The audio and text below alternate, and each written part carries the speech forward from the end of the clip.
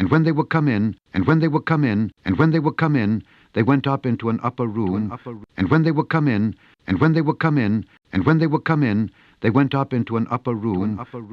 They went, and when they were come in, and when they were come in, and when they were come in, they went up into an upper room. They went, and when they were come in, and when they were come in, and when they were come in, they went up into an upper room. And when they were come in, and when they were come in, and when they were come in, they went up into an upper room. They went up into an upper room. Lion of Judah Society. And when they were come in, and when they were come in, and when they were come in, they went up into an upper room. They went up into an upper room. Lion of Judah Society.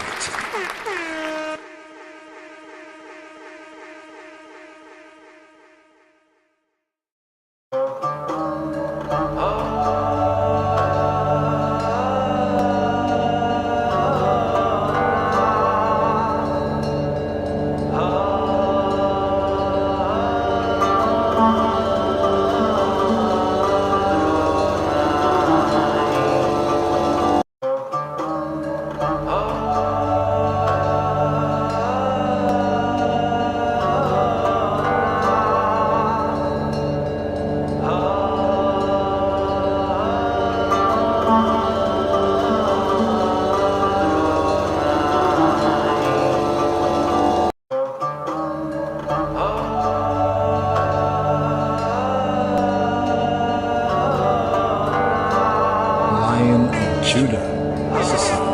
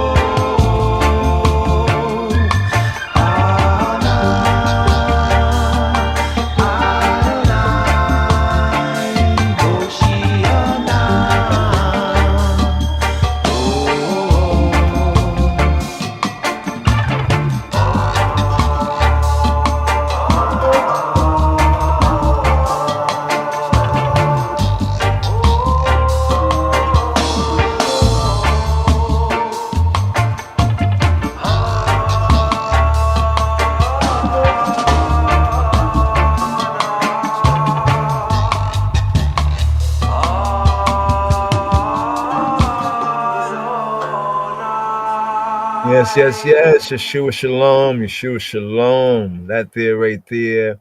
That is Israel Dejaneh. The tune is called Adonai, Adonai. Israel, featuring Israel Dejaneh. You can check it out on the tube. A brother named Solomon Jabi. I think Jabby, Solomon Jabi. Some really good tunes. That was Adonai, featuring Israel Dejaneh in the Hebrew. You know, the Hebrew. You could clearly hear the Hebrew, also the Royal Amharic. So it's like a Hebrew, Amharic tune right there. I think if we have it correct here, let me just back this up here and just share a little bit more on that tune right there. Could we give thanks for the tunes of the artist? And the music, that we're able to share here. And most times we're able to, share the music without any, we give the copyrights and all of that to the artists right there, but we're able to share their tunes here to kind of bless, the podcast and I with the word sound. So that is, you can find it on YouTube on the Solomon Jabi, right? Solomon Jabi, title Adonai, featuring Israel Dejaneh, also his tunes as well. um, Ethiopian, Israelite, Beta Israel, artist there, Israel Dejanet. Written and produced by Solomon Jabi. Right there. The bridge is like an Amharic translation, right? So has the Hebrew, the Amharic right there. And here I'm looking at his page right here, the still of the vid, right? It says, yeah, featuring Israel Dejaner. Yeah, the one who died for you, right? The one who died for I and I. You know what I'm saying? Yeah, sometimes, you know, a friend, no greater love, right? Than laying down his life, right? Or her life, for their loved ones, right there. A couple other good tunes. The album is known Solomon Jabi, Soul Liberation. Right, I'm looking at another still right here. This is on San Carlos playlist. San Carlos playlist. Born Again, featuring Sons of Yeshua. This tune right here, what says Born of Water, Born of the Water, Born of the Spirit. So check it out. Check it out. Show love. Show support as well. Prayer and meditation. We shared that tune before. Prayer and meditation. Soul Liberation. That's the album right there. Yes, so here, the evening service. Evening service right here. Here we're at the fifth day of the Shabua, right? The fifth day of the Shabua right here, called the Thursday. The Thursday, fifth day of the week right here. Coming up on the fullness of this Shabua. And this Shabua is the week, this week, they call it the week. We try to keep it in Yahweh, truth and life, so that week, so-called, quote unquote, becomes strong, strong in the way, the truth, and the life. Yes, so right here. Let's begin off right here, just an overview. So we're sealing up, we're fulfilling the second book of Moshe, the book of Exodus. Is concerning the tabernacle, the construction of the tabernacle, the materials. And here we have an accounting of the various items.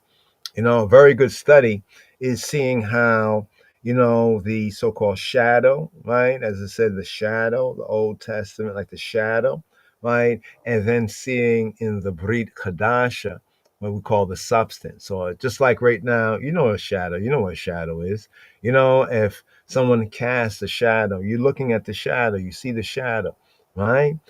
Somewhat elongated or whatnot. It might not be exact, but it's a shadow. That means something is standing in light. What is a shadow telling us? A shadow is telling us that something is standing in the light and is casting that shadow. So the old covenant is seen as like a shadow, and the New Testament as that substance. So to make a correspondence, of, we know the temple, the tabernacle, referring like to our this temporary, these temporary structures, like a transitory, transient structures, like a tent. A tent, you temporarily set it up, dwell in it, use it, and then it's taken down. We have that from the scripture, the tabernacle and the tabernacle of the body. Yeah, know ye not, right? That your bodies are the temple. So we see the temple, tabernacle connection right there. Now, here's a key thing. What about the furniture? The items? Really making a even more of a correspondence. Since it's an object lesson, obviously it was an object lesson for Yisrael, for Israel. And it's also an object lesson for us, as the word says, in a new and a living way that he has consecrated for us. Hold on for a moment right here. Was on another study. Let's see if we can bring this up on the screen as we begin right here. Shalom, Chaverim, Shalom, Talmudim, fellow associates, friends, disciples, fellow disciples right here. What's that word? By a new, right, and a living, right, way. Right, right. Let's see this. Boom. Here we go. Here we go. Let's bring it up on. There we go. The tabernacle right there. Some of the items of the tabernacle. Yes. Shalom. Salam to Rastafari. Yes, I Rastahar. Ahad. Yes. Greetings. Greetings. Greetings. So right here, here. Oh, get rid of the old chametz. Chametz. Pesa. Pesa. Even that point about the chametz, the leaven. Should we still remove leaven? Well, I would say yes, but it's like in the new covenant sense, we understand what the leaven is symbolic of. You know what I mean? But if one is so moved and seeks to fulfill it to that fulfillment, this is what Paul had said when Paul said that let no man judge you. First thing first, let's bring up this quote right here. Let's bring up this quote right here because we're about to get to the next point right here. So 10:20. 10:20. 10:20. What do we have here in the epistle to the Hebrews? Right, chapter 10, verse 20. It says, by a new and living way, which, they say which, all that, but bun of which, that, like who, what, that, right? Right? That he hath consecrated. Of course, we're looking at some of the Koine Greek, but of course, in the Hebrew context, a kainizo, right? To renew, right? That he has done what? So we have the Brit, what we say? The Brit Chadasha, right? Brit, covenant, Chadasha, renewed, right? So in the context of this, just studying to show ourselves approved, that he has done what? Consecrated. It says, by a new, let's look at this word new, right? So now this word new is prosphatos. Interesting. Say your definition says lately slaughtered, freshly killed. That's the first entry. The second entry here is recently made new. Previously or recently slain, fresh, in that sense, new. Like, I guess, like it's fresh. Okay. That's interesting there. By a new and living. Just curious. Let's look at the word living for a moment. Okay, Zao. Zao is to live. You see what it says to live, breathe, like the Shabbat, take a breath, right, and refresh, right? Okay, right there. A new and living way that he have consecrated. Now, the consecrated word right here, enkahinizo, or ekainizo, right? To renew, to do new, to do anew, to do again. But you see the third entry right there? To initiate, like getting started, initiating, right? Then it says consecrate, as we have in the translation here. Then it has the word dedication, or I might say livication, right? The sense of the Chanukah, right? That he has renewed. But definitely the sense here is to renew, in the sense they have inaugurate, to consecrate, to dedicate, right? That he, right, has consecrated, renewed, initiated for who? For us, right? Through the veil. Now you remember the veil? Right, now looking at the tabernacle, where is the veil in the tabernacle? Right, I'm gonna keep my eye on the slides, and hopefully when I see a slide, if we can get a pause on that, so we can find out what does it mean by the veil. Because in the epistle to the Hebrews, right, epistole, right, to the Ephraim, to the Hebrews here, it is using the tabernacle type, right? So the tabernacle, right, is what is being described here. So in order to best understand the epistle to the Hebrews, we need to have a basic understanding right here of the tabernacle. What's going on here, right? Of the tabernacle type. Okay, the red heifer, right there. The only sacrifice where the color of the sacrifice is important, right? You know what I mean? You know, those who make the sacrifice become unclean, right? But yet the byproduct of the sacrifice makes the unclean clean. Ain't that something right there? You know, but the color, you know, that's one of the most enigmatic, as they say. That's what Solomon didn't understand. You know, the red heifer. Heifer is the female, the cow, right? And it said that Solomon was the wisest man, but he never knew the secret of a woman. Did it really go that Solomon was the wisest man, but he never knew the secret, the real secret of the para aduma, of the red heifer? Why was this the only sacrifice? That was the only sacrifice where the color, right? The color of the sacrifice was specified. In other words, it had to be red, right? It had to be completely red or aduma, right? Now, of course, when we say red, right, according to humanity, that has a lot to do with so called black and brown, you know, reddish brown, like the ground people. You know, that's what make that sacrifice so interesting. That's what we kind of are pointing to. So the para aduma, but we'll touch on that. First, let's touch on this right here, right? And now when it says right here by a new, notice the word new, the first word new, right? Prosphatos, right? It said lately slaughtered, right? Freshly killed, recently made new, right? So this is kind of interesting in the context of what we have here in the epistle to the Hebrews, right? Yeshua, you know, laid down his life, right? That sacrifice. Of course, you know, those who intended, right, to murder him didn't have good, but then we know that it's always, as the scripture says, the just, what does it say? The just for the unjust. You know what I mean? Because the unjust really can't pay for themselves. Think about it. It's the just. You know, they're the one who have credit. See, it's the righteous, they have credit. You know what I mean? The unrighteous, they don't have no credit. Right? See, it's the just, the righteous, you know, that he tests. Why? Because the unrighteous, they can't stand the test. They can't, you know, they don't have the credit, they don't have the test by a new and a living way that he might have consecrated for us. So he has consecrated this for us, but here through the veil, that is to say, his flesh. You know that right there? Because there was a veil. Let's see right here. Is this one of them?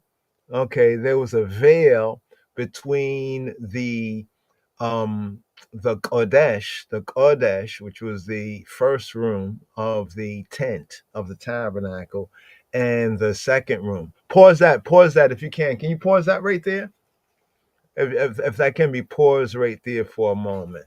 That one on the screen right there. Okay, you see that? Now you notice there is it's a kind of a side view, you know, a side view right there and opened up, right? You know, looking in to the tent. So that's a tent right there, right? That's what's known as the Ohel in the Hebrew, the Ohel, right? Moed, the Ohel Moed, Ohel Ha Moed, the tent of the appointment, the tent of meeting.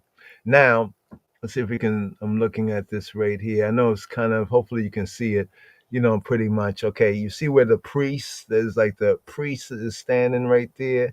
The priest is standing, and then you see part of the curtain, right? Now, that's the paroquet, right? That's the first, you could say, the door. That's the curtain of the door to enter into the first compartment, right, or apartment, the first room of the sanctuary known as the Mishkan, where Yahweh said he will dwell, also called the Ohel, literally the tent of meeting, and in the translations referred to as the tabernacle of the congregation. Now, you see the second purple, so you see the first purple on the outside, right? That's the first, that's the powder, that is the Patach, my bad, the Patach, right? The Patach. The second, the second one that you see right where the little box, the ark is, that there is that Paroquet, right? Where it says the Paroquet. through the veil. Now, what's interesting is that here in Hebrews 10 and 20, it says through the veil, that is to say, his flesh, right? Through the veil. Hold that right there. If you can just hold that for a moment, because we're going to bring this up here. Now, here we're looking from the Koine Greek, a Septuagint. Now, our groundation, of course, is the Hebrew. So now when we study from the groundation, the Hebrew to the Greek, it really makes more sense. You see what I'm saying? Of course, I guess for some, if they are Greek, maybe from the Greek, that will help them with the Hebrew. But here it says kata petasma. Kata petasma. What's a kata petasma? Here in the Koine Greek, just to find out the definition, it says a veil spread out, a curtain. Now it's a name. Notice what it says. Notice what it says. The name given to the what? It says the two curtains.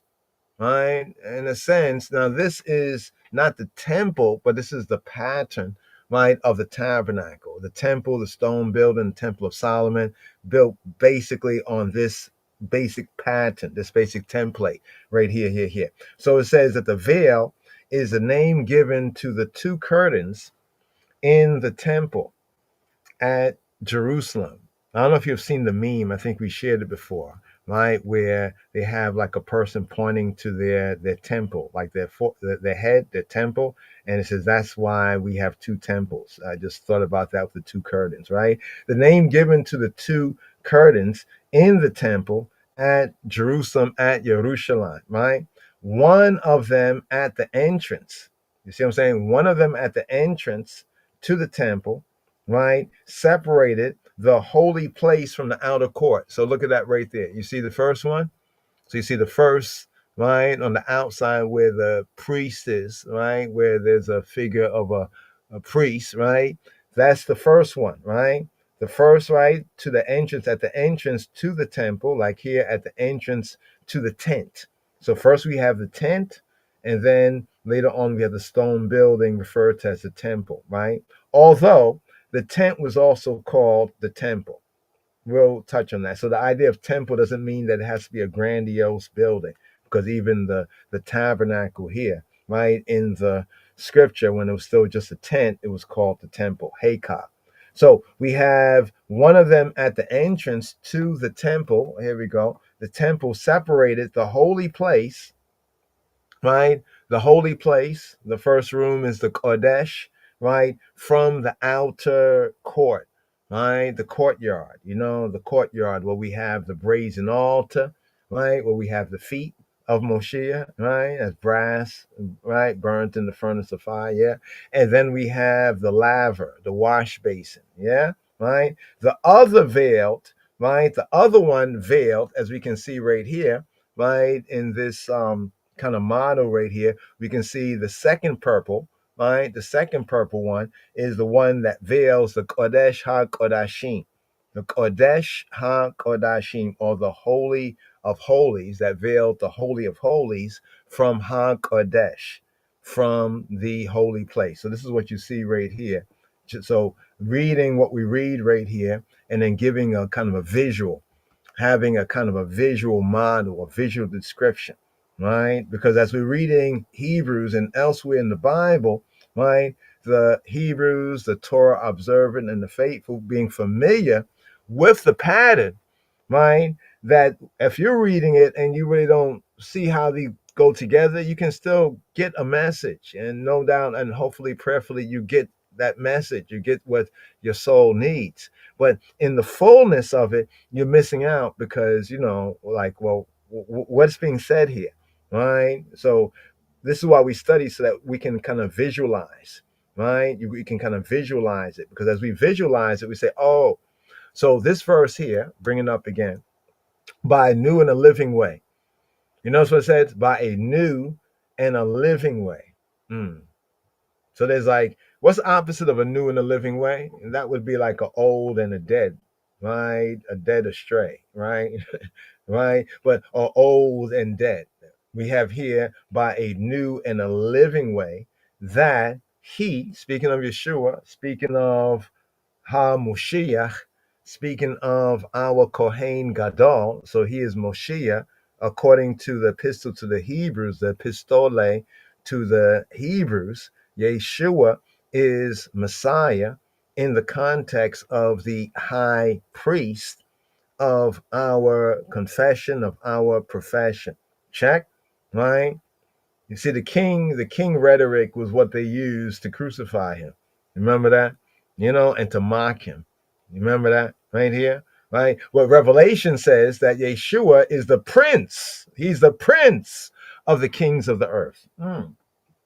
So one might think like, okay, being king, yeah, being king, yeah, that's a high thing. Well, it can be if the king is truly a servant, but generally in the world they've corrupted that. But notice that in Revelation it says that Yeshua is prince of the kings of the earth.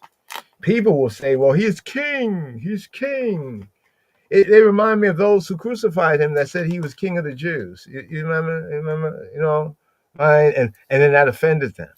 But after they said that he was making himself a king, and already knowing that Rome didn't like kings. Basically Rome was deading on kings. Rome didn't like kings. They basically didn't like kings. That wasn't a part of their order. You know what I mean? And anybody didn't tolerate kings. Unless these kings basically bowed to Rome. So they were like puppet kings. Like Herod. Like, for example, Herod, the Edomian. He was the Edomite Jew. Imagine that, right? So by a new and living way that he have consecrated, right, for us. Remember the word consecrated, we just went into, just going in again if one just come in. Ega kainizo means to renew, to do anew, to do again, to initiate, to consecrate, to dedicate, like the sense of Hanukkah, like renewing, right? So he's renewed something for us. So we have like the old type here, right? The pattern, right? Right. But it's in a what? A new and a living way that he has renewed or consecrated for us through the veil. Now, note, as we just noted there, the two veils, right? Remember, you see the two veils right there. There's these two veils. We just touched on the two veils. There's the outer, right? The courtyard, right? When we come out the courtyard, right? And then there's the inner. So let's look at this here again. The same word here, right? Concerning the veil, spread thoroughly. Then it says that is specifically, right? The door screen to the most holy place. So although there are two, generally speaking, veils, the first veil from the outer court, right, into the holy, right, the HaKodesh, that was often referred to as the Petach, the Fetach, and Petach. And what is the Petach? That is like the door, the entrance, right, the entrance. So here where it says the veil in this context in Hebrews chapter 10, verse 20, they say the door screen, right, to the most holy place. And this is what we have right here, to the Holy of Holies. So that second veil right there, right? That second veil right there. And then it says this here, that is to say, his flesh. See, this is where we get into the spirituality. So, but there is his flesh, there's his humanity, right? Humanity of Yeshua. And then there's the divinity. All right. But remember, man too, in a sense, had and has a potential for this divinity. Now, of course, this is where it gets confused in the world because people are not in the way, the truth, and the life. So they're in other ways, like they're not in the true Elohim, Yahweh Eloheinu, the Elohim of Abraham, Yitzhak, and Yaakov. They're into other Elohim. So this is where it gets confused. But according to this way right here, right, this is the beginning of the spirituality, right? When it says to say his flesh. So getting past his flesh, right, into the holy, right? Let's bring out more of the verse right here. So we know who Yeshua is as Messiah. So when they say he's Messiah, often the first thing people think about is king, right? Because kings are anointed. The Israelite kings are Moshiach. We have that, right? However, the first Moshiach for the Israelites, according to scripture, right, pertains to priests and priestly function. That's why it says in the very next verse. Look at the very next verse. right? Once again, by new and a living way that he has consecrated for us through the veil, that's to say his flesh, right? So consecrated, right? Made, newly made or renewed. Then it says in verse 21, what does it say? And, right, it says having a high priest over the house of God, right? So a high priest. So question. Who is this high priest, right? According to the epistle to the Hebrews, who is this high priest? Obviously, this must be Yeshua, right? This must be Yeshua. Okay, let's scroll back right here. Let's go to verse 19. Having therefore, brethren, boldness to enter into the holiest. Remember what we're showing right here, the holiest. The holiest is past that second veil right there. The holiest, right? The holy of holies, the Kodesh HaKodashim, right? By the blood, right, of Yeshua, right? By the blood of Yeshua. Boldness, liberty, blood, right? Aima. So in the Greek, it's Aima, right? Aima, right? Aima or Haima, right? Like they say people are anemic. You know when they say anemic, you're anemic. It has to do with blood. Aima, Haima, right? Here, blood. Blood of man, of animals refers to the seat. You see what's the connection of blood? So what's the connection of blood? Does it mean blood? Since it's shown us a tabernacle, and say, well, it's past the flesh, it's through the flesh, right? It's past the carnal. So the carnal type, right, is pointing to the spiritual, right, aspect. Because here we are in the carnal, right? So, we're in the flesh, right? But we use even in our language, in order to describe things that are not carnal, right? So the blood, right, in its lowest level, in its most carnal aspect, of course, it refers to the blood of man and of animals. But remember what the scripture says? Blood, right, is the life, right? That's why we're not to eat the blood, right? Because it is the life. But here it refers to the seat of life. You see, the blood referring to the seat of life, the seat entry of those things that resemble blood. Here's where the rubber meets the road: grape juice, right? So when Yeshua said to disciples during the time of Passover, Pesach, right, drink, like the bread, breaking the bread and the wine, right? Those items that Melchizedek came to offer, remember? Right? Which he is really the first priest that we have in the scripture, right? Now, of course, I think he's anointed, of course, because Hebrew priests are anointed, but it doesn't state so there. But he is the first priest, and what to say in Hebrews, after the order of Melchizedek, not after the order of Aaron. You see what I'm saying? Of those things that resemble blood. So when Yeshua said, right, to drink of his blood, now, see, the heathen, the Gentile mind, those who have not been initiated or instructed, right? That's why it says in the next verse, we're going to come back to this. It says right here, it says that he has what? Consecrated, enkanizo. And that's why we look at the definition is to renew, to do anew. But you see, the third one is to initiate, right? To consecrate, to dedicate, to livicate.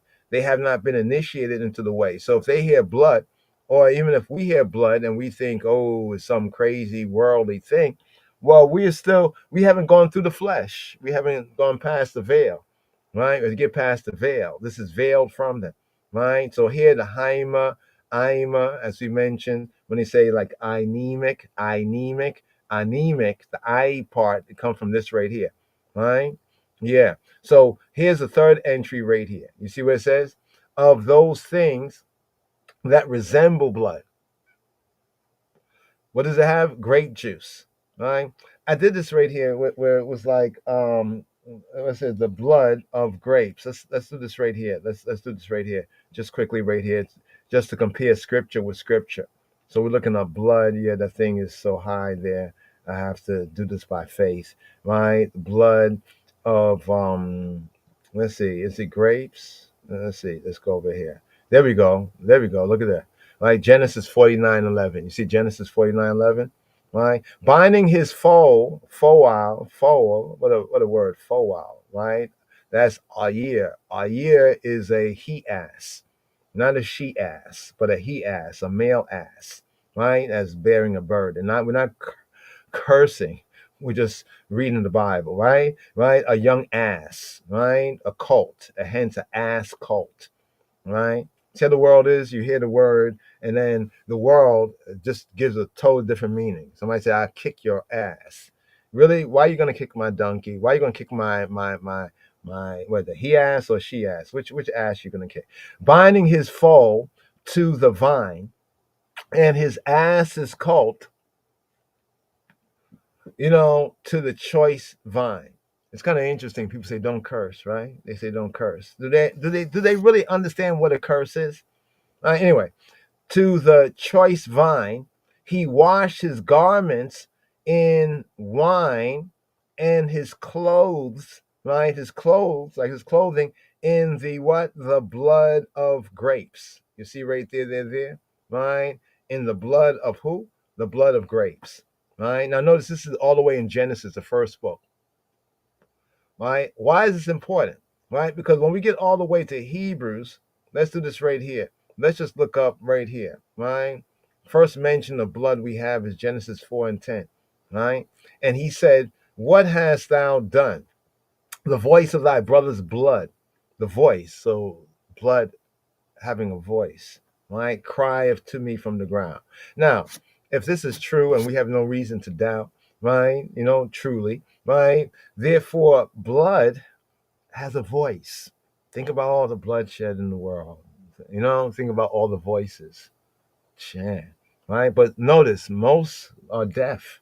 Most of us, we can't hear that, right? But Father hear that. The bloods, right? In the Hebrew, it's not blood, but the bloods, right? The bloods, right? And then it says, "And now thou curse, right? From the earth, from the land, that have opened her mouth," right? So the land, the earth is, right, is in the Hebrew is gendered.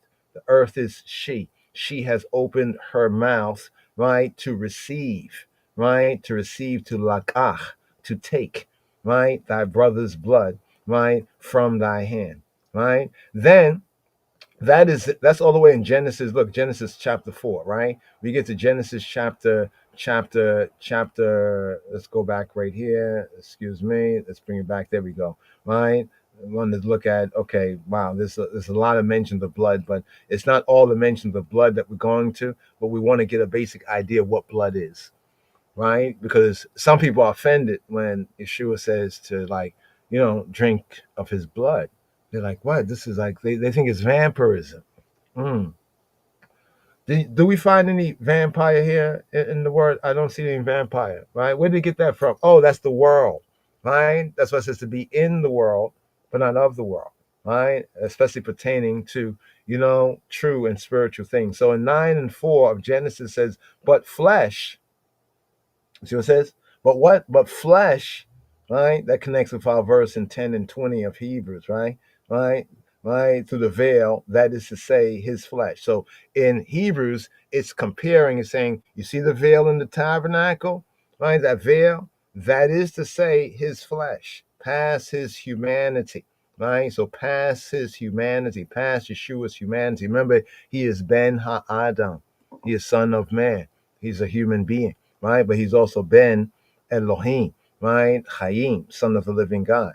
But flesh with the life, you see what it says? With the life thereof, right? The blood thereof shall y'all not eat. Now, you see what it says, which is not there, right? Let's read it without which is. But the flesh with the life thereof, the blood thereof.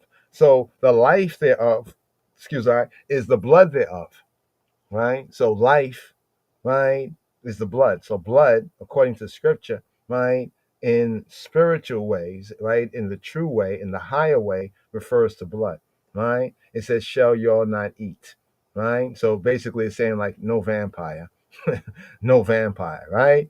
So here, it goes on in the very next verse, 9 and 4 to 9 and 5, right? What does 9 and 5 say, right? 9 and 5 says, surely, right? Surely, like for sure, right? Surely, right? It says, surely your blood of your lives will I require at the hand of every beast, will I require it, and at the hand of man, at the hand of every man's brother will I require the life of man. So we wonder, like, even nowadays what they call it passion, like sometimes there's things that happen they call like passion, like even in the Torah it says if two men are like in a field or they're chopping down wood and the axe head, for example, as a case study, fly off the handle and it kills the next man, right? That man, right, that whose axe head had killed the next man, right, he is to flee, right, to a city of refuge. He's not to try to go to the relatives and say, listen, it was an accident. I didn't intend it. It was a terrible accident. No, because one of the relatives, might fulfill what this word says right here. Right? What does the word say right here? 9 and 5. And surely your blood of your lives will I require. So who requires that? Right? Who requires that? In other words, even nowadays, when someone has committed a murder, right, intentional killing, right, and they're charged with it, even in the days when they used to have capital punishment, who would do the capital punishment? Somebody else. They'll hire an executioner or somebody to do it, right? But according to this right here, it says what? Surely your blood, the life, right, of your lives, right, will I require at the hand of every beast. How interesting. Because beasts do kill people, don't they? Right? Will I require it at the hand of man? Right? Right? Not saying that every time a beast kills a person, it's that fulfillment of this word, right? Or every time a person kills a person, it's fulfillment of this word. But what does Yahweh say by this word? At the hand of every man's brother will I require the life of man, right? And then it goes on right here. It says, whoso sheddeth man's blood by man, to just make it very clear. This is the Noahide. You hear some people talk about the Noahide laws. This is where the scriptural root of the truth of that matter is found. Right? Not saying what everybody says about it is true, but here's where this is a truth of that Noahide covenant. Right? The Noahide covenant. Now it is said that from the Noahide covenant, right, that this was for all. Remember, from Noah, Ham, Shem, Ham, and Japheth came all the other, you could say, nations, all the nations, right? Not the so-called races in the racist sense, but all the nations and nationalities, right? So this was for all the nations and nationalities. This is why we'll find that there's some similarity, right? Even in the ancient nations, what they observed, they had certain common denominators. For example, sacrifice. Where do we get a command to sacrifice? We really don't have a command to sacrifice, like where we have in the revealed revelation, right? That Yahweh says, thou shalt sacrifice like this, like that. But we do have the Cain and Abel sacrificing. So the question is, where did they get this from? But we notice that the principle of sacrifice appears to be universal amongst all peoples from ancient times, right? But here in the Hebrew way, right, we find Cain and Abel in the sacrifice, right? Then we find over here, right, in the blood vengeance, the blood avenger. So there's a principle in Hebrew known as the blood avenger. This is where it says to the near of kin, that if one had killed one, right, and did not flee to a refuge city, and one of the near of kin saw them, it's like we say today, it's on site. It would be on site, right? But why? Because it says, whoso sheddeth man's blood, by man shall his blood be shed. Why? For in the image of Elohim, in the image of the Creator, in the image of God, in the image of Elohim, made he man. Right? Right? And then let's go over here, just to get a general idea. Genesis 37:22. Reuben said to them, shed no blood. You remember the incident concerning Joseph when the brothers were so jealous and envious and hateful of Joseph that they sought to kill Joseph because he was the Baal Halamot. He was the Baal. He was the master, right? The owner of Halamot. He was the master of dreams, right? Right? And then over here, Judah said to his brethren, what profit, right, if we slay our brother? It's kind of interesting that he says, what betzah? Betzah. Betzah here is literally the word prophet, right? But often this sort of prophet, you see the context of the word betzah is profit, unjust gain or profit acquired by violence. In other words, so what Yehuda was saying, what shall we gain, right, by the violence, by killing our brother, by slaying our brother, by plundering? What gain, right? Usually, you see what it says, usually it's unjust, right? And usually this word is translated as covetousness, betzah. It's translated as gain in the sense of dishonest gain, or lucre, or like what it says in the Bible, filthy lucre, right? Or profit, right? In an unjust, unrighteous way. So he says, what profit if we slay our brother and conceal his blood? Isn't this what Cain did? Didn't Cain slay his brother and the earth received it? And in a sense, this was a way of his attempt to conceal. And they took Joseph's coat and dipped a kid, a sa'ir, right? Now, nowadays, people say, this is another way of the world, right? They say, kids, how many kids do you have? Huh. Your children are your children. I know many of you, many of us, it happens because we're in the world, but we have to seek not to be of the world. So the kid here is a sa'ir. Sa'ir is like a hairy, right? A he-buck, a he-goat, a buck. Is your child a he-goat? Is your child a buck? Right? Your child might be hairy, but it's not a hairy he-goat, a buck. Is your child a sacrificial animal, a satyr, right? May refer to a demon-possessed goat like the swine of Gadara.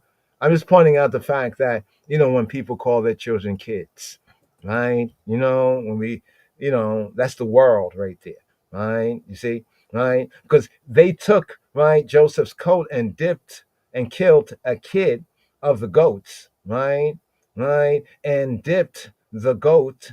Well, I mean, dip the coat, not the goat. Ain't said coat, goat, right? Dip the coat, right, in the blood of the goat.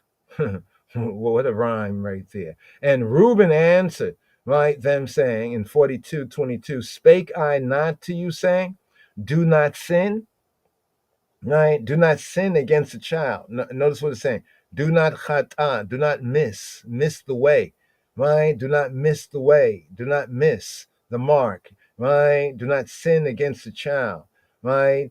And ye would not hear. They didn't shama. Shema Yisrael, but they did not shama, right? Therefore, behold, also his blood is required. Now remember the whole point about required, right? Darash, right, to seek, to inquire, right, darash, right, to seek, right, to acquire, right, to require is blood to be required, of blood, right, to be required, like deuces, right, slayed innocent blood, your blood must be slayed, is the principle here, right? But now let's bring it to where we were making the connection. Binding his foal to the vine and his ass's colt to the choice vine, right? Remind me of that when Yeshua, when he went into Jerusalem, riding on the the ass, the some say the donkey, right? He washed his garments in wine and his clothes in the blood of grapes. So you see the significance for the Hebrew. So when the wine of the chalice, even during Passover, even during the Last Sup, right? And he says, this is my blood, right? It's clear that he was speaking, parabolically, right? In a parable, because we know that Yeshua, spoke this way, right? Because the parable, right, showed like who had mental superiority to understand, right? So those who think that it's some vampirism thing going on, basically, they do not basically understand. Let's go into this a little bit more right here so we can put it into fuller context. So here's the blessing, right, to Yehuda, to Judah. Here it says Judah, Yehuda, right? What does Judah, Yehuda mean? I mentioned this before, I'll mention it again. And, this is not personal, right? This is principle, right? There is no such thing as Yahuda. I know many ones, they argue. I've kind of reasoned with ones, and I get I get what you're saying. But obviously you don't get the Hebrew, right? Yehuda. What does Yehuda mean? Yehuda mean praise, right? Right? Yehuda does not mean Yah praise. Because the question is, who does Yah praise? Let me just point out, who does Yah praise? We praise Yah, but who does Yah praise? I mean, if you can point to Aaron's scripture where it says that Yah praises somebody, just please show it to me. I really studied this and looked this up in English and in Hebrew. I couldn't find it. Right? The word Yehuda, right? The name Yehuda, right, means praise or celebrated, right? So the reason that his mother named him Yehuda, Leah named him Yehuda, right, is because she was having children, and she wanted to kind of seal that relationship that Jacob, Yaakov, is her husband, right? So every time she had a child, she felt like, okay, this is going to bring us together. This is going to seal it right here, right? And then when she had Yehuda, she says, now I will praise Yahweh. Now, if you read that in Hebrew, you'll be able to understand that Yehuda means he who is praised. So she would praise Yahweh for that child, and she named that child Praised One. He is the praised one. In other words, Judah is the one who is the praised or celebrated one, right? So here, let's scroll down here to get more into Judah and the different Judahs in the scripture. You see right here, celebrated, like celebrity, right? In the sense of praise, right? So celebrities, when you call somebody a celebrity, that's like they're praised, right? You call somebody a celebrity, they're like your Judah, Yehuda, right? You get it? Right? So the name of 5 Israelites, also the tribe descendant, right, from the first Yehuda. Also the territory that belonged to this tribe was called Yehuda, right? So here's what it says here. It says Yehuda, here's what the patriarch Jacob, Abino Yaakov, said in his baraka to his sons, his dying baraka, right, when he was passing away from this life, right? He said, Judah, Yehuda, thou, thee, I, right, whom thy brethren shall praise. Yehuda, you are he who your brethren shall yada. What does yada mean? Well, yada, the word yad means hand. Yada is a verb. Yad is a noun. Yada is a verb, right? Yada literally means to hand. It means to hand, right? To hand. It's like use the hand in some way, right? Use the hand either in the first instance, Brown Drivers Briggs definition shows to throw, to shoot, to cast. Because if you throw something, don't you use your hand? If you shoot something, don't you use your hand? If you cast something, don't you use your hand?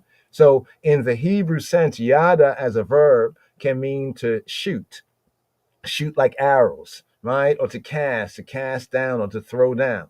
But in the he fill build on the basic root verb, right? There's like 7, like the menorah, there's like 7 builds. There is, like, if you look at the menorah, the lampstand, and you see the center branch, the one that's in the center, that's like this word, right? Roughly, yada.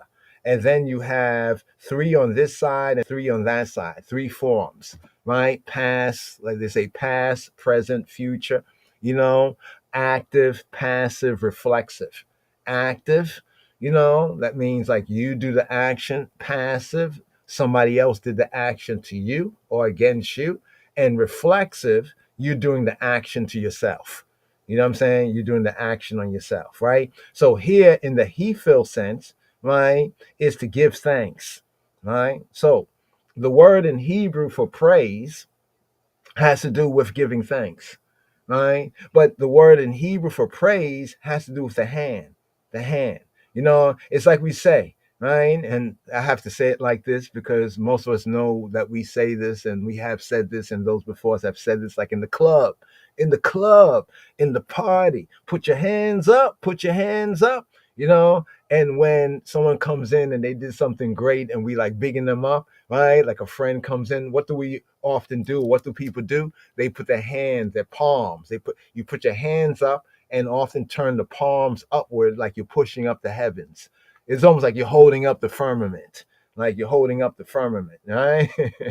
Right? So this is the sense of to give thanks to Lord, right? You know the word Lord is like another word we use, applaud, applaud, right? Lord and applaud. And when you applaud someone, what do? You clap your hands, y'all. You use your hands, right? Also, in the secondary sense of the he felt for yada is to confess, right? To confess. You confess with your hand. See, the name of God, the name of Elohim. Now, the hit pa'el sense, which is the reflexive sense, is like it can either mean, right, in the hit pa'el reflexive sense of the Hebrew verb yada, to hand, it can mean to confess, like to confess sin, right?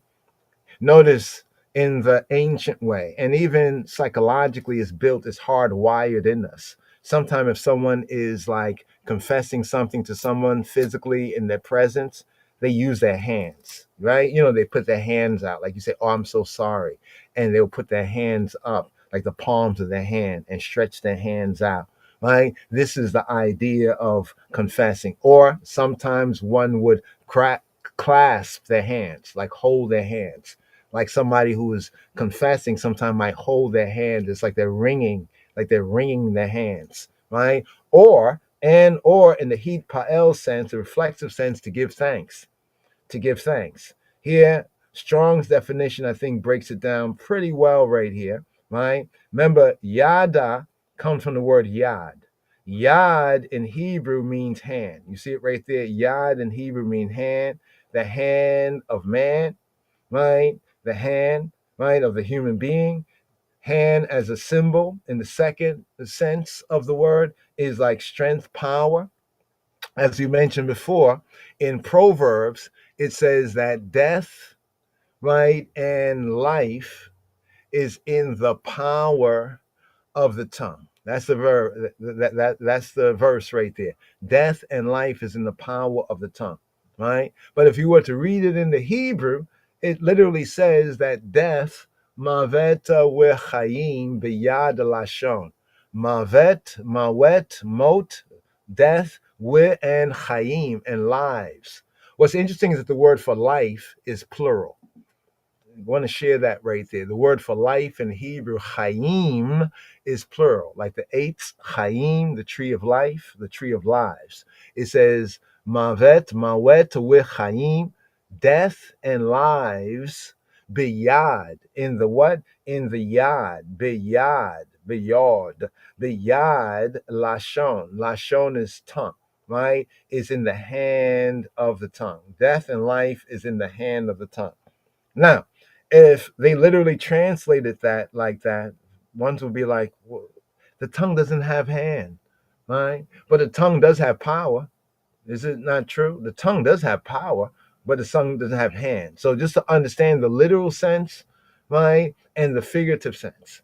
But yet the literal sense and the figurative sense in spirit, you can get the one sense. It's just how it's applied, what we're speaking about, right? So here, yada literally means to use, right? To use the hand, whether to hold out the hand, right? To use the hand in whatever particular way the hand is being used, yada. Physically, to throw a stone, to throw an arrow, right, at something or away from something, but within the sense of worship and the sense of praise, right? Here's the sense, we're going to just highlight that right there. You can see this right here from the H3034, especially to revere, right, or to worship, right? So how do we revere or worship?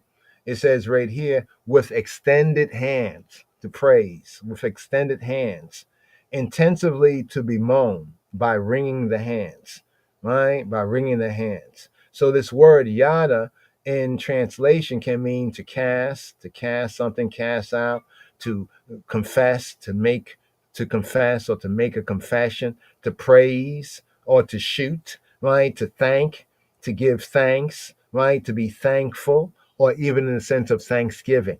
That's why we have the word Toda, Toda. Some might say Tawada, right, in a kind of a baby Hebrew sense, or Toda, right, Toda, right, Toda, right. So here it says, Yehuda, thou whom thy brethren shall praise. Thy hand, notice thy yad, right, thy yad, right, in the neck of thine enemies, thy father's children, thy father's sons, right? Thy father's sons shall bow down before thee. Literally in the Hebrew, is thy father's sons shall worship, shall prostrate to thee. As it says in the scripture, that they prostrated, they worshiped Yahweh, and they worshiped the king, even Dawid HaMelech, right? Why they worship Dawid HaMelech? Because he is the Moshiach. He is the anointed.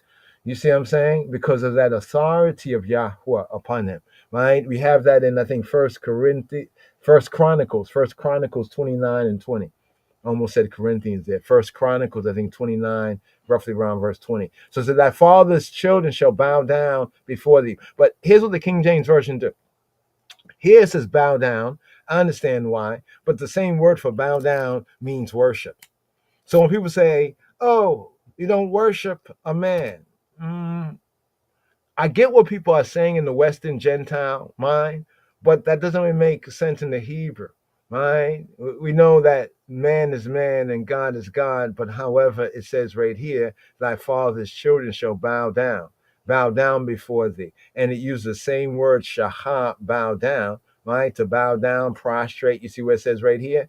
To prostrate before superior in homage, right? Or before Elohim in worship. So we prostrate before Elohim in worship, right? And before the king, the anointed king, upon the throne of David, right? Because being that superior, right? In homage, in that respect, because of the respect. So when it says that God would not give his glory to another, some say, but he will not give his glory. Yes, that is true. He will not give his glory to another so-called God, another so-called Elohim or El, right? But he does extend his glory to his own. We can point to even Yeshua when he prayed, right? He said, that glory that he had from before, and also that the disciples also, will be of that glory. So we see that the true interpretation of he would not give his glory to another means that he will not give his glory to another God, right? His glory is not for another God, right? But those who are in his glory, right, are glorified. Even David talks about my glory, right? When he says his glory, right, he's talking about that anointing, that being chosen of Yahweh, that covenant that Yahweh had made with him, right? Right? Because that covenant that Yahweh made with even King David, right, was for Yahweh's glory, right? Right? That he now has chosen this man and his seed, right, to Moshiach, right, his son, right? As he calls Moshiach his son, he calls Yisrael his son, he calls the anointed king, David, even Solomon, his son, right? And when we speak about the greater David, the greater son, speaking about the Rastafari, Haile Selassie, that anointed, right, and crowned upon the throne of David, because David will never fail or lack or fail a man to sit upon his throne. So Judah is a lion's whelp, right? The lion, the whelp right there, the gore. The gore is like the cub. Is like the lion's whelp, the lion's gore, right? From the prey beneath, my son, thou art gone up. From the prey, you Allah, you Aliyah, you go up, you ascend, right? Go to higher heights. He stooped down, right? He crouched as a lion and as an old lion. Who shall rouse him up? Oh, the point of old lion, labia, actually in the Hebrew brings out the sense of lioness. So actually this verse says as a lion, as a ari, short form ari or aryeh, as an aryeh, right? That's a lion, to say like the male, right? That's the male, right? That's the male lion, right? And as an old lion, labia, in the plural sense, labaim, labaot, right? Right there. So we have the female lion, the lioness, right? Who shall rouse him up? So we even see this sense of even with the king and the queen. You see what I'm saying? We see the sense of the king and the queen as a lion and as a lioness. And also in Numbers, right? It says the people shall rise up like a lioness, according to the Hebrew, right? Then here it says the scepter shall not depart. What's the scepter? The shebet. The shebet, both is the rod, the staff, and the Shebet is also the tribe. So the word Shebet refers to scepter, but sometimes the same word refers to tribe. Why? Well, because the one who was the chief of the tribe often had that rod, had that staff. You know what I mean? You know, when I say the chief of staff, you know, to say the chief of staff, right? That branch, that skion, right? That stick. You know what I'm saying? That staff for punishing, writing, fighting, ruling, walking. You see what I'm saying? That branch, right? Shall not depart from Yehuda, nor a lawgiver, right? Mechokek, right? A lawgiver, right? The lawgiver, right? So here we have the lawgiver, right? Torah giver, the lawgiver, right? From between his feet, right? Until Shiloh. Shiloh. What does Shiloh mean? What does Shiloh mean? To he to whom it belongs. Shiloh in the Hebrew has the meaning of to he who it is, he whose it is, right? To him who it belongs, right? Shiloh, right? She, one whose is, lewu, for him, for one who it is for him, to whom it belongs, right? To whom it belongs. Now, some look in the word Shiloh and see the sense of tranquility, when breaking down the word from Shalah, right? Shalal, to be at rest, to be at peace, right? To be at ease, to prosper, to be tranquil, the sense of to be secure or successful, right? But this is an epitaph, right, of Messiah, said to be an epitaph of Messiah, until Shiloh come, until the one whom it belongs come. And what does it say? And to him, lewu, to him, the gathering, right? Yikaha, the yikaha. Yikaha is the obedience. The gathering, a very kind of a unique word for gathering, as we have the yikaha. Yikaha. Yikaha. Yikaha, right? The obedience, the cleansing, the purging, right? The obedience, right? From yakeh, right? Blameless, right? The obedience, right? The obedience, right? To him, right? Show the obedience of the people. Or we might even say the obedient, right? The obedient of the people, right? Binding, right? His foal, that's what we started out, right? To the vine, and his ass's colt to the choice vine. He washed, right? His garments, right? In wine, and his clothes in the blood of grapes, right? Then it goes on to say, his eyes red, right? His eyes red. Now here we have the chakalil. What is chakalil? It's an interesting word here. BDB says dull, right? Others bring out the sense of dark, flashing, brilliant, right? His eyes will be dark, right? The sense of dark, right? But in a good sense, it's like brilliant. Like somebody just had some nice wine, and they say red and rosy. You know what I mean? Stimulated by the wine, right? His eyes shall be red, it says, with wine, and his teeth, right, white with milk. His teeth, Laban is the Hebrew word for white. Laban, like Jacob's evil uncle Whitey. I call him evil uncle Whitey. Laban, Rachel's brother, the one who chains up Jacob's wages the 10 times. Yeah, but his teeth shall be Laban, right, with milk, right, with the halab, milk. Right, there we go, right there. So I just want to bring out the kind of connection right? Just to bring out the connection right here, right? We started out right here just on the inspiration right here. Of course, we could go on, but then, we'll be here, a very long time on this point, the different usages of blood and here. But blood is the life, right? So here, let's go back to the new and living way where we started out, right? Because as we are summing up the tabernacle here in this Pekude, as we're summing up the tabernacle, the direction, instructions, looking at the pattern, you know what I mean? Once again, right here, right? By a new and a living way that he have consecrated, right, for us through the veil, that is to say, his flesh, right, through the veil, right, that he has made new for us. Let's bring up the verse right here, that he has consecrated or made new, right, through the veil. Right. Notice right here, there's the outer veil, right? The entrance to the patach, like the doorway, the opening, and then there's a second veil, right? The second veil. Here to get a fuller context of this right here, because we need to know who's our high priest, right? If we say Yeshua is HaMoshiach, in what sense?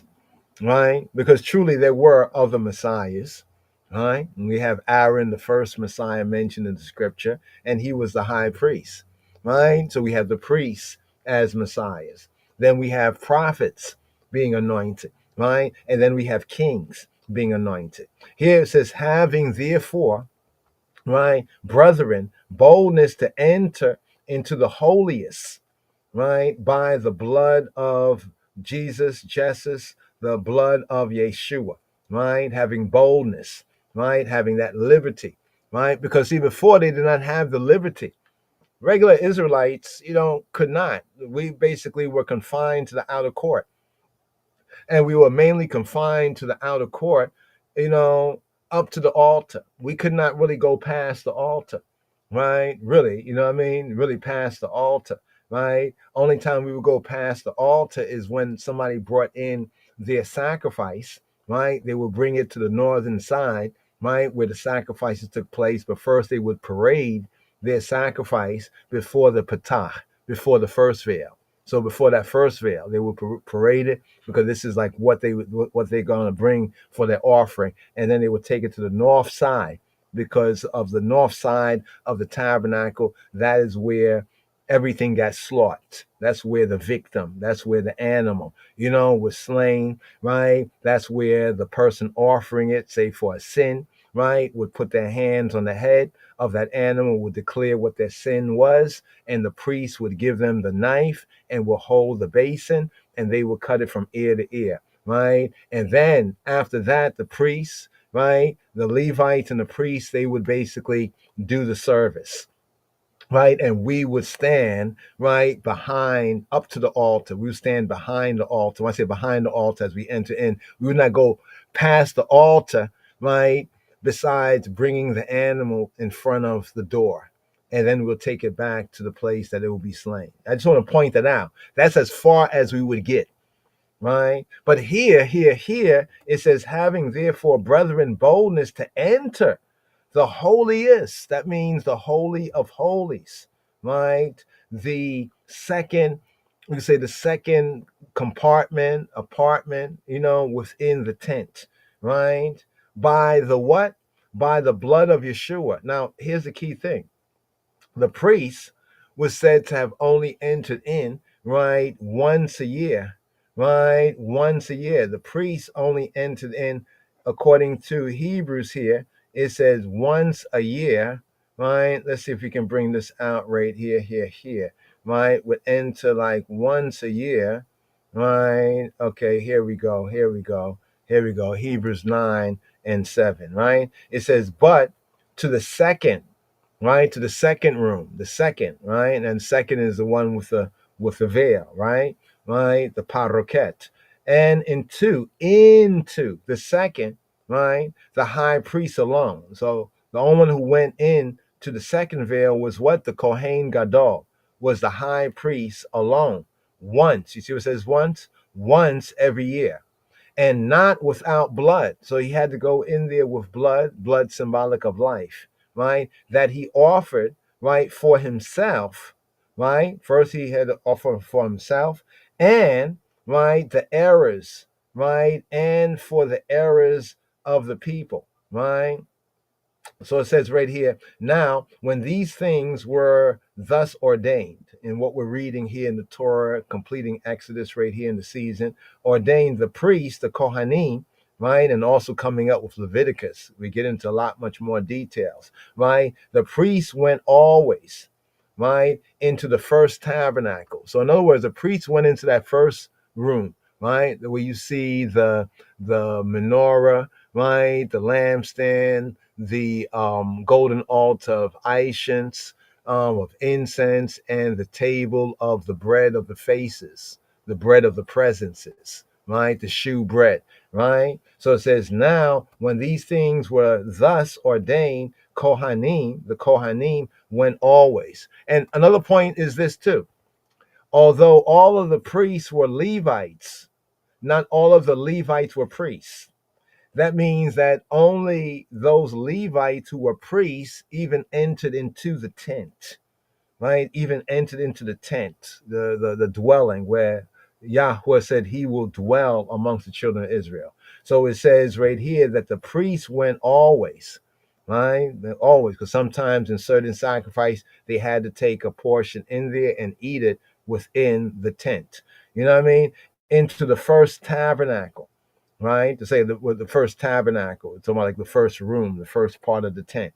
Accomplishing, that means fulfilling the avodah, accomplishing the service, or in the Greek, the latria, the service, right? But into the second went the high priest alone.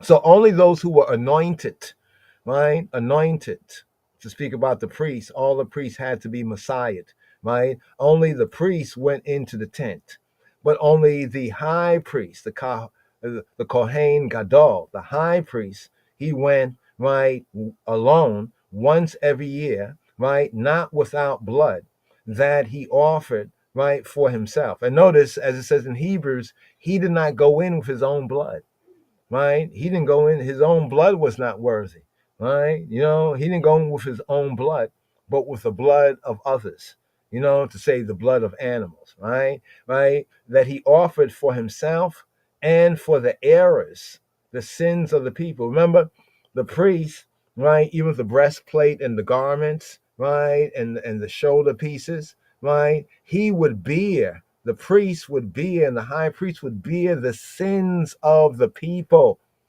So when people say, well, no man can for another man, well, true, every man for his own, but in the principle, what Yeshua fulfilled, it is in perfect alignment with the scripture, because even the high priest bore the sins, and the priest bore the sins, right, of the people, right, because they were the ones who did the service, right? So they would bear the sins of the people. Even in the garments, the elements of the garments tells us that, right? Even the breastplate, you know, the choshen, right? Even the mitre upon his forehead, his frontal lobe, right? That means he had to keep this in his consciousness, right? The Holy Ghost, or the Holy Spirit, the Ruach HaKodesh, this signifying, right, in the Old Testament, in the Brit HaYashana, that the way, remember the way, the truth, and the life, but that the way into the holiest of all, that's the Holy of Holies, right? That's that second purple, the second veil right there with the Ark of the Covenant, where he said he would speak, right? Above the mercy seat and between the two cherubim, right? The Kirubim, Kepraim, right? Signifying that the way of the holiest of all, the Holy of Holies, was not yet made manifest, right? While the first tabernacle was yet standing, right? And what does it say right here? It says that a figure. Remember, it says a figure. Look what the word figure is. Parabole. What does that sound like in English? Parable. There you go. Parabole. Right? Yo. Check out this parabole. Right? The parabole. Right? What is a parabole? Right? Or parable? It's a placing of one thing by the side of another. Right? Like a comparison, right? Placing of one thing by the side of another, right? A juxtaposition, right? As of ships in battle, or metaphorically in the metaphor, comparing, right? A comparison of one thing with another, a likeness, a similitude, right? Or an example. By that, a doctrine or a teaching or a precept, illustrating a precept. This is what we're seeking to illustrate here, this precept, where a precept is illustrated. Or it can be a narrative, fictitious but agreeable to the Torah, agreeable to the laws and the usages of human life. So even if you give a story, right, it's not a real story, but it's a narrative. It's like a reasoning, a story that's agreeable to the laws and the usage, like it's agreeable to reality, right? Right? By that, either the duties of men or the matters that pertain to Elohim, particularly the nature and the history of Elohim's kingdom, his government, are figuratively, in a figure of speech, they are portrayed, right? A parable, an earthly story with a heavenly meaning, right? Like a story we tell down here about up there, right? Or a story that is bringing out the higher heights, a pithy, instructive saying, right? Involving some likeness and or comparison, and having a preceptive, like a precepts, the preceptive in that sense, or an admonitory, right?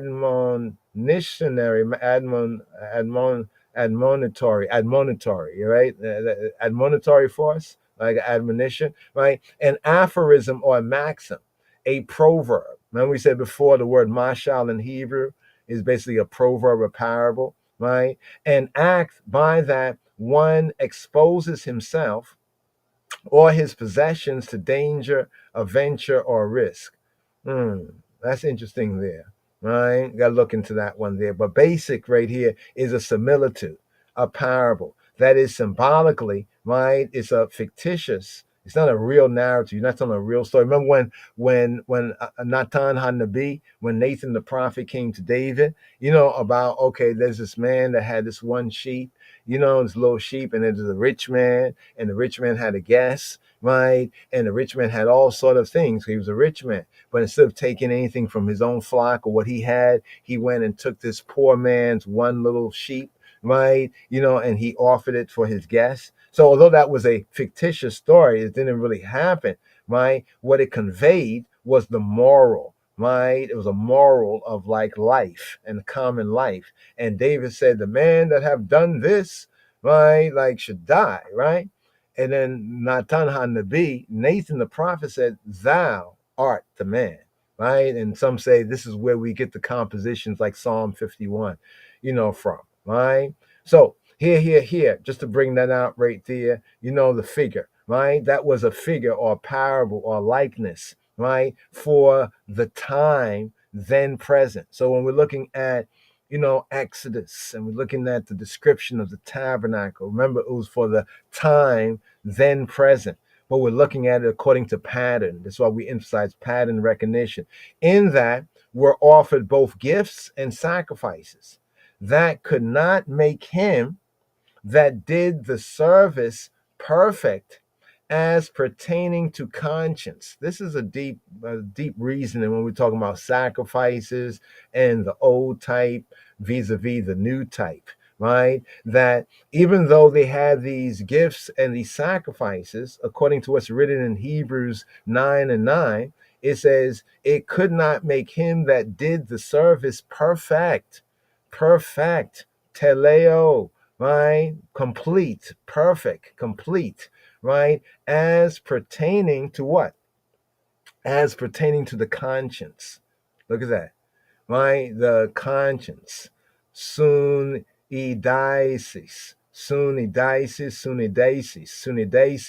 right? The consciousness. So if you talk about consciousness, Black consciousness, this consciousness, African consciousness, conscious people, woke folk, all this. But here we're speaking about conscience. So the conscience here, according to the definition, is consciousness.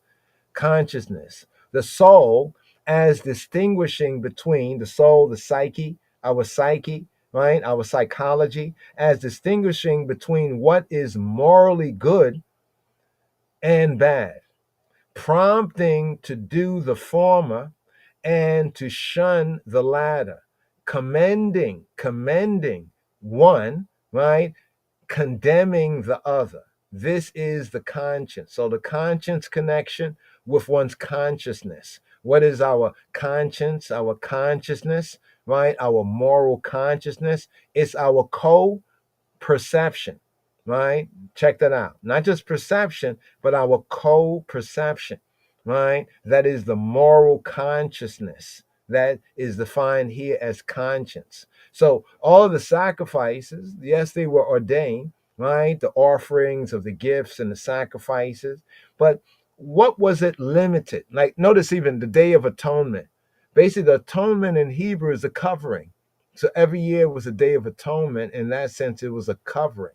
So for us in the new covenant, when we observe the Day of Atonement, we're observing the fulfillment, right? Even on that day. But for them on that day, they got a covering for that year, for that time. They got a covering. It was just a covering. It wasn't a blotting out. It wasn't even a blotting out. If you notice, it wasn't they were forgiven, but it wasn't blotted out. It wasn't fully done away. It was just covered. You know what I mean? Like somebody say, you covered, right? You know, somebody else is covering, but you're not really perfected, but you are covered, right? And somebody else covered you. Oh, yeah, yo, I got you. You know, that means I pay for you. You know what I mean? I pay, but you really couldn't pay for yourself. You know what I mean? So you're covered. That's why it says it could not make him that did the service perfect. Perfect concerning what? So if you did the service absolutely right, you was good. You was good. You offered right. The priest did their job right. You was good. That was good. But it was not perfect. It was not complete, right? As pertaining to conscience, as pertaining to consciousness, as pertaining to co-perception. You know what I'm saying? You know what I mean? As pertaining to co-perception. That's why when it says that, let's just go on a little bit more here. Only in meats, the meats like the broma, right? That which was eaten, broma, right? And in drinks, the poma. Look at the Greek. The Greek have his own rhyme. Meat and drinks, like food and drinks. In the Greek is broma and poma. Yo, you got any broma and poma? Broma, that which is to be eaten, and poma, right? Poma, drink, right? So it was food and drinks and diverse washings. You know, remember the laver, the brazen laver? They had to wash their hands and their feet before they entered into the tent. So here's where we get the sense of even foot washing in the ancient days. Remember, even when you enter somebody's house, there's that foot washing. Remember, Yeshua spoke about, like, listen, since I entered to your house, you all are all turned upside down because the woman with the alabaster box. But so see how much love she showed me. You know, I didn't get upset when I came here. You didn't offer me even, you know, any foot washing or any water for my feet, right? So diverse, many kinds of washing, right? And carnal, right? Carnal ordinances, carnal, fleshy, right? Ordinances, right? Dikaioma, right? You know, these established ordinances that we read about and we study in the light of the new covenant that were imposed. This was imposed until the time of what? The time of Reformation. So the ordinances were the ceremonies, the rites, right? Until the time of the diorthosis. Diorthosis, right? What is diorthosis? What is the Reformation? In a physical sense, it's a making straight. It was crooked, now it's made straight. Restoring to its natural and normal condition. Remember, man fell, humanity fell. This is what we have within the narrative in the Hebrew scriptures of the Gan Eden, the Garden of Eden, right? To the normal condition, right? Something that in some way protrudes or has got out of line. You know, like somebody has, like, you know, a broken limb or something like that, you know, misshapen, right? To reform it, right? Remember that man was formed. Was man formed from the dust of the ground, or was he reformed? Of acts or institutions, reformation, right? To straighten it out, like until the time of straightening it out. You see, straighten thoroughly, rectification, right? Specifically, this refers to the messianic restoration, right? The messianic restoration, the restoration by Moshiach, the restoration by Christos, by Christ. That's why it says in the next verse, it says, but on the other hand, Moshiach, Christ, the anointed, being come. So in speaking of Yeshua as the Messiah, Yeshua ha Moshiach, Yeshua is the Messiah, Christ being come, Messiah being come, a high priest. I just think that ones don't focus, and we need to focus on more of this because this is what the word says. This is what the gospel says. You know, people talk about king, king, king, king, king. You know what I'm saying? But they forget the high priest thing, right? That's what Hebrews focuses on. You know what I mean? You know, Christ being come a high priest of good things to come by a greater and more, what it says, perfect. Right? So we speak of the perfection of our our conscience,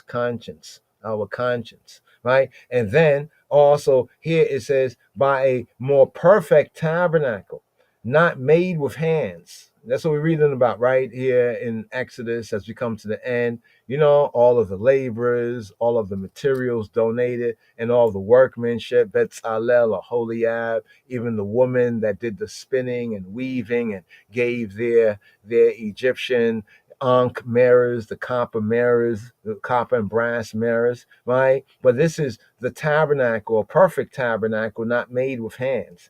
That is to say, not of this building, right? Neither by the blood. We talked about blood a little early, right? The blood, right? The life, the blood equals the life of goats, right? People are like, I'm the goat, I'm the goat. I am man, and may I be a man, you know, made in the image, created in the image after likeness. You know what I'm saying? You know, by Shem Yeshua, but neither by the blood, the life of goats or and calves, but by his own. You see what it says right here? The connection. So we're talking about the high priest that would enter in once a year, but he entered in with other blood. Right? Now we have boldness and liberty to enter into the holiest of holies. Now, the holiest of holy, what occurred in the holiest of holies? Communion with Elohim Ha'ab, communion with God the Father. Neither by the blood of goats and calves, but by his own blood, his own life, right? His own life. You see, why the animals were offered instead of people is because in Yahweh's eyes, the animals were more perfect than people. You see what I'm saying? The animals were more perfect than people. You see what I'm saying? In his eyes. You see what I'm saying? And it doesn't make a lot of sense. You know what I mean? In a lot of ways, but not to get into this right here, but it says by his own blood, his own life, he entered once into the holy place, having obtained eternal what? Redemption, right? For if the blood, the life of bulls and of goats, and the ashes of a heifer, remember we just talked about the paraduma, the ashes of a heifer. Oh, let the page go. Let the page go. Yes, yes, yes. You know, we still on this right here, but we're gonna move forward, looking at the time right here, here. Just this Rhema word, you know, coming to the podcast, you know, the small still voice that speak on this right here, and I hope that it's an edification, you know, for you in the walk and the way, the truth, and the life. Yeah, that one is also a good one right there. Check out some of those right there as you read and study, you know, to get a kind of visual, you know, to get to see the picture, the word, you know, reading the word and to see the picture, the word picture. For if the blood, right here, let's go on right here. For if the blood, right, of bulls and of goats and the ashes of a heifer. So we talk about the paraduma. Remember the paraduma? The aduma, right? Para is a heifer. Par is like a male, and para is the female, right? Sprinkling the unclean, sanctifieth to the purifying of the flesh. So even here in Hebrews, it points to the heifer, right? But if you don't study the Torah, you won't understand the significance of the red heifer. And then why in Hebrews chapter 9, verse 13, in addition to the blood of bulls and goats, it speaks about the ashes of the heifer. Remember, those who offered the sacrifice became unclean, right? But the byproduct, the ashes of the heifer, they made clean the unclean. So this was like a paradox, right? Right? Sprinkling the unclean sanctifieth to the purifying of the flesh. Now notice what it says right here. How much more shall the blood of Moshiach? Now remember, the red heifer is the only sacrifice where the color of the animal is specified, right? And I think this goes a long way when we speak about our black Lord and Savior Jesus Christ, yes, but the color of the cross, yes, right? Because even right here in these verses, if you understand it, that's why it then goes from speaking about the heifer, but the heifer had to be completely red, not red and a little white, red and a little black. No, it had to be completely red. And this is the only one where in the giving of it, it specifies color. Every other sacrifice, it don't say what color, the animal has to be. You see what I'm saying? That's why there's a great movie, if you could check it out, The Color of the Cross, right? The wood of the cross, the humanity of our Savior. How much more shall the blood, the life of Moshiach, who through the eternal Spirit, so we're speaking about Yeshua, right? As per his title, as Messiah, as the anointed, and the context, the unique context of Yeshua as Messiah, right? He is the Messiah in terms of the high priest. How much more shall the blood, the life of Moshiach, Christ, the anointed, who he be, who through the eternal Spirit, offered himself. You notice that? So he offered himself, but he offered himself through the eternal Spirit, right? So the Father sent the Son, right? And the Son, right, through the eternal Spirit, right? The Holy Spirit, eternal Spirit, offered himself without spot, right? Without blemish. Now, if you understand about the red heifer, right, the qualifications, you would understand why when they brought this out in the new covenant, they are making these links, right? And what's being said. Every word, phrase here is like linking up, right? But it can only link up if you have that groundation, if you understand the pattern. That's why Moses was told to see that you do all things according to the pattern recognition, right? Who through the eternal Spirit offered himself without spot to Elohim. It's like we have children, right? Right? And the basic principle of teaching little children, you teach them, and when children can see patterns and they can recognize patterns, we regard them as being intelligent, right? They can make link between patterns. Oh, well, you see how the square peg goes in the square hole? Oh, that's good. They make that. You see what I'm saying? Same thing for us as the children of Elohim when we can see these patterns, right? Right? Purge your conscience. Look what's that. Look what's that. Purge. So the purge is on. Forget about their purge. You know what I'm saying? But his purge, right? Purging our conscience, right? Same word right there. Our consciousness from dead works to serve, to do what? To serve Elohim Chaim, to serve the living, right, God. For this cause, he is the mediator. Just as Moshe was the mediator of the old covenant, you remember in Exodus chapter 20, round about verse 18, 19. Go to Exodus chapter 20 after Elohim spoke the 10 words, falsely called the 10 commandments. The people were afraid. They said, listen, we can't hear God speak to us anymore. Elohim, we're going to die if we hear him speak. But Moses, let Elohim speak to you and you speak to us, and then we will do.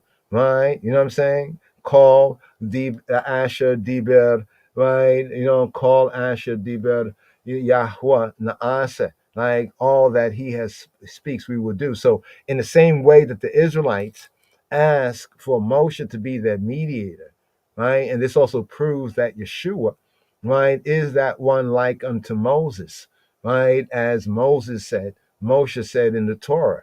And for this cause, he is the mediator of the new covenant, the Brit Chadasha, that by means of death, for the redemption of the transgressions, right, under the first testament, they that are called might receive the promise of eternal inheritance.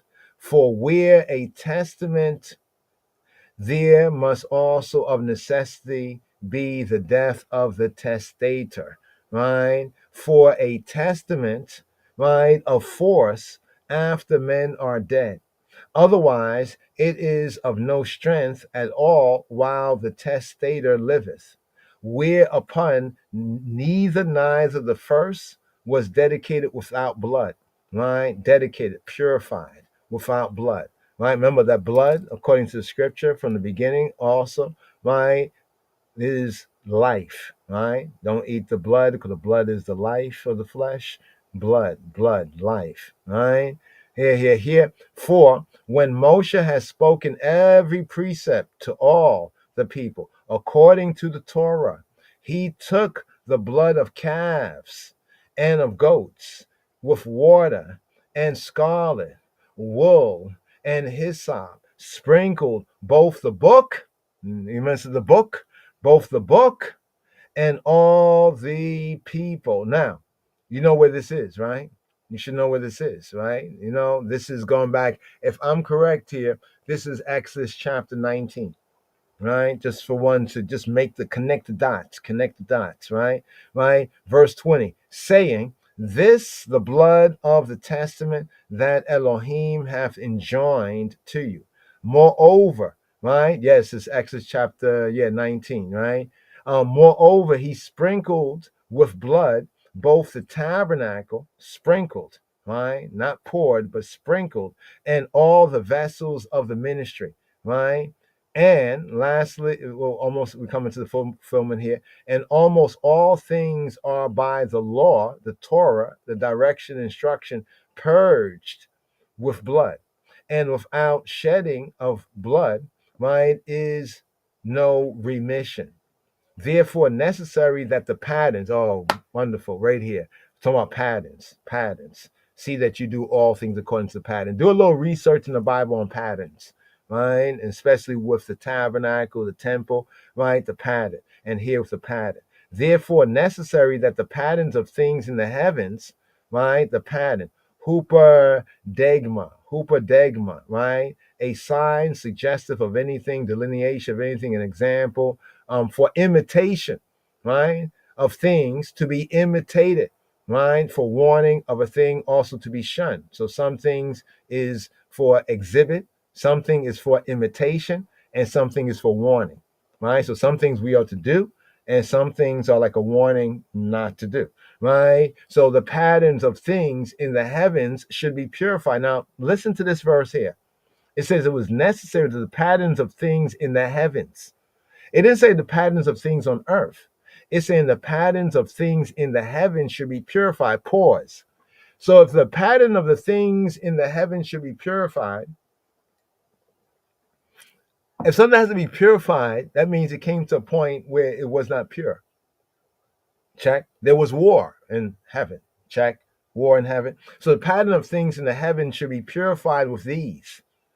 But the heavenly things, but the heavenly things themselves with better sacrifices than these. For, once again, Christ, the anointed, the Messiah, Moshiach in the Hebrew, is not entered into the holy places made with hands. Remember, where was Christ crucified, according to what is written? Outside the camp. After they committed the uckery, the sin of the molten calf. Of the molten calf. Where did Moshe take the tabernacle? Without the camp. And it said that if any sought for Yahweh, seek Jehovah while he may be found, they had to go where? Outside of the camp. Notice what it says here in 9:24 of Hebrews. For Messiah is not entered into the holy places made with hands. Right? We don't get any witness of him going into Herod's temple. You know, at least within the holy of holies of Herod's temple. You know what I mean? Obviously the ark was not there. For Messiah is not entered into the holy places made with hands. They are the figures, the parables. You remember the word? Well, here it uses the word antiphon. the pattern, antiphon. They are the patterns. So even here in the English, figures here is antiphon, and figures up there previously was parabole, right? The the the patterns, right, of the truth, but into Shemaim, into the heavens, into heaven itself.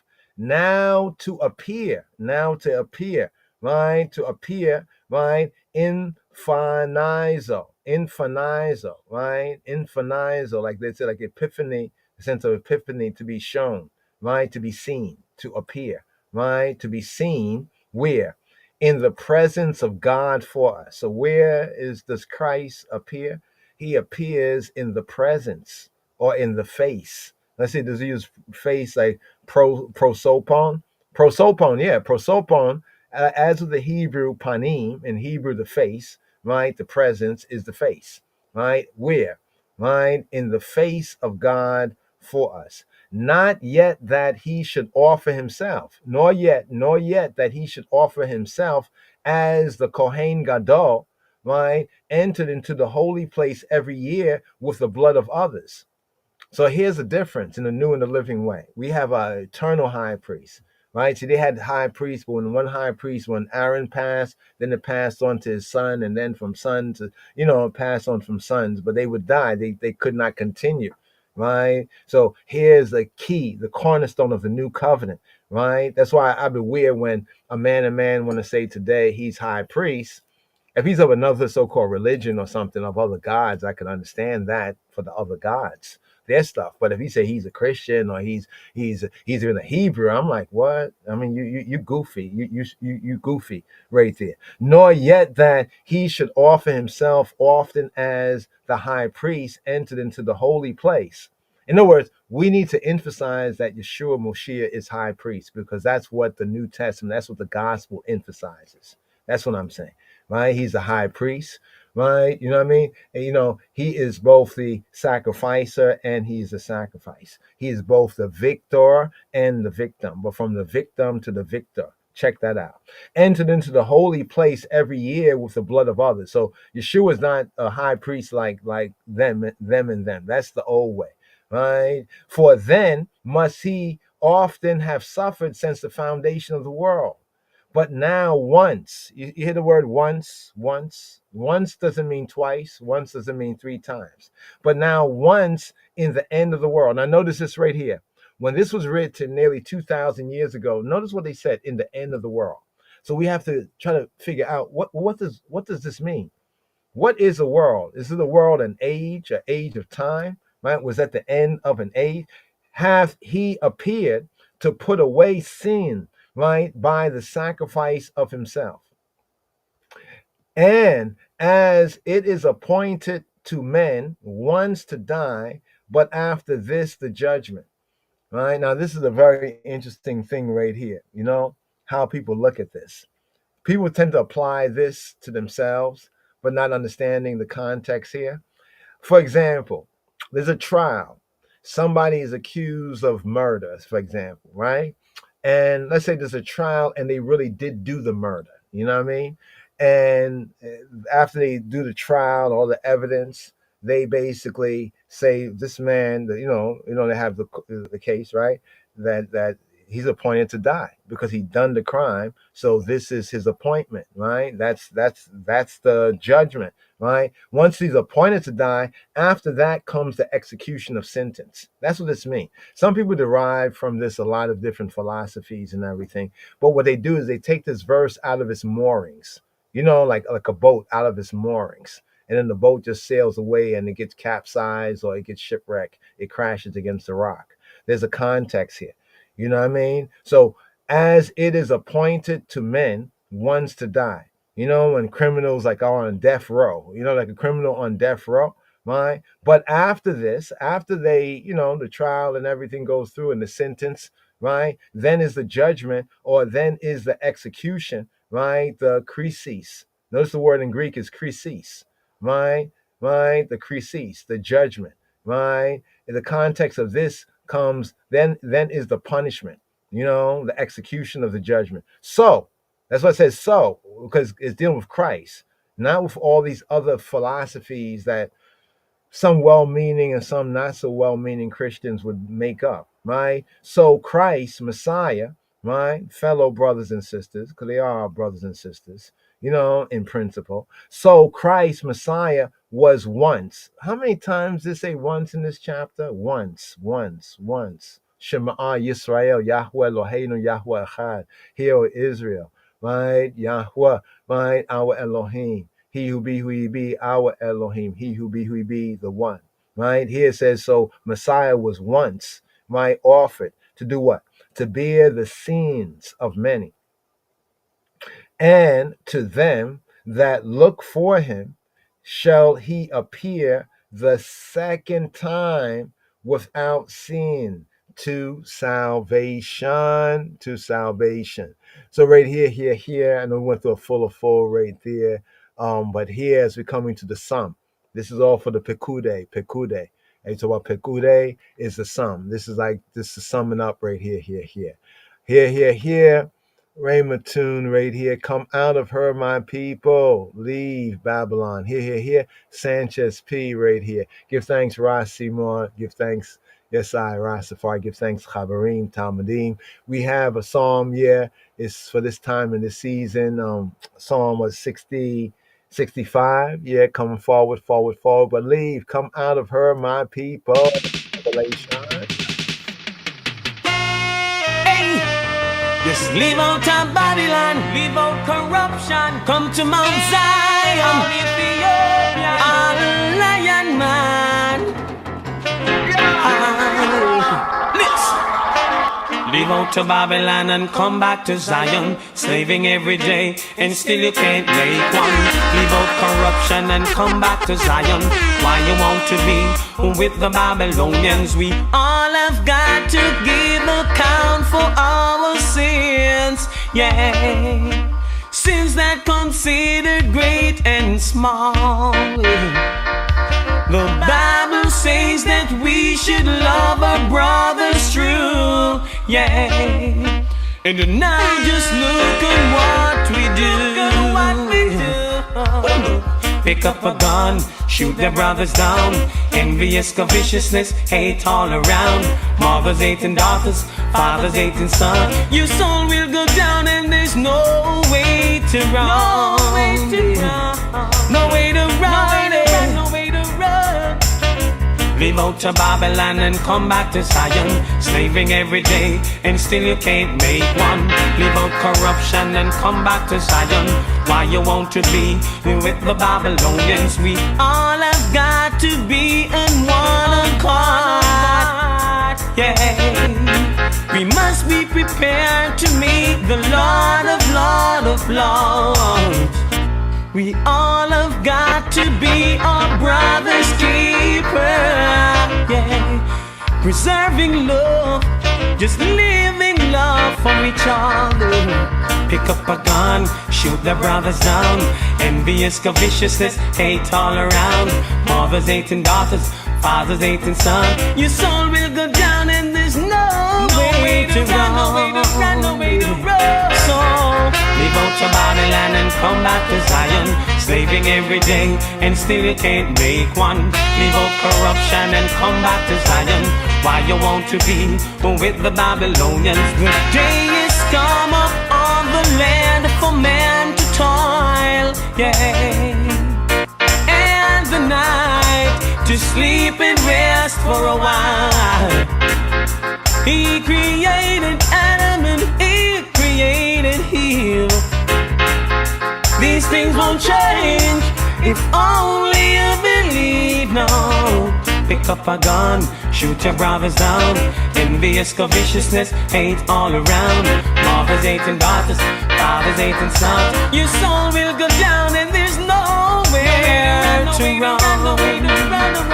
Lord of mercy, won't somebody help me? Come out to Babylon, won't you come back to Zion? Lion man, yeah. Leave out to Babylon and come back to Zion. Slaving every day and still you can't make one. Leave out corruption and come back to Zion. Why you want to be with the Babylonians? We all have got to give account for our sins. And when they were come in, they went up into an upper room. They went up into an upper room. Lion of Judah Society.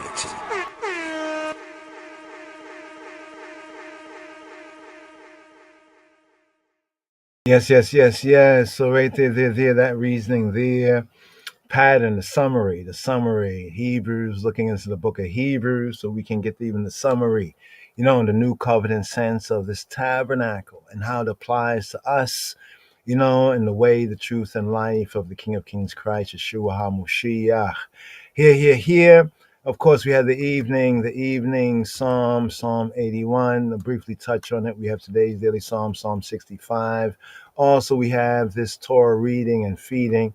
It's here we're finishing up the second book, so it's kind of a short. It's Luko Batalua, and we should at least just address it just briefly right here. Give me one moment. Trying to bring up Psalm 81, the evening Psalm. I'd like to touch on the evening Psalm right here for the fifth day, right? As we're moving forward to the Shabbat here in this time, in this season. Here. Psalm 81, just touch briefly right here. A cappella, Hebrew highlights. Psalm 81. Psalm 81. Oh. מזמור פ/א למנצח על הגיתית לאסף. Sing aloud unto God our strength. עוזנו, הרנינו לאלוהים עוזנו. Make a joyful noise unto the God of Jacob. לאלוהי יעקב. הריעו לאלוהי יעקב.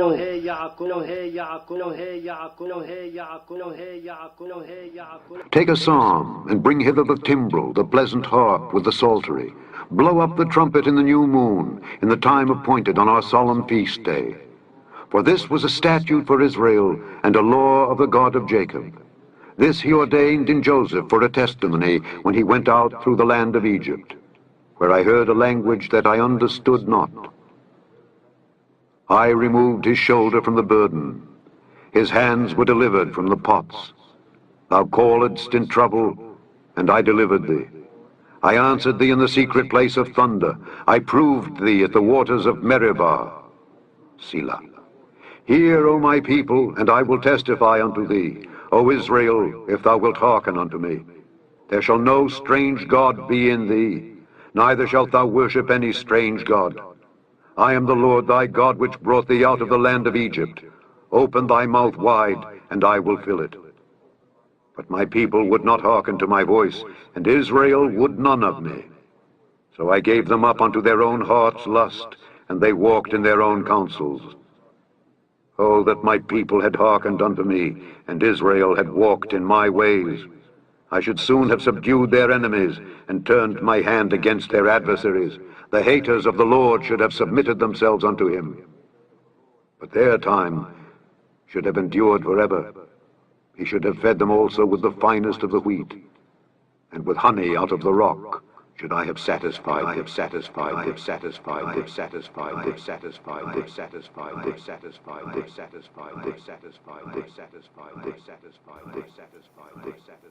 Psalm 81, evening psalm for the fifth day, aka Thursday.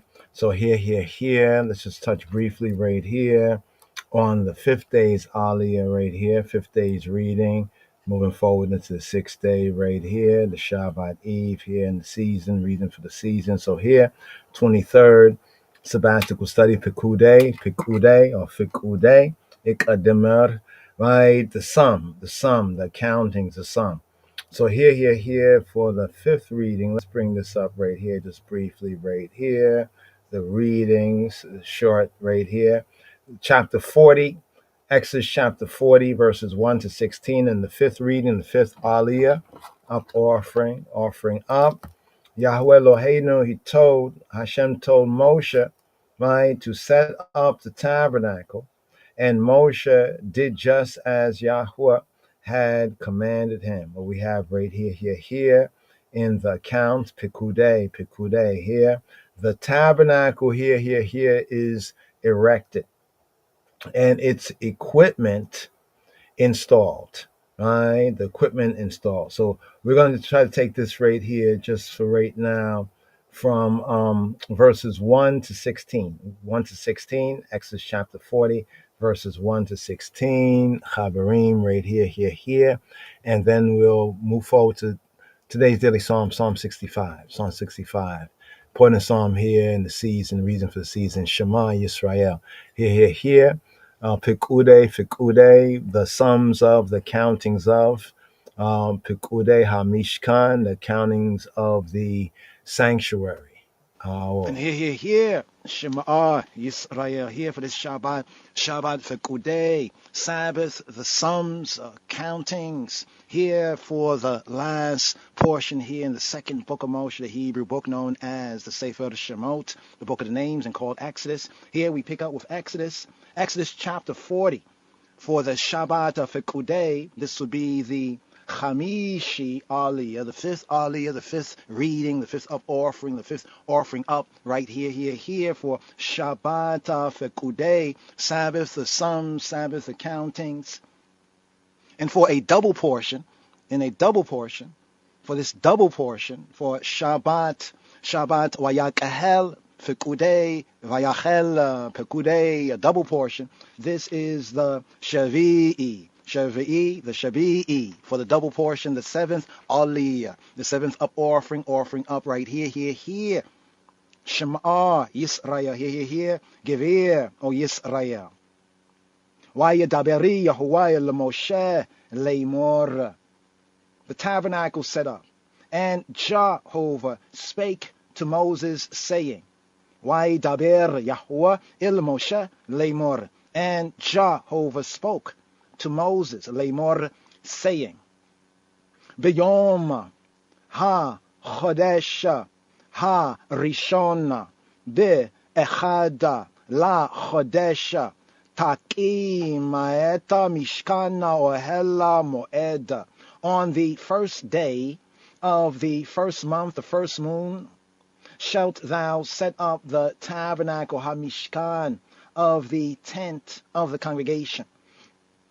B'yom ha-chodesh ha-rishon, ha-chodesh ha-rishon, on the first day, b'yom ha-chodesh ha-rishon, on the day of the chodesh, the first, b'yom ha-chodesh ha-rishon, on the first day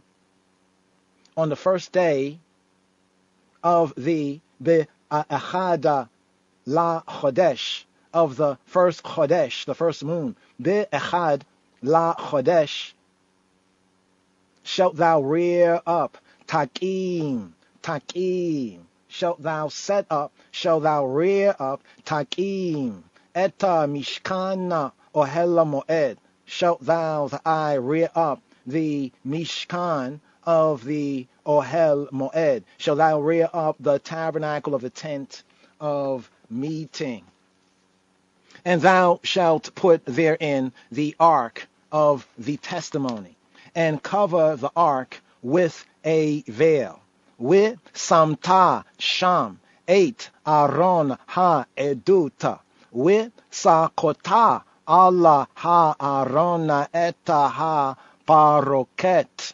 And thou shalt put therein the ark of the testimony. With samta sham et aron ha-edut, put in the Aron ha-edut, the ark of ha-edut, the testimony. And thou shalt screen the ark with the veil. With sakota Allah ha-aron eta ha-paroket. And thou, the eye, shall bring in the table, and set in order the things that are to be set in order upon it. And thou shalt bring in ha-menorah, the lampstand, and light the lamps thereof, light the lamps of Ha. And thou shalt set the altar of gold for the incense for the ancients before the Aaron ha-edu to the ark of the testimony, the tabot, and put the hanging of the door to the tabernacle. And thou shalt set the altar of the burnt offering before the door of the tabernacle of the tent of the congregation, aggregation, and thou shalt set the laver between the tent of the congregation, aggregation, and ha-mizbeach, and the altar, and shall put water therein. And thou shalt set up the court round about, and hang up the hanging at the court gate. And thou, the eye, shalt take the anointing oil, the Messiah oil, and anoint the tabernacle, and all that therein, and shalt hallow, set it apart, and all the vessels thereof.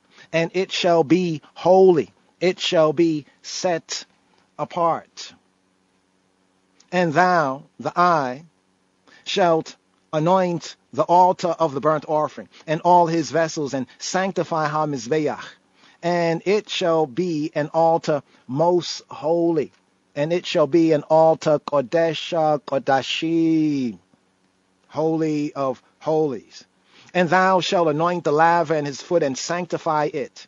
And thou, the eye, shall bring Aharon, Obaniah, Aaron, and his sons, to the door, illa patach, ohela moed, to the door, the patach, of the tent of meeting, the tabernacle of the aggregation, and wash them with water. And thou, the eye, shall put upon Aharon the holy garments, and anoint him, and Messiah him, and christen him, and sanctify him, that he may minister to me, to I, in the priest office.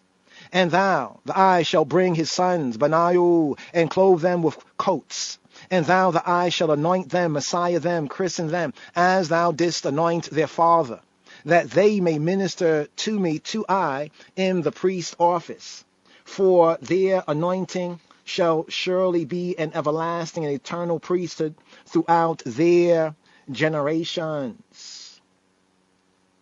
Or ma shachta otam ka'ashera ma shachta eta avihem, we ki yehnu ali, we hayta lehiota lahem mashachatam le kehunata olama le dorotam. And thou shalt anoint them as thou didst anoint their father, that they may minister to I in the priest's office. And their anointing shall be to them for an everlasting and eternal. Likahunat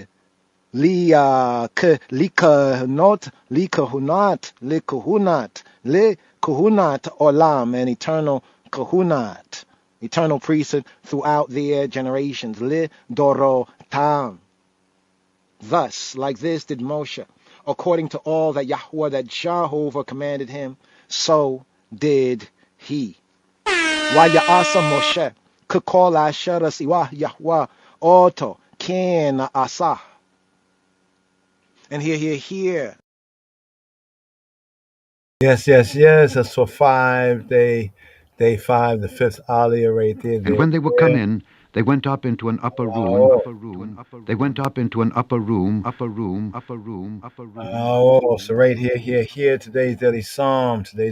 Like to touch on today's daily psalm right there. So here, we're in the last chapter, right? Basically, chapter 40. The tabernacle is getting set up, and it's good to kind of go through a little breakdown right there. You know, the anointing, the different steps there, but also the emphasis on the anointing, on the washing. But right here we have a psalm. Psalm 65 right here. Like to, spend some time on this, the full. Couple key themes in today's daily psalm right here. But first, let's get a basic here. Could we have it on the screen right there? Psalm 65, today's daily psalm.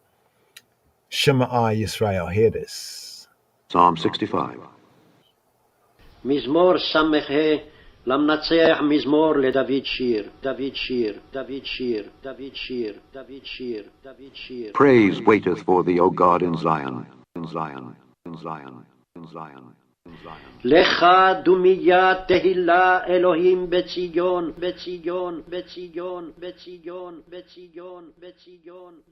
And unto thee shall the vow be performed.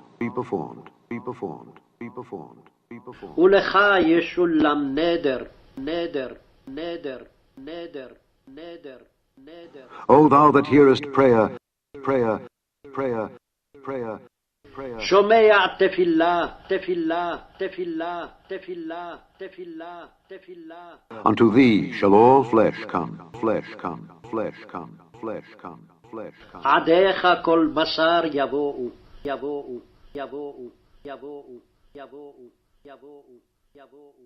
Iniquities prevail against me. As for our transgressions, thou shalt purge them away. Blessed is the man whom thou choosest, and causest to approach unto thee, that he may dwell in thy courts. We shall be satisfied with the goodness of thy house, even of thy holy temple.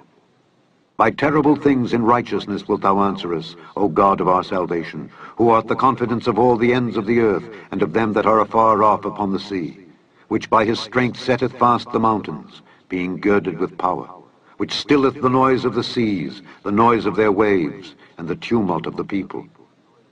They also that dwell in the uttermost parts are afraid at thy tokens. Thou makest the outgoings of the morning and evening to rejoice. Thou visitest the earth and waterest it. Thou greatly enrichest it with the river of God, which is full of water. Thou preparest them corn, when thou hast so provided for it. Thou waterest the ridges thereof abundantly. Thou settlest the furrows thereof. Thou makest it soft with showers. Thou blessest the springing thereof. Thou crownest the year with thy goodness, and thy paths drop fatness. They drop upon the pastures of the wilderness, and the little hills rejoice on every side. The pastures are clothed with flocks. The valleys also are covered over with corn. They shout for joy. They also sing, sing, sing, sing. Yeah. Yeah. Here. A harvest. We have a harvest hymn right here. Also here we have a hymn connected with this time of the year, the springtime. And it's interesting, this Psalm 65 here, corresponding with like the reason for the season. You know, coming into the first of months, the first of moons, also corresponding with when the tabernacle was first erected. You know, so the tabernacle here in today's daily Psalm 65, often themed a harvest hymn. A harvest hymn. All right, let's get this right here. Yes, a harvest hymn, as well as the beginning of the springtime. You know, the Abib time of the year. You know, Abib, the first moon, the first month.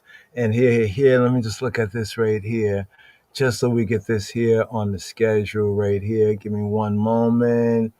So I'm looking forward to Passover, right? The month is not just yet, and let's see where we're at. Give me one moment right here, because this is interesting that this psalm, it arises here according to royal order at this particular time, right, of the year. So here there's the 28th day. Okay, HaChodesh. Yeah, so I think we have a couple more days till the Rosh Chodashim. Yeah, we're at the 28th, 29th. Yeah, so I think around Sunday-ish. Now, Pesach here in the season will be like roughly 2 weeks after the beginning of the month of Abib, right? So this is like the springtime, the new year. As you can hear from the psalm right here, Psalm 65 means more Samek Hey. In the Hebrew, Aleph numeric Samek, Hebrew letter Samek, has a numerical value of 60, and Hey is the sixth letter of the Hebrew alphabet. So it's the verse where it says, Thou crownest the year. The crowning of the year. Thou crownest the year with thy goodness, and thy paths drop fatness, right? Drop fatness. So here in the Gregorian, looking forward, April 12th, according to the Gregorian, April 12th to April 20th, right? The Pesach season, right? According to the lunar solar calculation, you know, and we're going to touch on that as well, because there's we call it diverse doctrine. out there concerning time and time telling, but it'd be good to have a good reasoning. But just FYI, right here, as per the season, right? So as we can look at the month right here, where we're at the 28th of the Gregorian March, right? And the month of Abib. Let's bring this out. So we have a springtime, right? This psalm is a psalm for the harvest, but also it is also a psalm for like the new year, right? The new year, based on what it said right there. So I just wanted to just bring that up right there. So looking forward, April 12th to the 20th, April 12th to the 20th, the full of the season. So we're looking at April 12th, the eve, from evening to evening. And then we have day one of the unleavened bread. And then we also have the fulfillment, like the first and the last, like the holy days, the intermediate days, ones and ones may, carry on occupational and other labor, so it's not like one has to shut down completely, but then, with the beginning, Passover, that evening, right? And then we have the first, the first day of the unleavened bread for 7 days, and then the fulfillment time. We'll get into more details on that, but just in advance, the Shabbat that's coming forward is known as the Shabbat Chodesh, the Shabbat Chodesh, and that's the Sabbath that immediately precedes, and sometime it actually occurs simultaneously with the biblical New Year. And the biblical New Year, right, is the Abib. Let me see if I could bring this out right here on the screen right here, just so one can see the connection both with today's daily psalm as well as right, the reason for the season. I mean, even the Torah reading and feeding that we have, looking at when the tabernacle was reared, when was it reared up, like when was it pitched, so Shabbat Chodesh, the Sabbath of the month of Abib, that later on is called Nisan.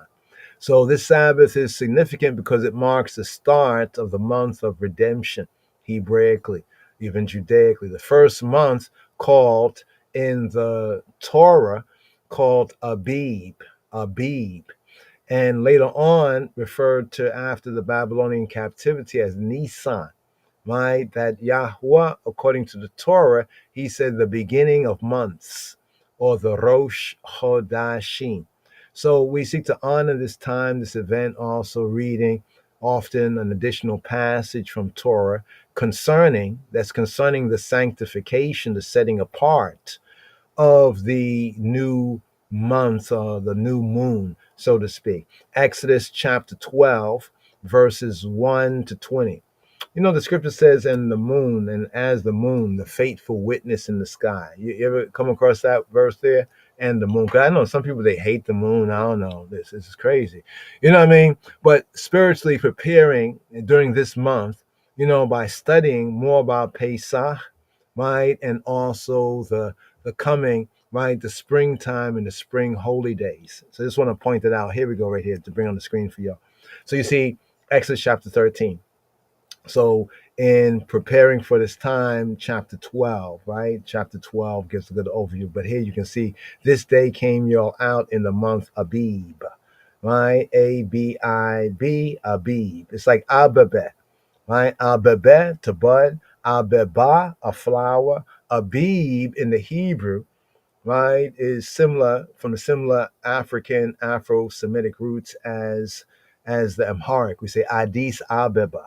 So Addis Abeba, and then we say Tel Aviv. They say Tel Aviv, Tel Aviv. So what is Abib? Abib is the fresh young barley ears, right? So both refers to two truths. Refers to the fresh young barley ears, like the barley, barley. Yeah. And secondarily, it's the month of ear, here. Not that ear, but the ear forming, speaking about the greening of the crops, right? The greening of the crops, right? The ear, like an ear of corn.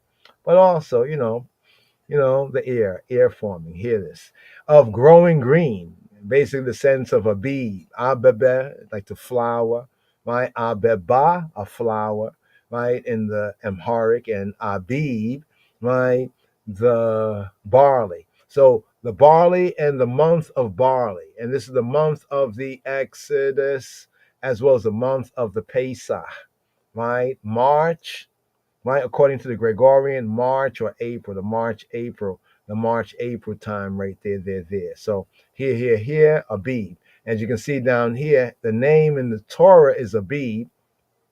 After the Babylonian, the 70 years, the tribe of Judah, even we, the black Jews, were in Babylon, it had adopted the name Nisan. So some would refer to as Nisan. Nisan is a latter day name, but the Torah refers to the month as Abib. We see Abib here about 6 times, right? In the time appointed in the month Abib. You see what it says in the time appointed in the month of Abib, right? In the time of the month Abib. For in the month Abib, thou camest out of Mitzrayim, right? And it says, observe the month. It says, observe the what? The month, right? The what? The Chodesh, the new moon, the month of Abib. And keep the Pesach, la Yahweh Eloheka. For in the month Abib, Yahweh Eloheka brought thee forth, mi Mitzrayim, by night, right? And you see right there you go to Tel Aviv in Ezekiel, right? Yechezkel, Tel Aviv. Modern Yehudi and modern Hebrew speakers say Tel Aviv, right? But in the African, Afro-Semitic, ancient pointing, Tel Abib, right? Now, here it says Mount of Flood. I don't know why they said that, but Mount of green growth, Mount of barley, basically. So the city over there that they call Tel Aviv. So you can see the similarity of this name right there. So I want to bring that out because in the Torah reading and feeding, let's go over here for a moment. In the Torah reading and feeding, did it say this right here? Let's scroll back, right? For this it says, wow, look at that. This is the Torah reading and feeding, the fifth aliyah that we just rose up and touched on the first, the verses here for the fifth day. On the first day, right, the fifth aliyah here as we complete the second book of Moshe, right, the fifth aliyah here for Pekudei, right, it says, on the first day of the first month, right, so they came out in the month of Abib, check. And when was the tabernacle set up? Right? When was it pitched? Right? The tent was pitched on the first day of the first month. So it doesn't say Abib here. It just says, refer to it as the Echad month, and the first day is the Rishon. Right? So when we say Rishon, we use Rishon to say like the first day of the week. So the Yom HaRishon is like the first day, the primary day, the head day.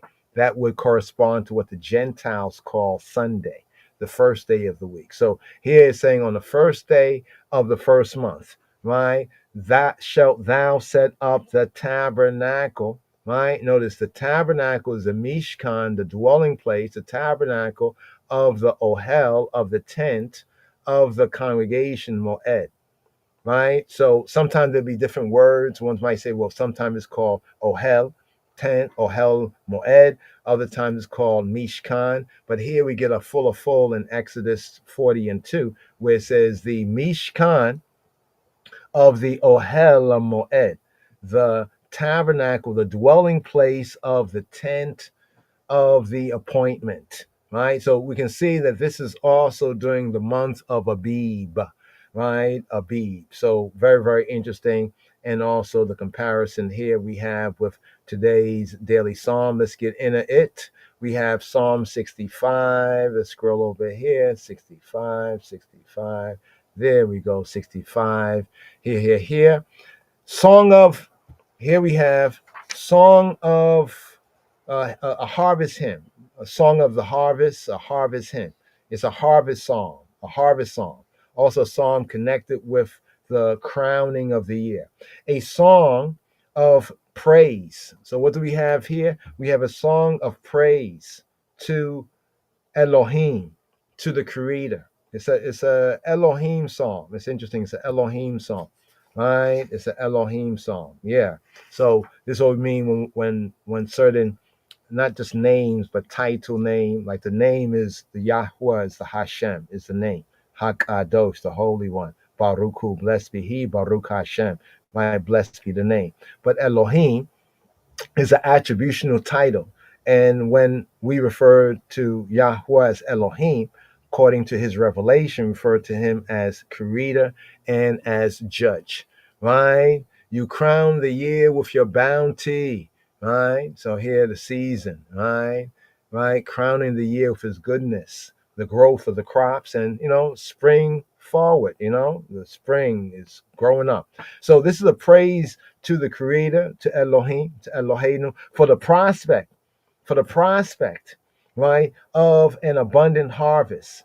This is the subject of the Mizmor Samek Hey. Samek 60 Hey 565. Mizmor Samek Hey, Tehillim Samek Hey.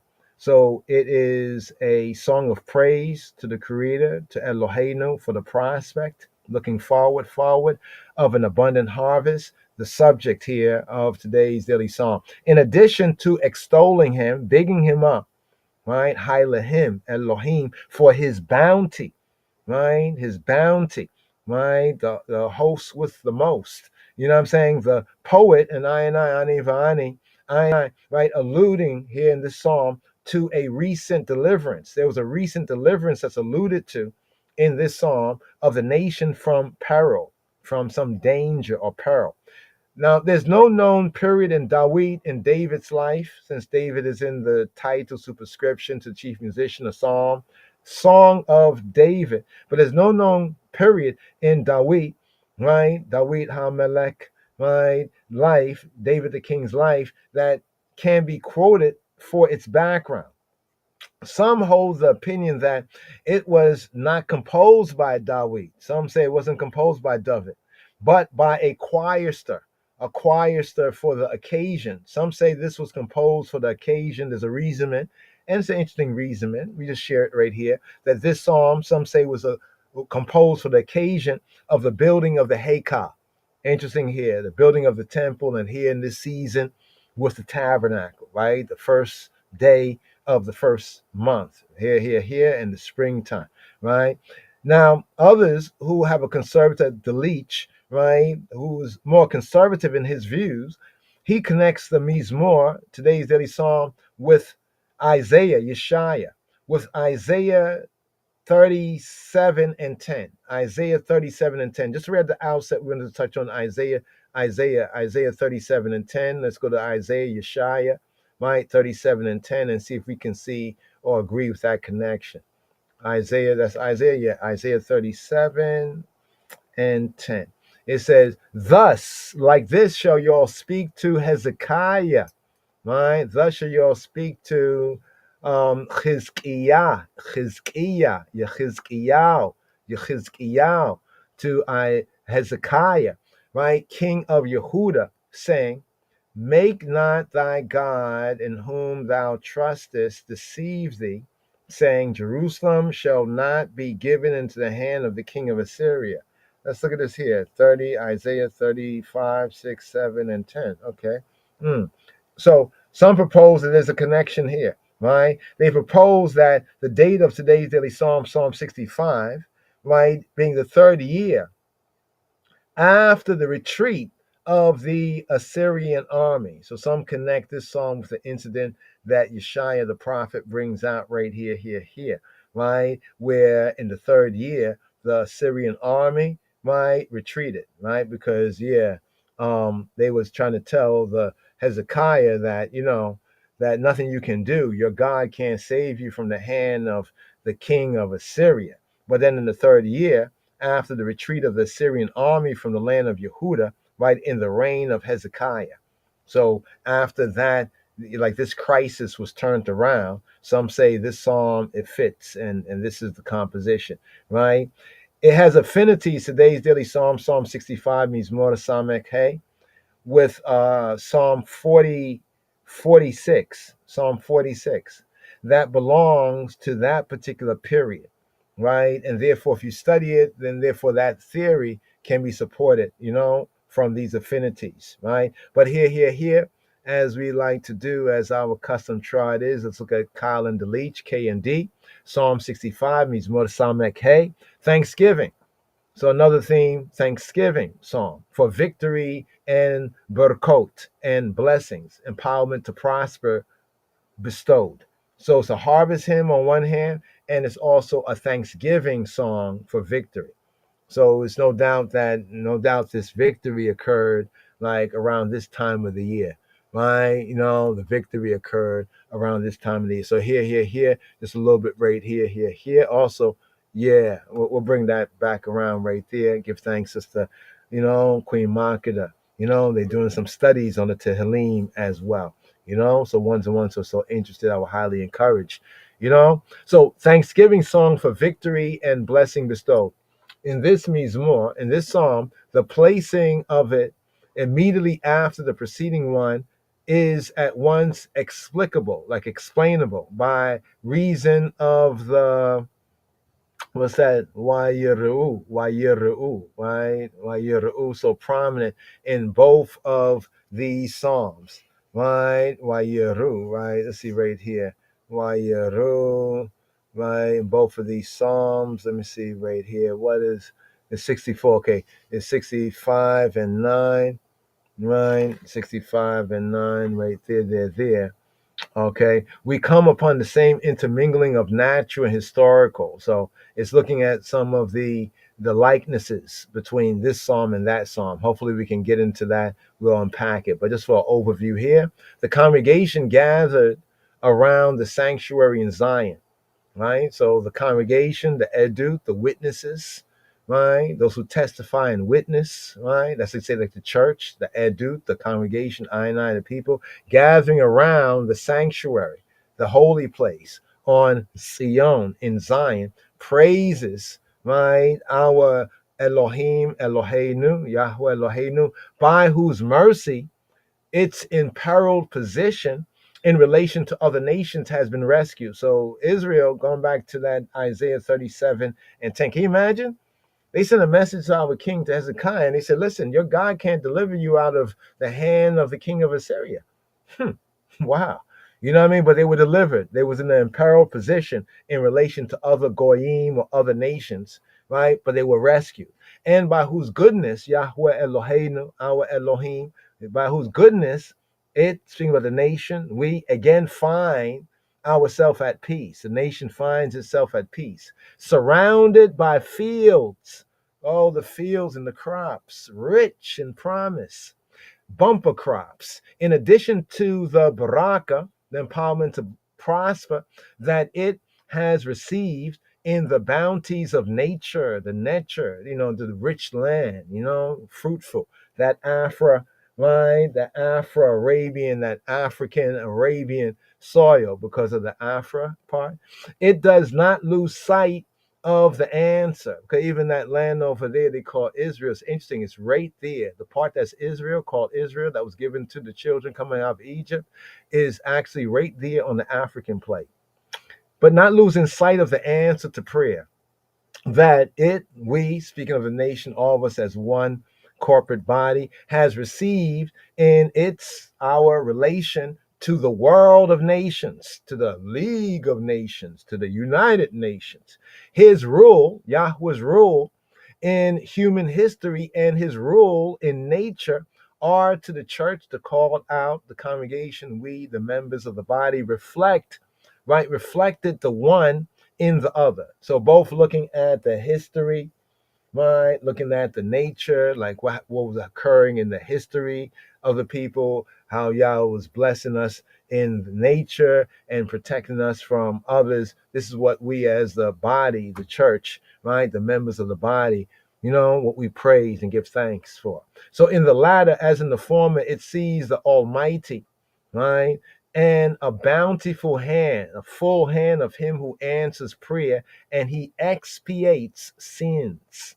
And through judgment, through what? Through judgment, he opens up a way for his love. That's a whole reasoning there. Think about it. Through judgment, he opens up a way for his love, for chassidon, his loving kindness.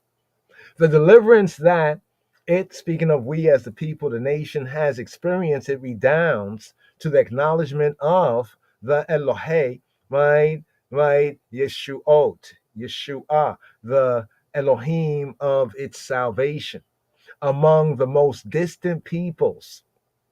The beneficial results of Yahweh's, of he who be who he be, of Hashem's, his interposition. Like two people are fighting or something's going on and you put yourself between. We're not suggesting this often, but what Yahweh does, he interpositions himself, right? He bows to heaven, come down. He you know what I mean? He steps in the scene. He positions himself in the scene, in the events, in the events transpiring in the world. Extend temporarily, as well as spiritually, right? So both on the temporal, right, side of the ledger and also on the spiritual side, far beyond the bounds of I, the Beta Israel, the Beit Yisrael, right? It is therefore apparently the relief of Yisrael and of the peoples in general from the the down presses, those pushing us down, right? The down pression of some worldly power. You know what I mean? Like the powers that be, right? The principalities and the powers that be, some worldly power that is referred to, right? The spring, remember this is like a harvest time, and this psalm often comes up in the royal order of the Ethiopian Hebrews, like here around this time of the year, right? The spring of the third year spoken of, as in Isaiah, right? We had touched on that, Isaiah 37 and 30. When to Judah, the overthrow, to the Judahites. So it's particularly a Judahite. Well, when to Judah, the overthrow of Assyria was a thing of the past. And they again had the fields ripening for the harvest before their eyes, offers the most appropriate historical basis for the twofold purport, like the purpose, the purport of the psalm. So the psalm is like twofold. So on one hand, we say it's a harvest hymn, and then when we say it's a thanksgiving of victory, right, and blessing, right? So here's the connection right here. The inscription, first part, to the presenter, the chief musician, Lamanat Iyach Mizmor Lidawit Shir. To the presenter, a psalm, a Mizmor Lidawit, of David or by David, Shir, a song. We have this same titling in other psalms, Psalm 76, right? Psalm 75 and Psalm 76. This does not mislead us in the matter. Why? Well, for even we regard it as uncritical, right, to assign to David all the psalms that bear the inscription Lid Dawit, right? So every psalm that bears, see, in Hebrew, Lid Dawit can be translated as of David or for David. So not every psalm that has Lid Dawit, Lid Dawit, Lid David, Lid Dawit is per se that it was written by him. Some of them we clearly see and we clearly know are written by him, but it's like in the style of David, right? It's in the style of David, right? It's in like that musical, right? That musical style. So at the head of the following psalm, it might have some meaning here. Okay, no, it was breaking down something from the Greek right there. But we'll scroll over that right now and get to this psalm, the praise of God. So it uses the term in the Hebrew Elohim. This means praise of the creator and praise of the judge. You see how it's true here in the twofold sense that the psalm both relates to a fruitful, a bountiful harvest. It's a harvest hymn, right? The springtime harvest hymn as it applies right here. So it's Elohim, the creator, right? That's the creator, that attribute use of Yahweh. Who is Yahweh? He who be, he be Elohim. He be Ha Elohim, the true Elohim, the creator, right? So the praise of Elohim, creator. But then the second fold of it is Elohim also, according to the scripture, is his judgment aspect too. The judgment of the Syrians and, keeping the people safe, keeping we the people safe. So the praise of Elohim on account of the mercy. With that, he rules out of or from Zion. He rules from Zion. So right here, just that opening there, without further ado, right here. Today's daily psalm, verses 1 to 4, is the praise, right, to Elohim in the temple. the praise to Elohim in the temple, right? And then we have in verses 5 to 8, right? And 5 to 8, right? Elohim's awe-inspiring deeds, the creator, the judges, awe-inspiring deeds, awesome. And in verses 9 to 13, the third part of today's daily psalm, right, we have thanksgiving, the Torah. We have the Torah, the thanksgiving. Put your hands up, right? Applaud, right? Lord, and applaud, right? Hand it to him. Thanksgiving for the harvest. So when war and destruction was threatening, instead what came about? There was a bumper harvest. The enemy faded away, right? And Yahweh gave them a very good harvest, right? A good harvest. So here, first verse right here, including the superscription right here, right? Let's touch on this right here. First verse, including the superscription, the Aleph verse right here. Today's daily psalm, the English up first. To the chief musician, a psalm, song of David. Praise waiteth for thee, O Elohim, in Zion, Zion, and to thee shall the vow be performed. Right. So here's a key note right here. We just shared the translator's note right there so you can see. Right. It says praise waiteth. When the Hebrew sense, it has the sense of silence. Right, silent, right, is silent. What? Praise is silent. Praise waiteth. Let's touch on the Hebrew, the Ivrit right here. Right, la menatziyah, to the presenter, the chief musician, the one who stands forward in the praise, presenter. Also, menatziyah in Revelation mean like the overcomer. The one who gains the natzach, the victory. But here, or the one who stands forward, right? La menatzeyah, right? To the chief musician in this context, the menatzeyah, right? La menatzeyah mizmor le Dawid shir. To the chief musician, a mizmor, a chant, a psalm, right? Lid Dawid, of David or for David. In the context here, it would be, if it's really the time of Hezekiah, it's in the style of David, and Lid Dawid would be quite appropriate because Hezekiah, Chizkiah, he is a Judahite, right? So we have like the tribe of Judah at this particular time, right? Right? The 10 tribes are off the board, so to speak. You know what I mean? La menatzeyach mizmor le Dawid shir. It is a shir. It is a song, right? So just going through the superscription right here, the shir, the song, right? So it's both a mizmor, right? It's both a psalm, right? A melody, a chant, and it's also a shir, like the shirat hayam, like the song of the sea. Yeah. So here's the first verse, KJV wise. That was a superscription right there, but very important for the context, right? Leka dumia tehila Elohim b'tzion uleka yeshulam neder. First verse here, right? Praise waited for thee, right? Oh God. Here we got it right here. Praise waited for thee, O Elohim, in Zion. Now they have Sion for S. That's somewhat false translation. It should be Sion, more with Z, right? Right? And to thee shall the vow be performed. First verse KJV wise. Lika, li for ka, for the I male. So if I said to a man, or speaking to he who be lika, for the I, to you, right? Lika dumia tehila Elohim b'tzion. Lika dumia tehila. So here where it says praise, right? Tehila, right? We have the tehila, like we say hallelujah from the halal.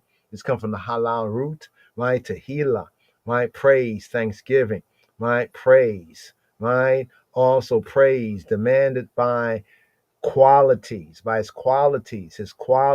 He who be who he be. When we see who he be, it demands praise, right? For the revelation of his qualities, right? His deeds, right? The attributes, right? Of Elohim, of the Creator, right? So here, it says Leka Dumia Tehila, right? So Leka to the eye, right? Dumia. What's the word dumia? Look at the word waiteth. The word waiteth is dumia. Dumia. Dumia. Right? Now, dumia means silence, stillness, repose. It means waiting, but like still waiting. Like when you're quiet and patiently waiting, right? Not speaking, you tone down, take it down, take it down, take it down, take it down low. All the chatter, you take it down low, right? To the silence, the repose, right? The stillness, right? Silently. In the abstract sense of this stillness and silence, it's a kind of a quiet trust, quietness and trust, right? So here, the reason why it's to me, yeah, right? It's because it's speaking, right? Dumiya is speaking of something that is a noun feminine, dumiya. So when we see Yah there, one might say Yah is Yah, but understanding the Hebrew, it is really speaking about the Tehillah. You see the Tehillah, let's scroll down here. Tehillah, right, is a noun feminine. You see, so Tehillah is praise, noun feminine, laudation, praising, right? Praising, Isis, praise, right? So it's saying that praise, the Tehillah, right? She waiteth. The praise, she dumia, leka to the eye, dumia. She being silent, Tehillah. The praise is silent, is still, right?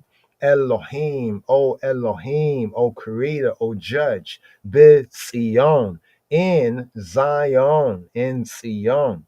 Now remember, Zion is the castle that was the castle of David, the city of David, right? We could say the seat of the Davidic and the Messianic government, Zion, and along with the the state or the kingdom aspect, we get the church aspect because David brought the Aron, he brought the ark. So we get kind of a church and state, right there, to understand the significance of Zion, right? Zion referring to the Davidic Messianic kingdom, right? David had a son named Solomon. Solomon had a son named David, who renewed the kingdom of David in the tops of the mountain. Psalm 87 verse 4 says, Im Kush with Zeyulad Sham. It says, with Ethiopia or Cush, this man was born there. Now notice, there's both the Davidic monarchy, right, have a history, right, going back thousands of years of the Davidic monarchy, right, as well as the Ark of the Covenant. So we get to see a true Zion. We call it the African, right, Zion, African Shemitic, Afro-Semitic Zion. But here, just to put it in the context of the psalm, right, and also pointing to the prophecy, Lekadumiya Tehillah Elohim B'Tzion. The first part of the verse, second part of the verse, and to thee, right, to the eye shall the vow be performed. U and leka, lecha, and, right, le for, right, to ka, and for to the eye. Yeshulam neder. Yeshulam neder, right? The Yeshulam neder. Let's bring this up. I was going to share this earlier, right? But as we got into the reasonment, the time. Here, right, we get the word shalem, right? Shalem, shalom, right? To complete, to perfect something, to shalem it, right? Shalom, right, is that which is perfected in sense of peace, well-being, healthiness. Then we have lishalem. Lishalem in Hebrew means to pay for, right? To pay for. There we go, right there. To pay for it, right? So let's go over here and break this down right here, right? The word perform. You see the word perform? Right? The word perform is shalom, right? In the context of the Hebrew, shalom, to be in a covenant of peace, to be at peace. In the context of Hebrew, shalom would say he was in a covenant of peace. He was at peace, right? Let's go through this here. To be at peace, peaceful one, right? To be in a covenant of peace, right? To make peace with, right? To live at peace. That's the first sense. The first sense of the word shalom has to do with the general idea of peace. Secondary idea of the Hebrew word is to be complete, to be sound, to be complete, to be finished, to be ended, to be sound. In the sense when it says sound, like uninjured, to be healthy, right? Or well. We say ma shlomka. I say to my brother, ma shlomka, ma, what? Shlomka. What is your peace? How are you? I was well. You know what I mean? In that sense, so we can use shalom to ask about one's well-being. But as we go further, we see that peace, shalom, to finish, to make safe, to make whole, to make good. So reading in the Bible, it says, and he shall make it good, right? It means that he shall shalem, right? He shall pay, right? He shall make it good, right? He shall pay. To make good is to pay, right? To requite, to recompense. So we have Yeshulam. You see the pu'al? Yeshulam, shulam, right? Not shalom, shalom. A lot of the Hebrew brothers, they get confused because I don't know why they refuse just to study the basics, study the pattern, right? Here to be performed. That's why this word, right? Here it says, and to thee the vow shall be performed, right? Now, we know the word here is the shalom root in the yeshulam sense. So what is the yeshulam? Shulam is this part right here, shulam, the pu'ah, shu for the u, and the ah for the am. Shulam, right? This is a pattern. It's a pattern. When we talk about the pattern, right? So yeshulam, right? It will be yeshulam. It will be performed. You see what it says? It will be repaid. It will be requited, right? So the sense of to pay, the sense of shalom and the sense of pay. So here, praise waiteth for thee, right? Or praise in the silence to thee. Lekah dumiya tehillah. What do we have here? The Hebrew is to be compared with another Psalm, Psalm 62, round about verse 1, verse 2, where in Psalm 62, round about verse 1, or Hebraically verse 2, it says, only to Elohim, only to the Creator, to God, right? Doth my soul wait in stillness. Does my soul wait in silence? So in Psalm 65, we have this very same kind of comparative idea as we look at the Hebrew, from the Hebrew side of the ledger. Let's just do this right here so you can hear it right here in Psalm 62. Right? In the KJV, it'll be verse 1. In the Hebrew, verse 2, it says, Aka illa Elohim dumiya nafshi. So the dumiya, right, is she waiting, she in stillness, she silently. That's the nafesh, right? So prayer, tehillah, feminine, right? And the soul, feminine. Thus the word dumiya. She waiteth in stillness, right? She waiteth in stillness. Mimenu, Yeshuati. From him cometh my salvation. Now, I didn't bring it on the screen, but I'm comparing right here Psalm 62, the first verse. Only for Elohim doth my soul wait in stillness. From him cometh my salvation. Ak, only, or indeed, for sure. Ak, indeed. Ak, il Elohim, indeed, to the Creator. Dumiya nafshi. My soul is in stillness. My soul is in silence, waits in stillness. Mimenu. From him, Yeshuati, my salvation, my saving. So the stillness here, right, in Psalm 62, in the beginning, as with Psalm 65 right here, right, the stillness is that humble resignation. So when we have the Dumiya here, right, humble resignation, right, silence, still repose, stillness, right, and stillness, right here. So why is this with prayer? So we have in 65 the soul in silence, and prayer, silence, right? On the analogy here, right, the likely, right, connection of this is that praise like prayer. Tehillah is praise right here. Tehillah, praise like tefillah. Tefillah is prayer. Tehillah, praise like tefillah, is often truest When in deep and still and silent devotion, it waits.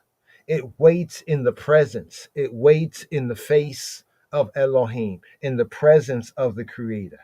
You know what I mean? Like after like praying and sending your words forward, right? Just being still. What it says, be still and know, right? The concourse of people, right? Looking at the context of the psalm here, the concourse of the people in the Haykal, in the temple, they look forward. They're looking forward in a reverential, with respectful silence, right? Right? Turning down all the noisiness, all the loose chatter, right? And looking forward in reverential silence for the avodah, for the service of Todah, for the service of thanksgiving, of thanks and praise and tehillah to begin, right? Second part of the verse, and to thee. So it begins off, lekah, to thee, dumiyah, tehillah Elohim b'tzion, right? To the eye, right? Silence, right? Silence, prayer, praise waiteth in silence, O Elohim, in Zion. Uleka, and to thee, and to the eye, right? Yeshulam, right? To be performed, to be paid. Yeshulam, neder, shall be paid the neder. What is neder? Neder, right? Neder is the vow, the neder. Neder, right, is the vow, right? This is best understood collectively. Though it's a singular here, it's a singular referring to the collective, right? So show the vow, like all vows are as the vow being paid, the vow being performed, right? As vows are the promises that were made during times of stress, the votive words of your mouth, meditation. Oh Elohim, if you deliver me from this, I will do that. So when you're delivered from this, it's good to pay Yeshulam, Yeshulam neder, to pay, words of my mouth and the meditation of my heart be. That's where the words of the mouth, meditation of the heart is acceptable, because you said you would do this, right? You said, this is your promise. When that is done, then you pay up.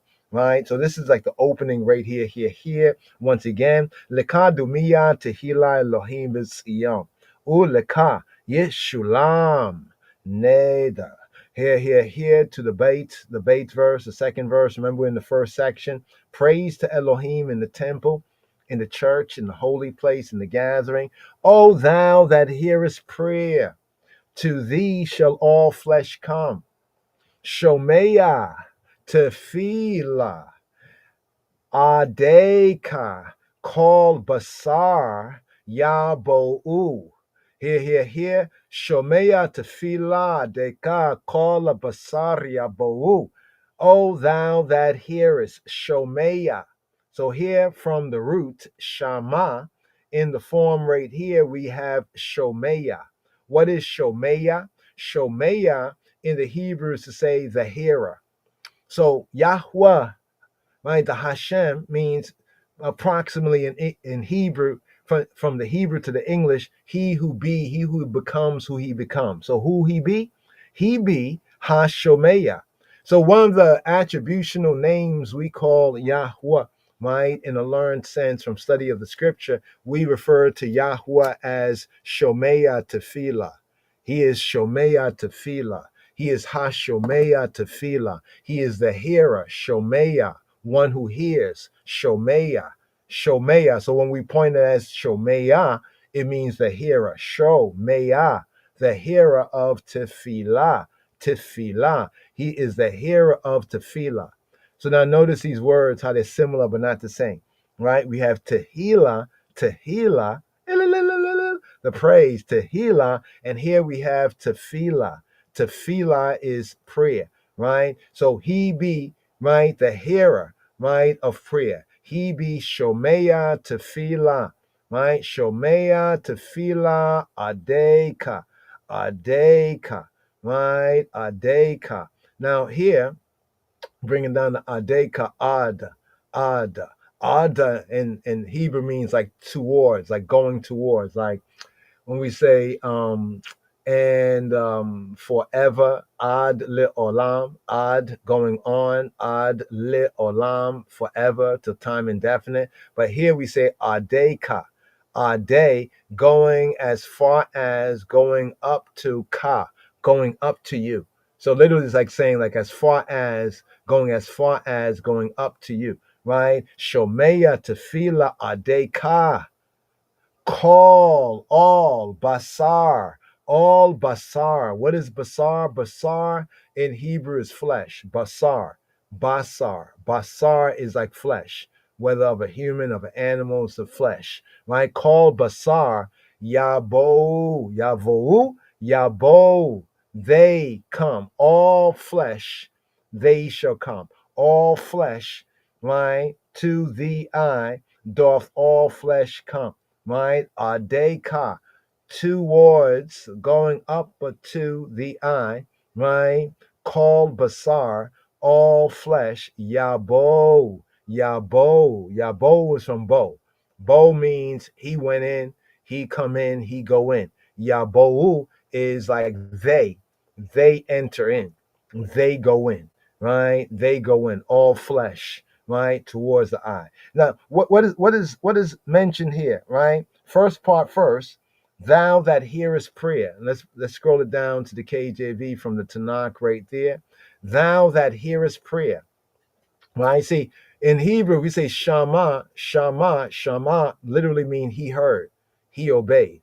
Shema, Shema, Yisrael means a command. Shema.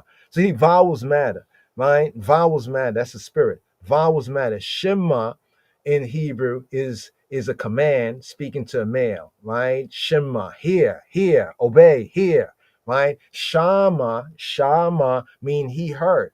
Shomeya, shomeya is the one who hears. Shomeya, shomeya tefillah, the one who hears prayer. Shomeya tefillah, the hearer of prayer. This is proved, right, by what had recently happened in the context of today's daily psalm, Mizmor Samekhe, what had happened with the overthrow of Assyria, right? The overthrow of Assyria. Remember the verse we showed earlier from Isaiah 37:10, where they sent a message to King Hezekiah, saying to King Hezekiah, don't you trust in your Elohim, because your Elohim cannot deliver you from my hand. Yo, the heathen are really heathen, right? You know what I mean? So here at this verse, when we say Shomea Tefillah, in the context of the Hebrews and the Israelites, he had heard, right? He had heard the prayer, right? Adeka kola basar yabo'u, right? Doth all flesh come? Shall all flesh come, right? Towards and to the eye. Adeka, right? The psalmist, and I, right, mains, admits, right, admits as truth, right, credits, admits, right, believes that the moral of what had happened would have widespread acceptance. Elohim being, right, acknowledged as a hearer of prayer. Once again, in the Hebrew, this is a very important attribute. That's why you're spending some time on it. Shomeya tefillah, right? Yahweh, he who be, who he be. Who he be? Shomeya tefillah. Yahweh, who he be? Shomeya tefillah, right? He be the hearer, right, of prayer. So Elohim being acknowledged as Shomeya tefillah, the hearer of prayer, right? The whole, all of humanity, all of mankind, all kinds of man, right, will eagerly, right, look to him, right? The picture of Zion, of Sion, of Zion, as the rallying point of humanity. The picture of Zion, even the African Zion, as the rallying point of humanity. And the temple, right, as a house of prayer, right, as a house of prayer. Bait tefillah, right? Bait, a house of tefillah, of prayer for all, for all. This is found in Yeshaya. Remember Yeshua, when he drove them out and he says, that my house, my father's house, a house of prayer, right? But they made it a den of iniquity, right? So here, re-emphasizing that the temple, the holy place, the true gathering, should be a house of prayer for all. This is found in Isaiah, Isaiah chapter 2, verse 2, in Isaiah, right, chapter 56, verse 7.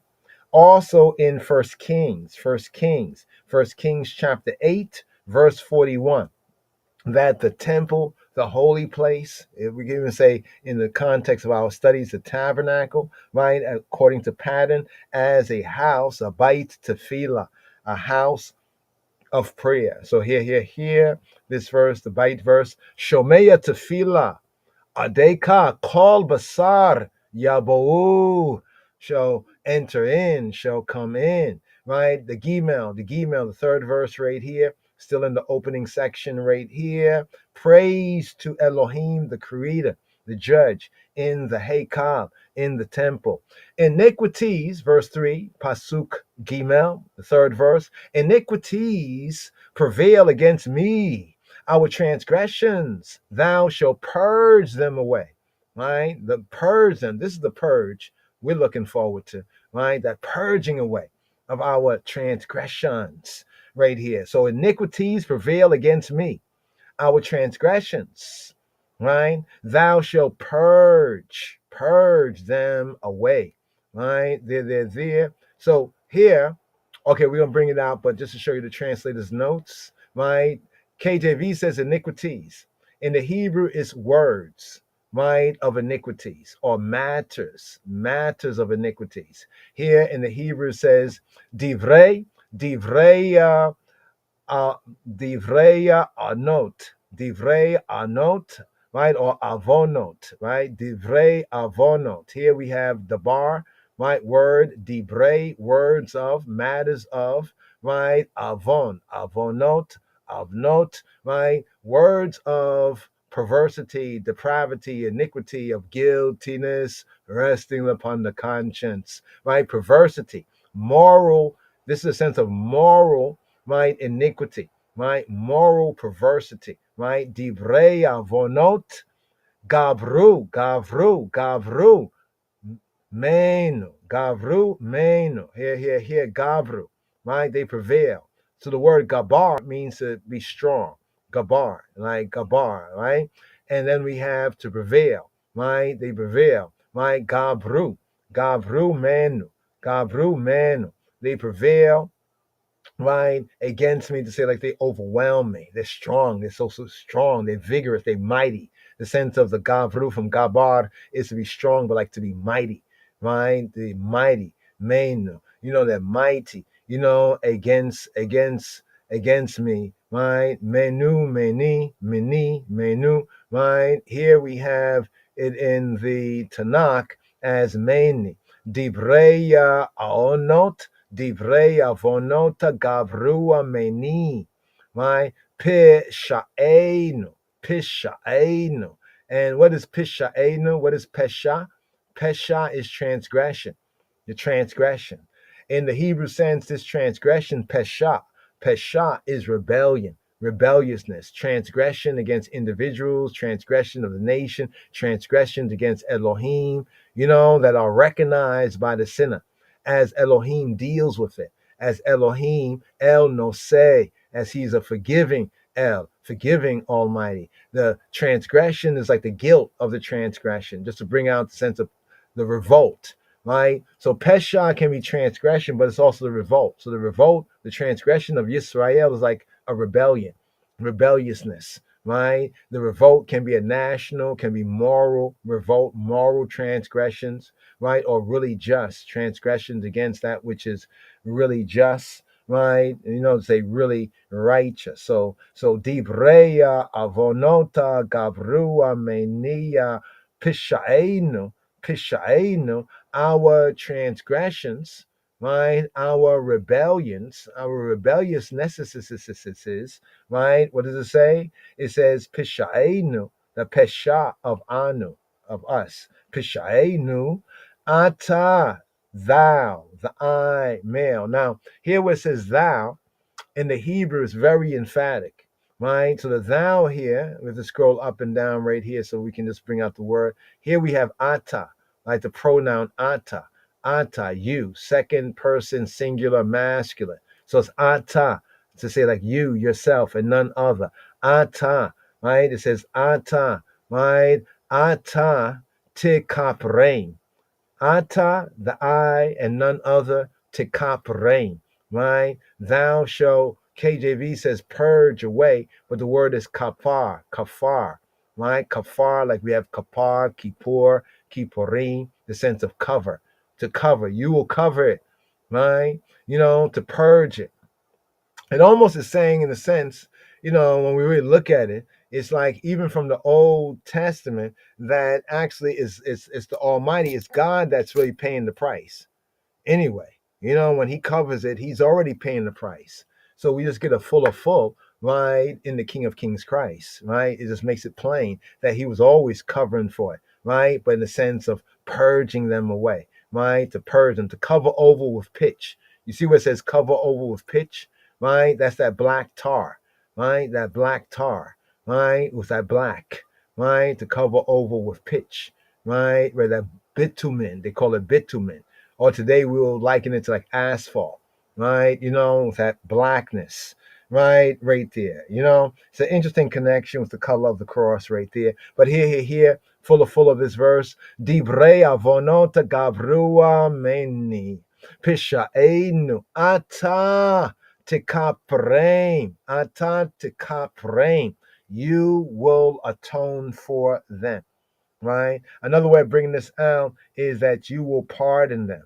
The tail of iniquities, the tail. Remember the word here, right? For iniquities. This is not just iniquities, but it's the words of iniquity. Both the words, things that are spoken, and the matters. So the word dabar can mean word, and they also can be matters. So the dibre is that the words, the matters of moral perversity, the words of moral perversity, right? The tail of iniquities, right? Gabru meni is too heavy, right? Is too heavy or is too vigorous. It's too how can I say? It's like too great. It's too mighty, right? For me. So sin, right? It creates a barrier between man and Elohim. Because man was made in the image after likeness, but man kind of like broke it, right? Like we broke it, right? And broke it by sin. And therefore, sin is a barrier. In other words, we are not reflecting with sin, we're not reflecting, right? How our creator, the blameless creator, created us. In Isaiah chapter 59, verse 2 brings out that point, right? Isaiah 59 and 2, that sin creates a barrier between man and Elohim. So the psalmist, in I in today's daily psalm, on his own and on the people's behalf, note where it says Pisha'enu. It doesn't say like just my pesha, right? Or his pesha, his transgression, his rebellion, his revolt, but here includes himself. So even the psalmist here, in the first part of the verse, he says the iniquities or the words, the matters of moral perversity, right? Antiquity, right? They prevail against me. And then he says, Pishayenu, right? Our transgression. He doesn't exempt himself, right? He shares. So he's speaking for the people, right? Speaking for first his own, right? And then on the people's behalf. It's almost like the priest. Remember how the priest first must deal with his own and then he can deal with the people's, right? Therefore, first he makes confession of chet, of sin, of wrongdoing, right? Of missing the mark. And then here, he prays for pardon, right? Praying for pardon. Full of the verse again. Divrei avonota gabru meni, pishaenu, ata tikapreim, thou shalt purge them, ata, I, thee, and none other, ata tikapreim, I shall cover for them, shall purge them, right, shall atone for them. Here, to the Dalet, to the fourth verse right here, the Dalet verse right here, right, here KJV says, right? Blessed thou choosest. The words is the man whom is not there. So in the Hebrew, blessed, or more correctly, happiness, right? The happiness thou choosest, the happiness of the one whom thou choosest. The word man is not there, but the happiness of the one whom thou choosest, and causes to approach, to draw near. He may dwell in thy courts. Notice what it says in the courtyards.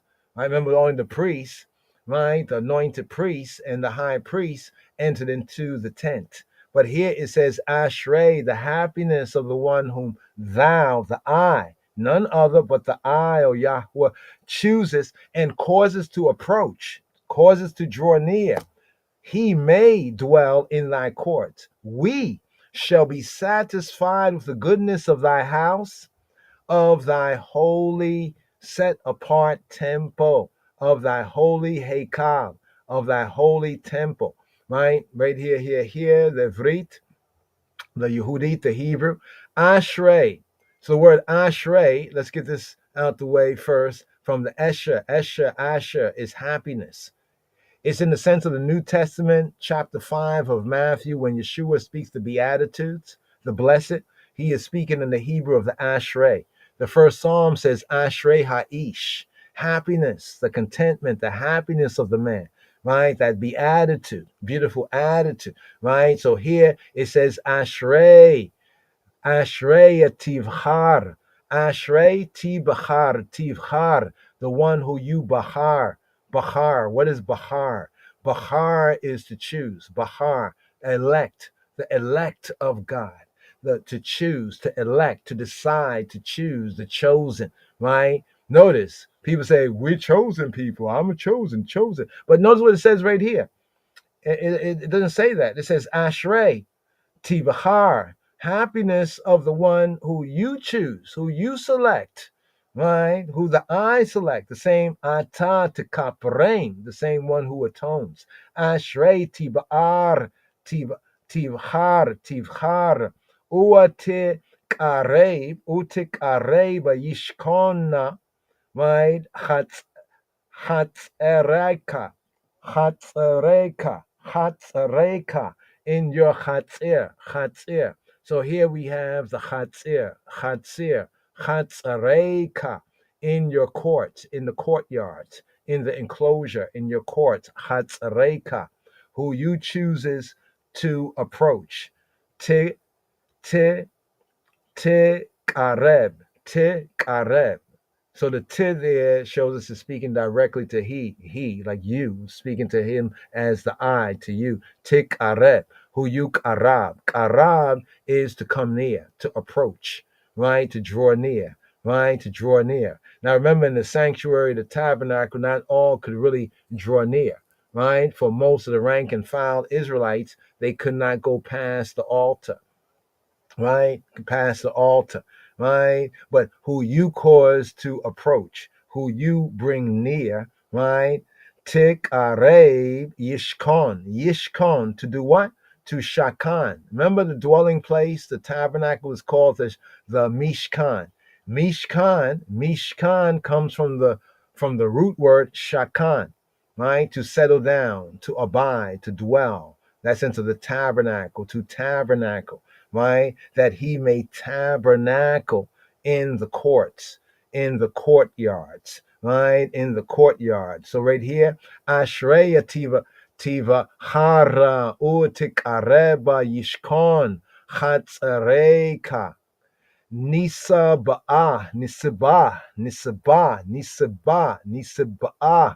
right? We will be satisfied bitub, in the tuba beteka. We will be satisfied nisibah bitub beteka. We'll be satisfied in your beteka bitub, by way of the tube. You see the word tube? Now we say toba is good. Tob is good, but tuba is goodness. It's like good things, the good things. So tob, good. Like we say Lila Tov, good night, Boker Tov, good morning, You know what I mean? Yom Tov, good day. But the word tub, the tub is goodness.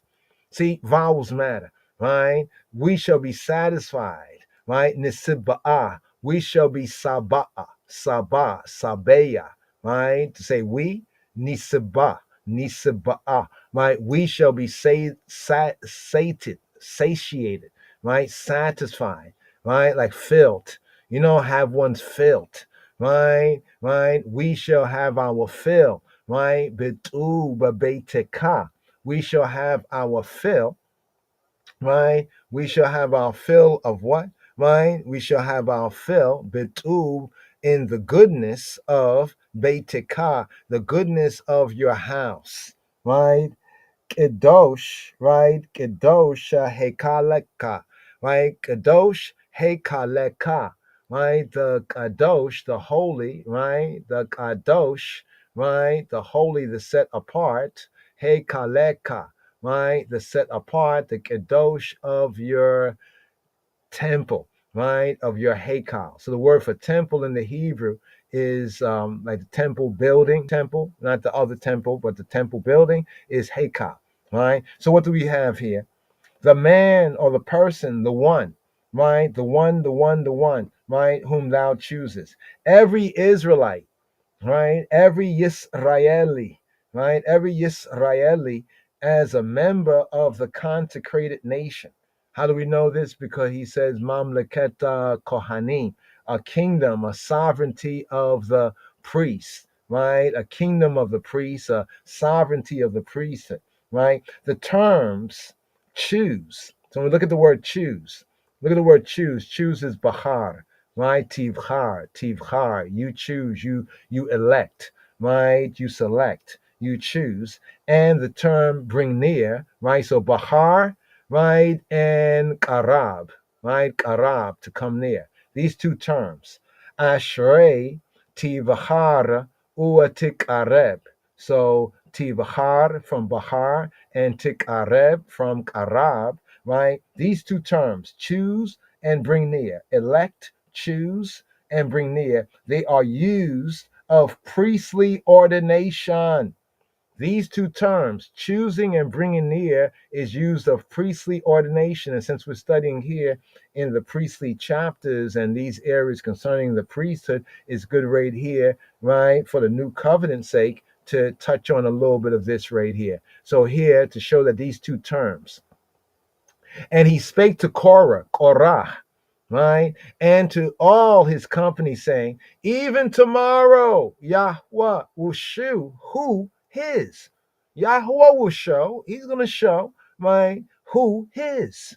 And holy, right? And will cause to come near. You see, to come near, right? The Arab, you see the word to approach, to cause to come near, that Yahweh will shew, right? Who is holy, right? Right? And will cause, like who is his, whoever is his, and whoever is set apart, right? Whoever is kadosh, right? Set apart, a holy one, set apart one, right?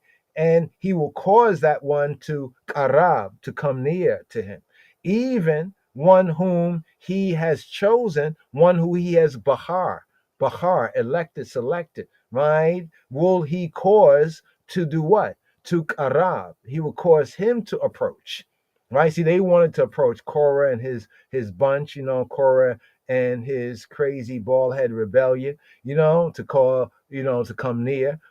But Moses told him that it's Yahweh who does the choosing, right? And the bringing near, right? The bringing near. So just want to bring that out right here. To dwell in thy courts, the dwelling in thy courts, right? Yishkon to Shakan, Yishkon Chatzareka, who will dwell, Shakan, in your Chatzareka, right? In your courts, the plural sense, not the singular sense, right?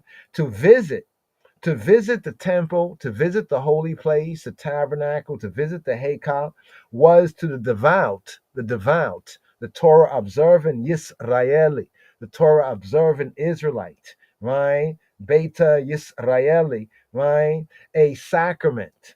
So the visit to the temple, to the holy place, to the devout and Torah observant Israelite was a sacrament, right, of his membership,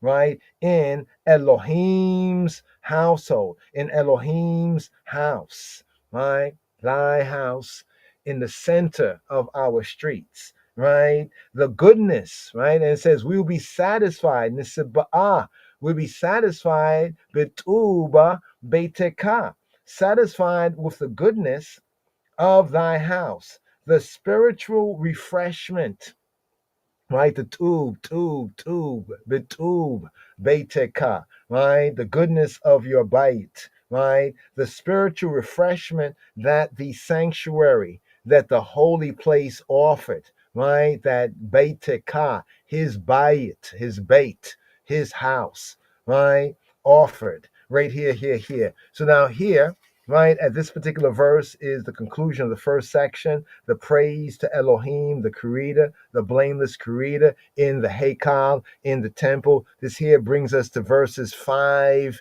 to 8. Elohim, the creator's awe, right? Awful, right? Awesome.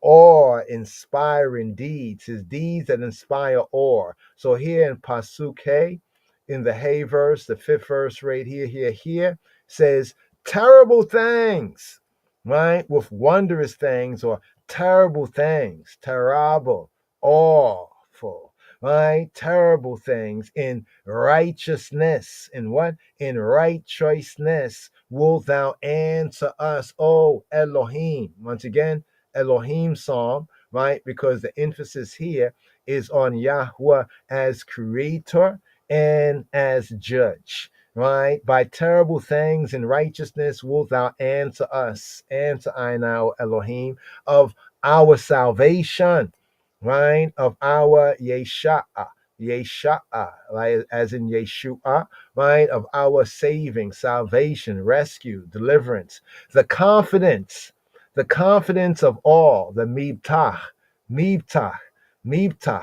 the trust, always faithful, always sure, the confidence, the surety of all the ends of the land, of all the ends of the earth, and of them that are afar off the sea, right? That are far off, right? The sea, right? That are on the seas far off. Here, the Hebrew. Noraot,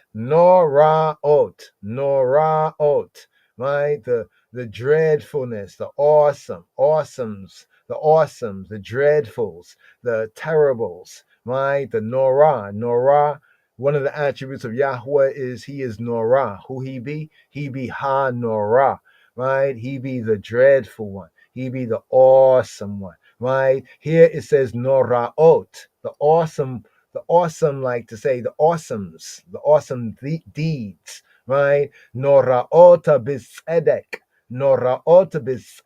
in tzedek, in righteousness, in justice, in righteousness. Noraota bisedek ta'anenu. You will answer anu. You will answer us anu. Ta'anenu. Ta'an.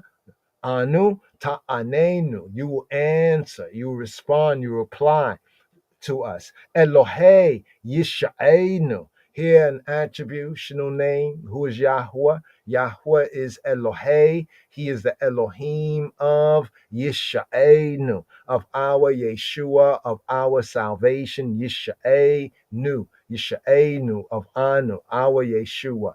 Elohei Yisha'enu. Mibtach, the confidence, the surety, call, katzwei eretz. He is the confidence, the surety of all the ends, katzwei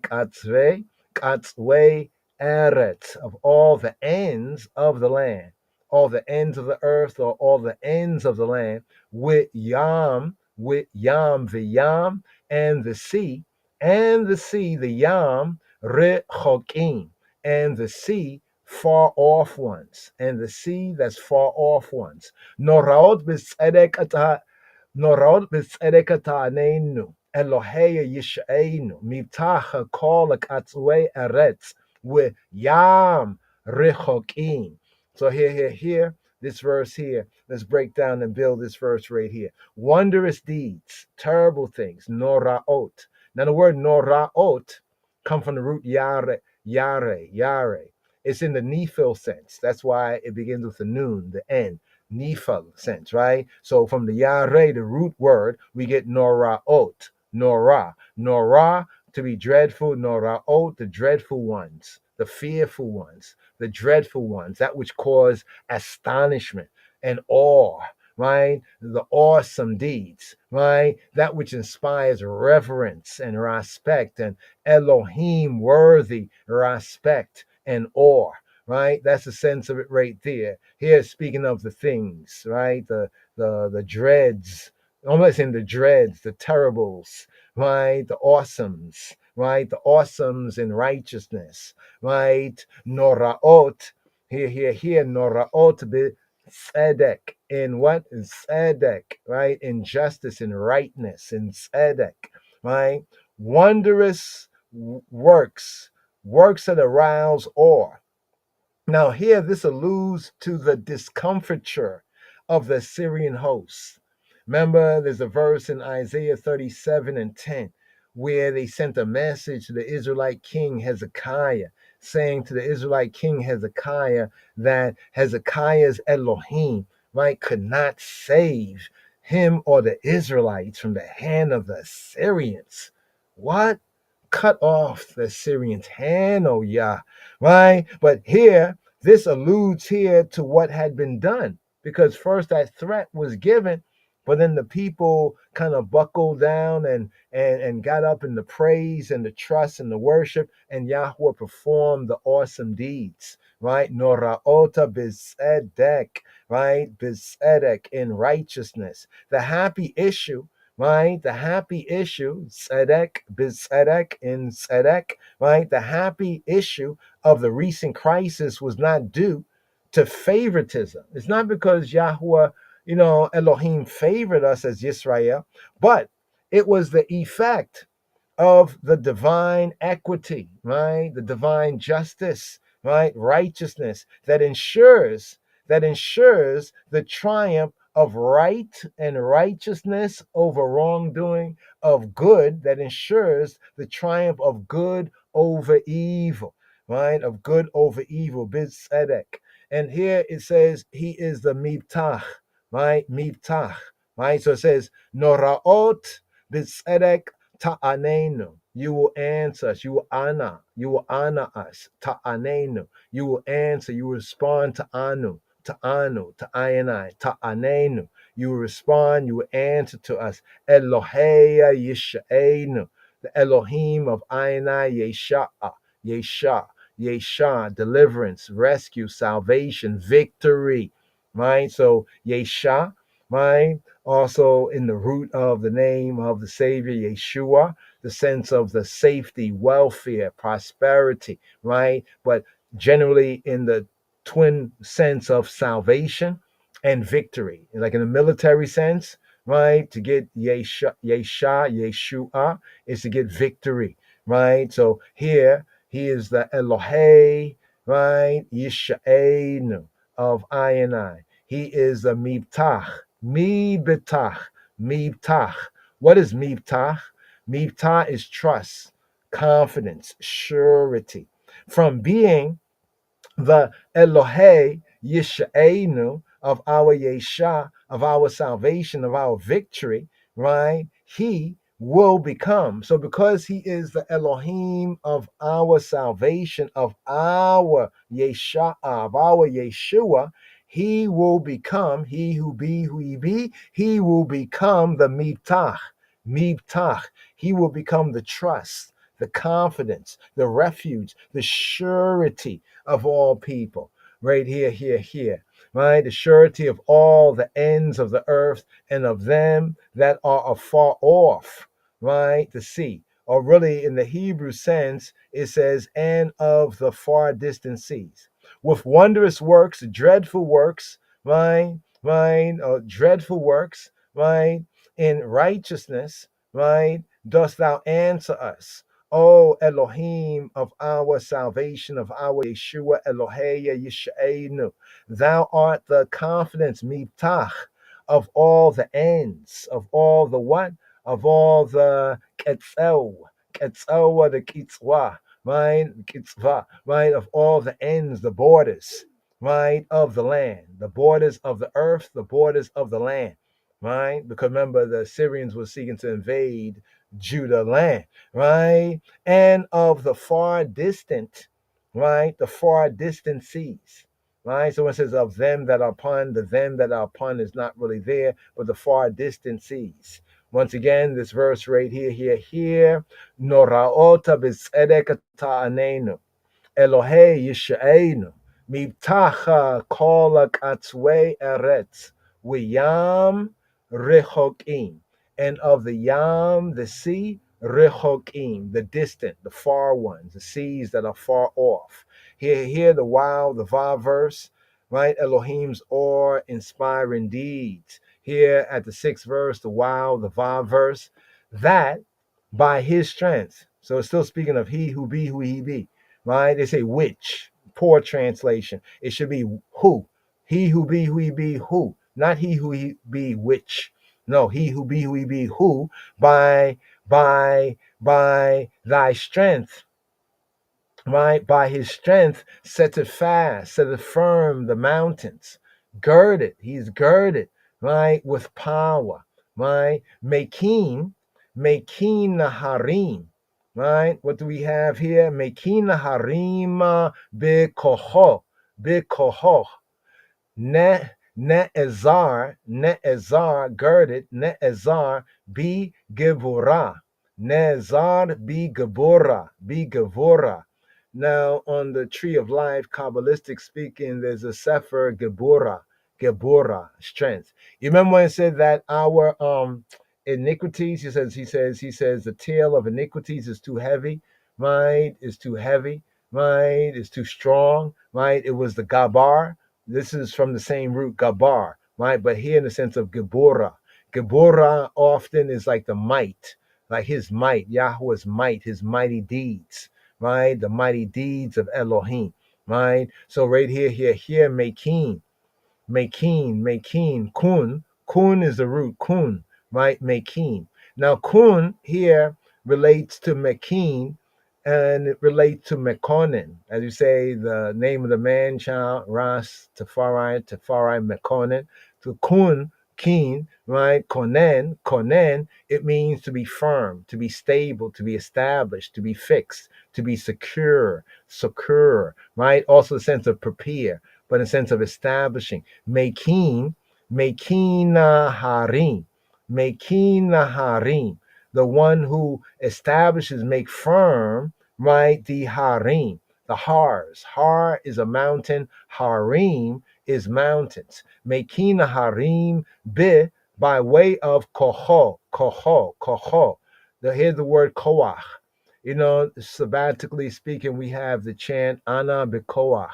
Oh, please, bekoach, by thy strength, right? By thy strength, by thy power, by thy might, right? By thy strength, bekoach.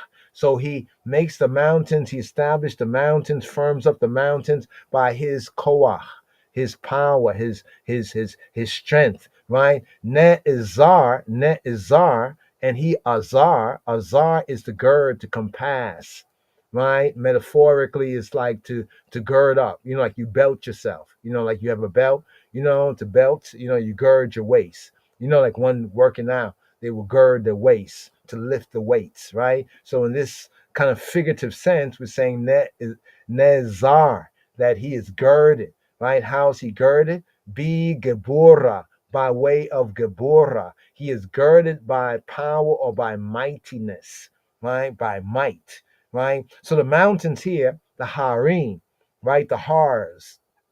Remember that His Majesty, the man-child, was born in Harar. And in Hebrew, Harar means mountainous, at the mountains round about Jerusalem.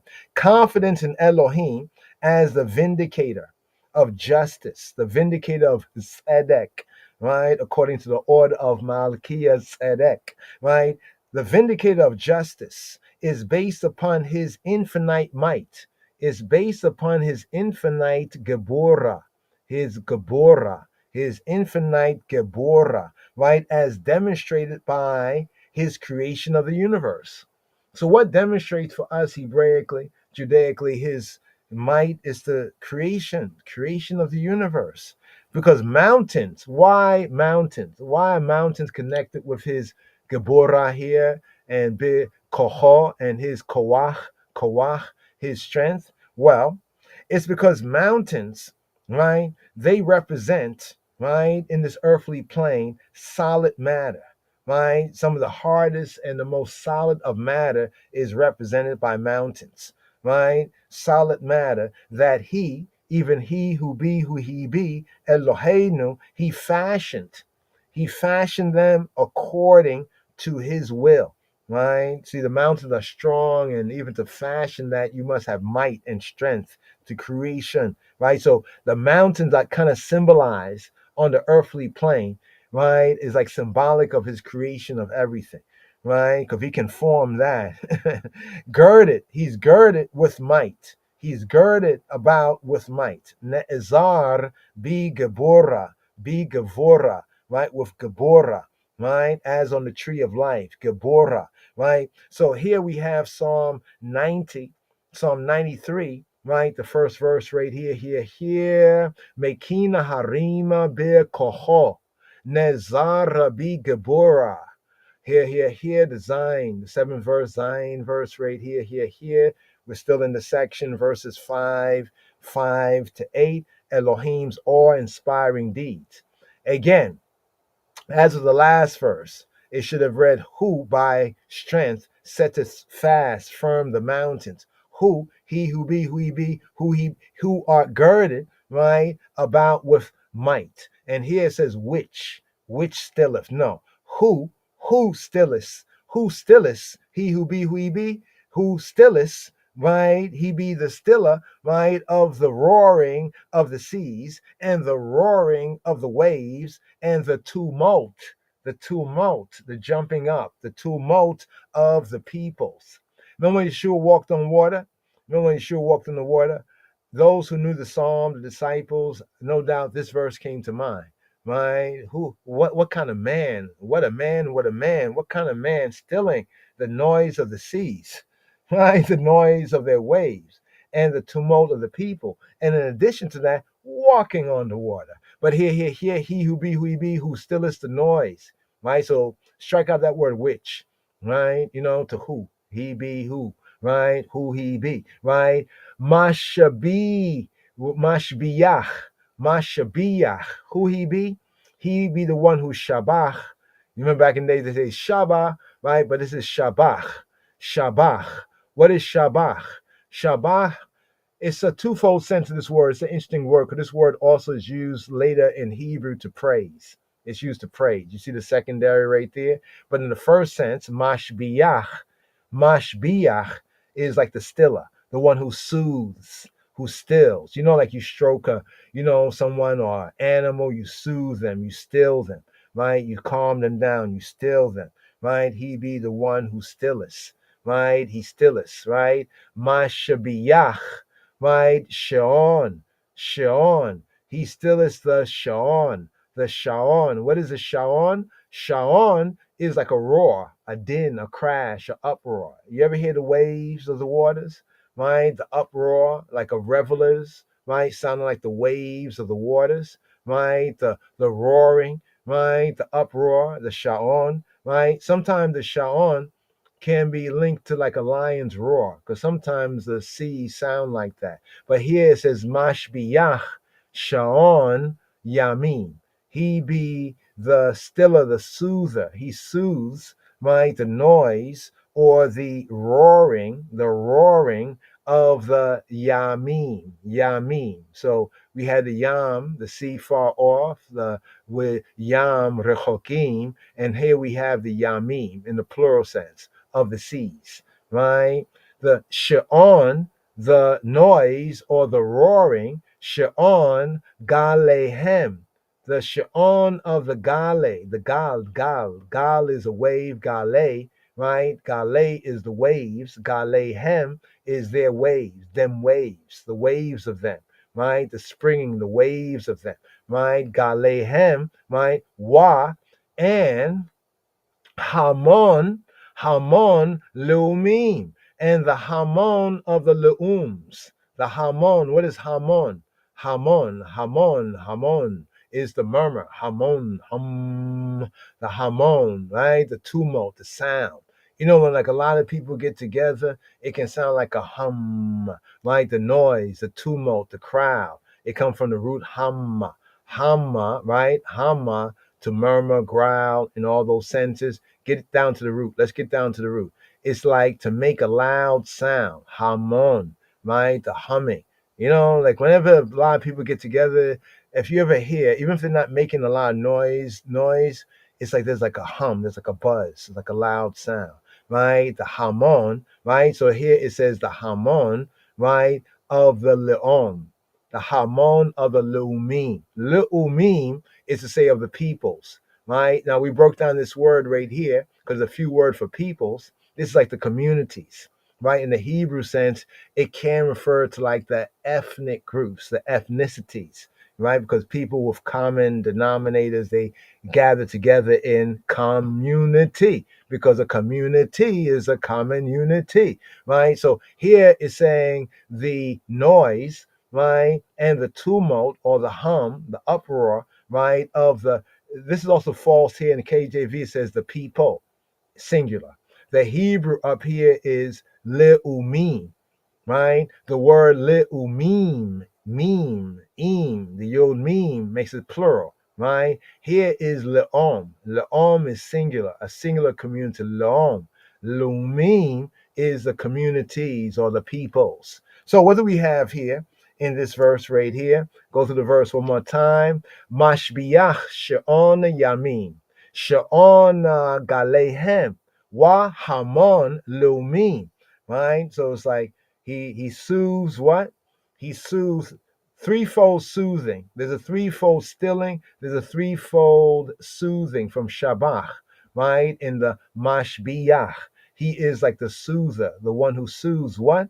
He soothes the noise, the sha'on, the roaring of the seas, and the sha'on of their waves, right? And the tumult, right? The murmuring, right? The uproar of the peoples, right? So the seas. Let's address the seas first up right here. The yam, or the plural sense, the yamin, denoting the other part of the universe, right?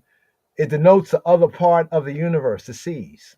Think about it. There's the mountains, the land, and now we have the seas, right? And even the seas, that other part of the universe, right, is likewise under his control, under his management, right? Is under his, we say, it's in his hand, right? The yamin, the seas, the tumult of the peoples, right? The hamon, right? The hamon. What is the tumult here? The murmur, the roar, the crowd, right? The hamon leumim.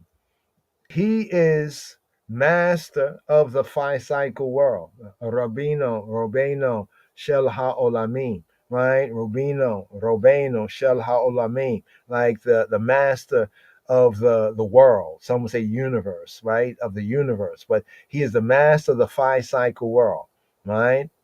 However, also of its inhabitants, of those who dwell in it. So in this sentence, it's talking about how he soothes the waters, right? The roar, the sha'on, right? How he soothes the sha'on, the roar, the crash, the roaring, right? Of the seas as well as of their waves, but also of the tumult of the peoples, right? So it shows that he's the master of the 5-cycle world, of the nature, the natures, right? He is the master of the natures, right? That's what he proved in Mitzrayim, that he's the master of the natures, you know what I mean? The nature of natures, but also of the people, right?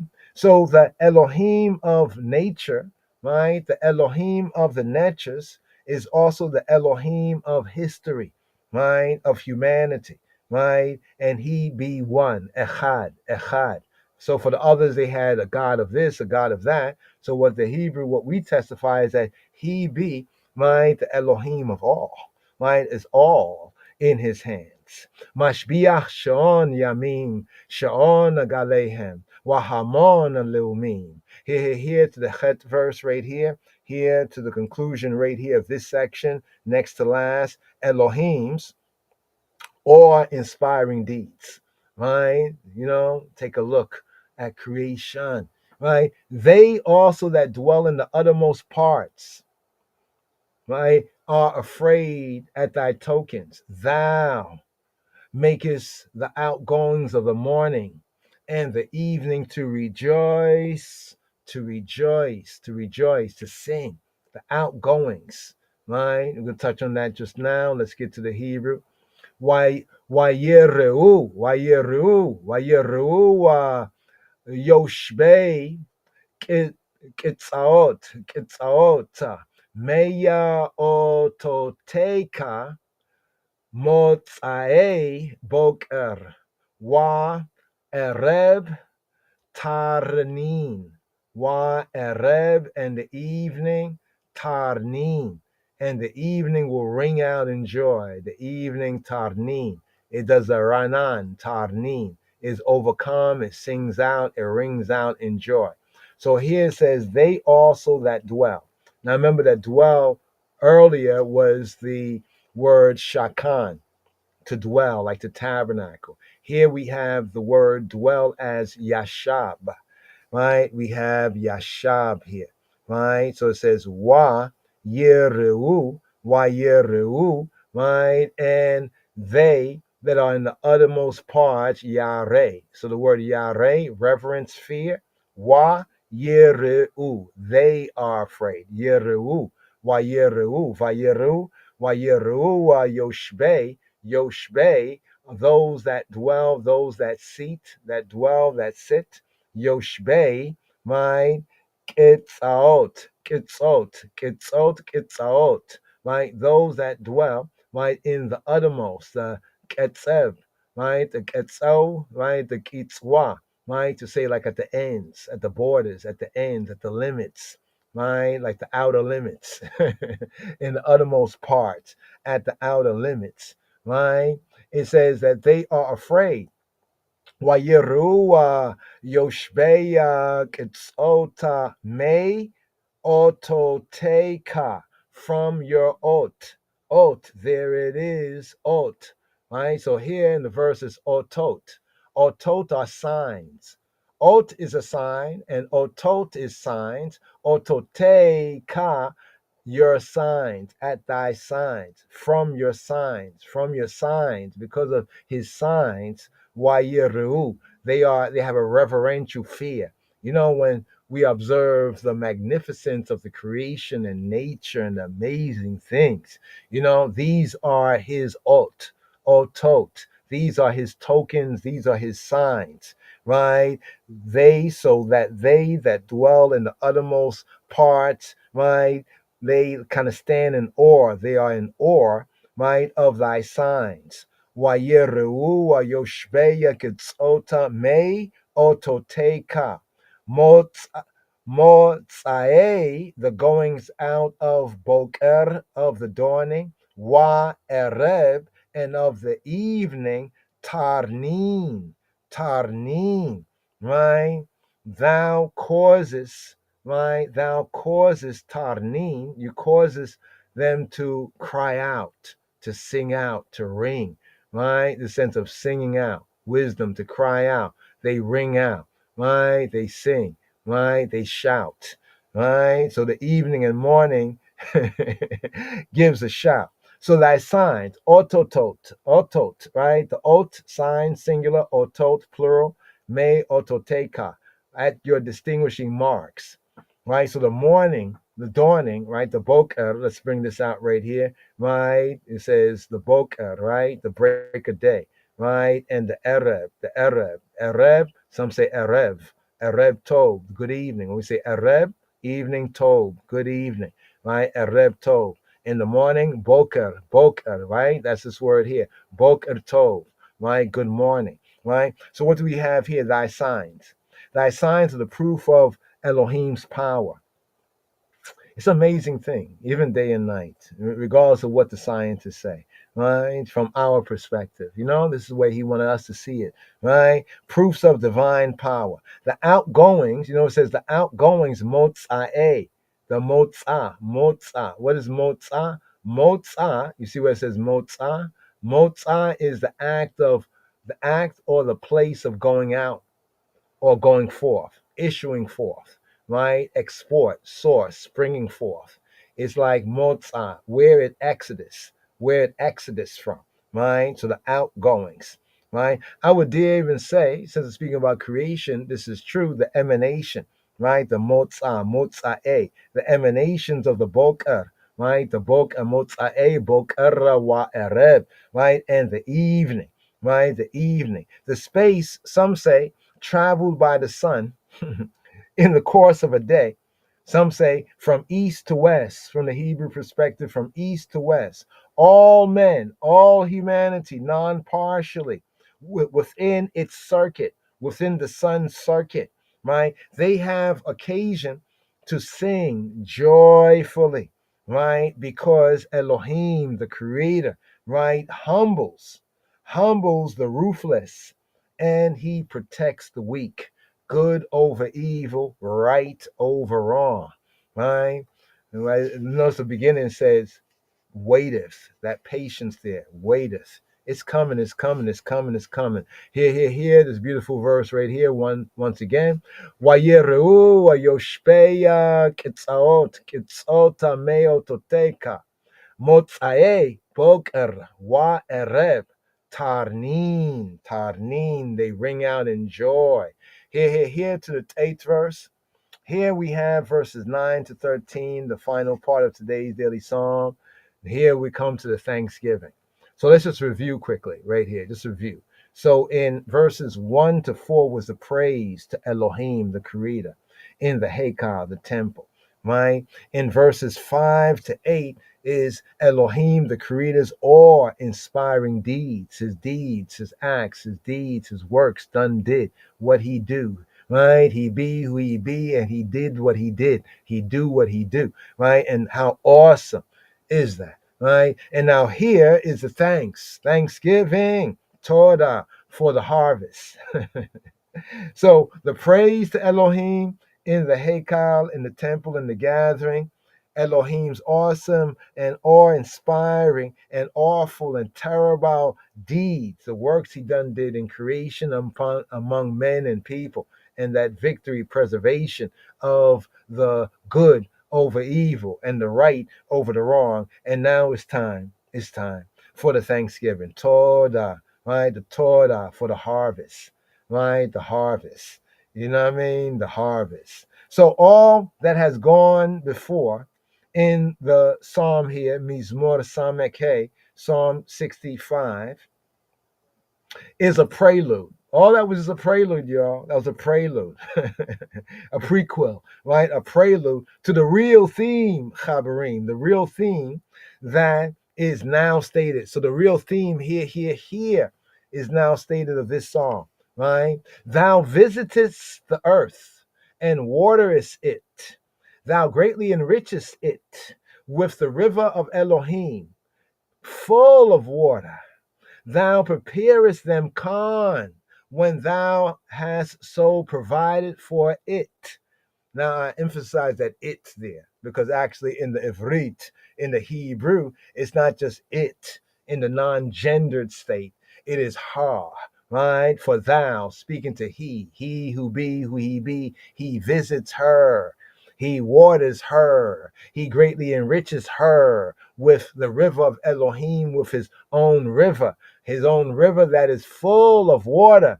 Thou, the I, O Elohim, right, preparest them corn when thou, the I, and none other, right, has so provided for her, right, the earth, right, after thou has made it to desire rain. Let's get into that, right? After thou has made, so in the context of the Hebrew, right, it's that Yahweh, he who be, who he be, he kind of makes her, the earth, desire rain. You know, she desired that wetness. You know, like it's an interesting kind of sense. He who be who he be, right? And the earth, she. But here, the Hebrew, pakadta, pakad. You remember this Torah portion, right? Just here in the season to mark this here, right? For the record, we have pikude. Pikude. You know the Torah portion, pikude, right? Pikude, right? Pakad, which means to visit, right? In this Torah sense, it's the sum, the numbering, the counting, to visit, to attend, to muster, to number, to reckon, right? Thou reckons, thou visits, right? Thou visits the earth. Here in the Hebrew, pakadta, pakadta, the I male has visited. So in the Hebrew sense, it's like you had visited, right? Pakadta, haaretz, you have visited the land, you visited the earth. Pakadta, haaretz, wa te shokekeha, Rabat, right? Rabata ta ishareina, Pelega Elohim, Malay, Malay, full of Malay, Mayim, full of Mayim, full of waters, Malay, Mayim, Takim, Takin, you preparest, right? Takin, Deganam, you preparest them, Khan, Deganam, Ki, for Cain, Ki, Cain, Te, Ki, Neha, Te, Ki, Neha, right? When you provide for her. Notice the word thou preparest from the kun, right? The kun sense, Khan sense, right? The kun sense right there, right here. Another way of bringing this out here, right? When it says visited, right? Pakad, right? Fakad, right? Another way of bringing this out, pakad taharetzawa te shokekeha. Thou hast remembered the earth and waterest her. So let me bring this out in the Hebrew again so you can hear it.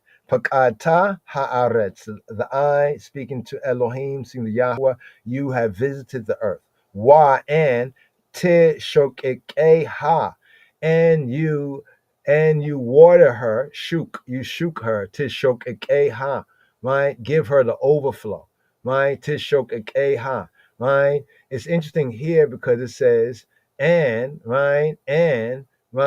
After thou hast made her desire, right? You make her desire reign, right? Shokeke ha is her. Tishokeke, you cause to be watered, to desire. Ha, you cause her to desire water. You cause her to shuk. There is shokek.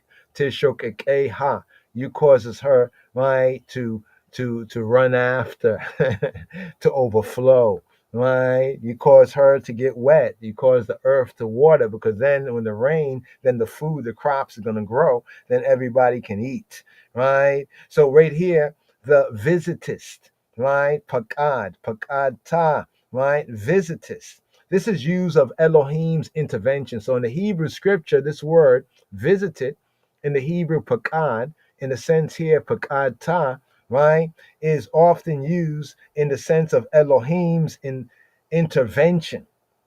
Like what says, he bowed the heavens and come down, right? His intervention for a benign purpose, right? For a good purpose. This word can be used in a twofold sense, pakad, right? Pakad means to attend, to muster, to number, in the good sense to reckon, to visit.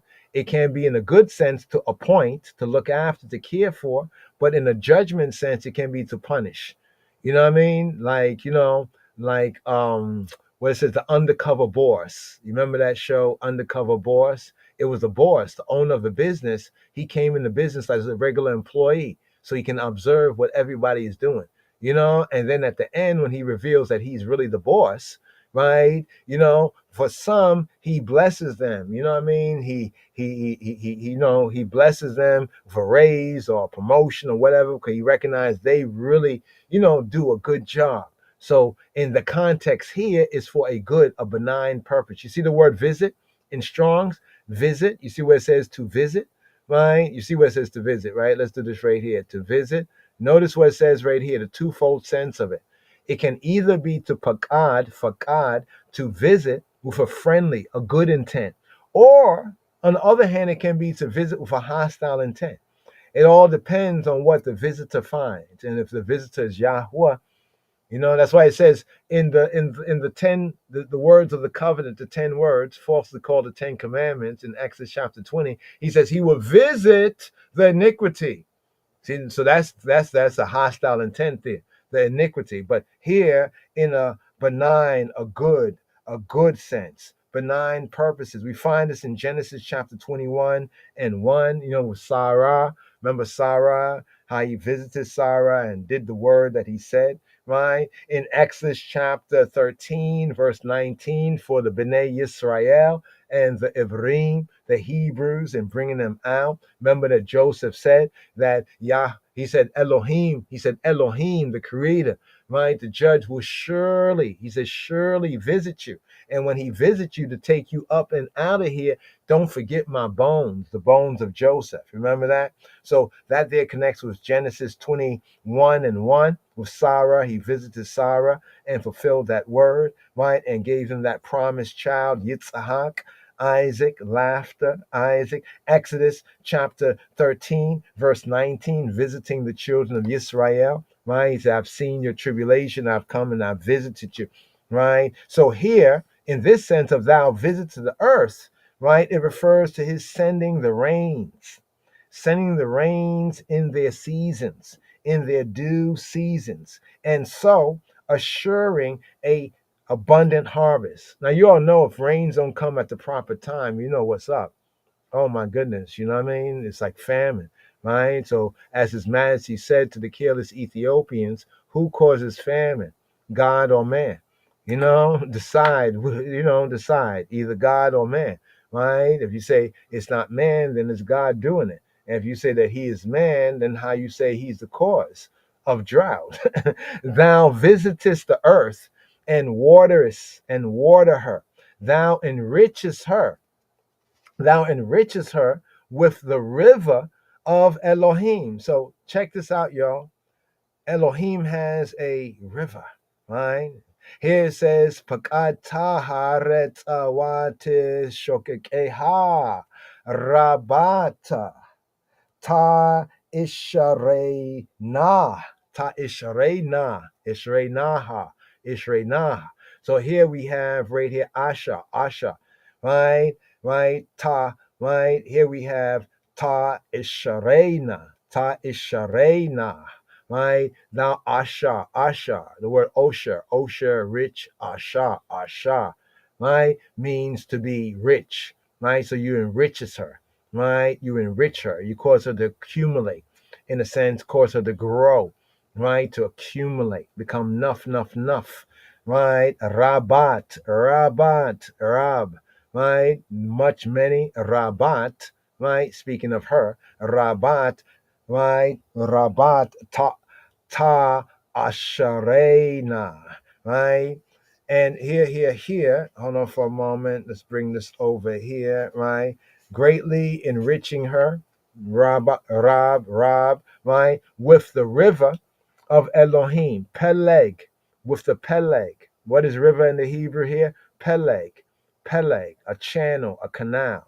This often is like a channel, a canal, a rill, a small channel of water, as in irrigation. So speaking about the Peleg, right? Elohim. So this channel, right? The channel of Elohim. Tune in to the channel of Elohim. With the river, right? But here, as we look at the Hebrew, Peleg, there's other words for river, but it uses this term here, Peleg, right? A channel, a canal, as for irrigation. With the channel of Elohim that is full of water. Peleg Elohim, male, right? Male, full. Male, right? Male, Maim, waters, right? Waters, Maim. Water is often always in the plural. I mean, can water be in the singular? Think about it. But Maim, right? Male Maim, that is full of water. So the river of Elohim. This is said to be a poetical phrase for rain from the Hebrew. So this phrase, Peleg, right? Elohim, right? Why does he use this word Peleg, right? It's not the word Nahar, right? Nahar, Nahal, and Nahar, but here the word Peleg. Some say this is a poetical phrase, Hebraically for rain, that descends from a heavenly source. You ever look at like the river Nile on the ground, the river they call the river Nile, and then you look up and you say, is that the Milky Way? It looks like it is the same river up in the sky.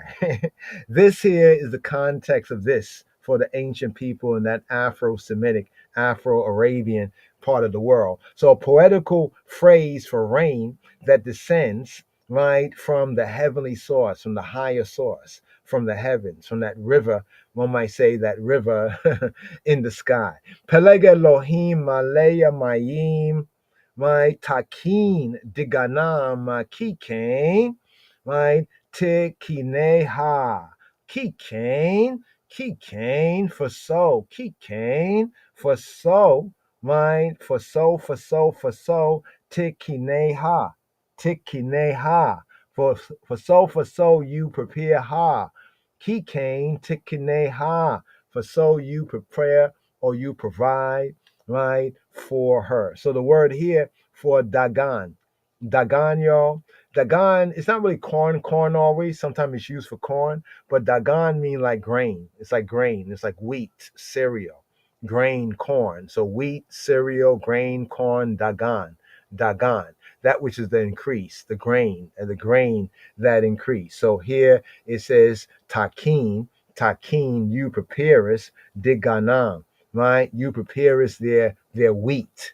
You prepare their wheat, not them corn, but really Diganam is like any of the grain products, wheat, cereal, grain, corn, Diganam, right? Digan, the Dagan of them, Diganam, right? Their grain, right? Kikain, for so, right? Kikain, or when, so, for so, right? Kikain, Tikineha, for so you provide for ha. Tikineha, ha, right? Not it, but ha, right? So that the her there is the earth, right? The Eretz. Let's scroll down here so you can see it right here. The earth in Hebrew is gendered as feminine, right? The earth. The earth, the earth, the earth, the earth, the earth, the earth. That is feminine in the biblical Hebrew, right? So here, once more, the verse, full of verse, and move forward. Pakata haaretz. Watishokikeha rabata ta isharena peleg Elohim male maim takin diganam kikain tikineha kikain tikineha.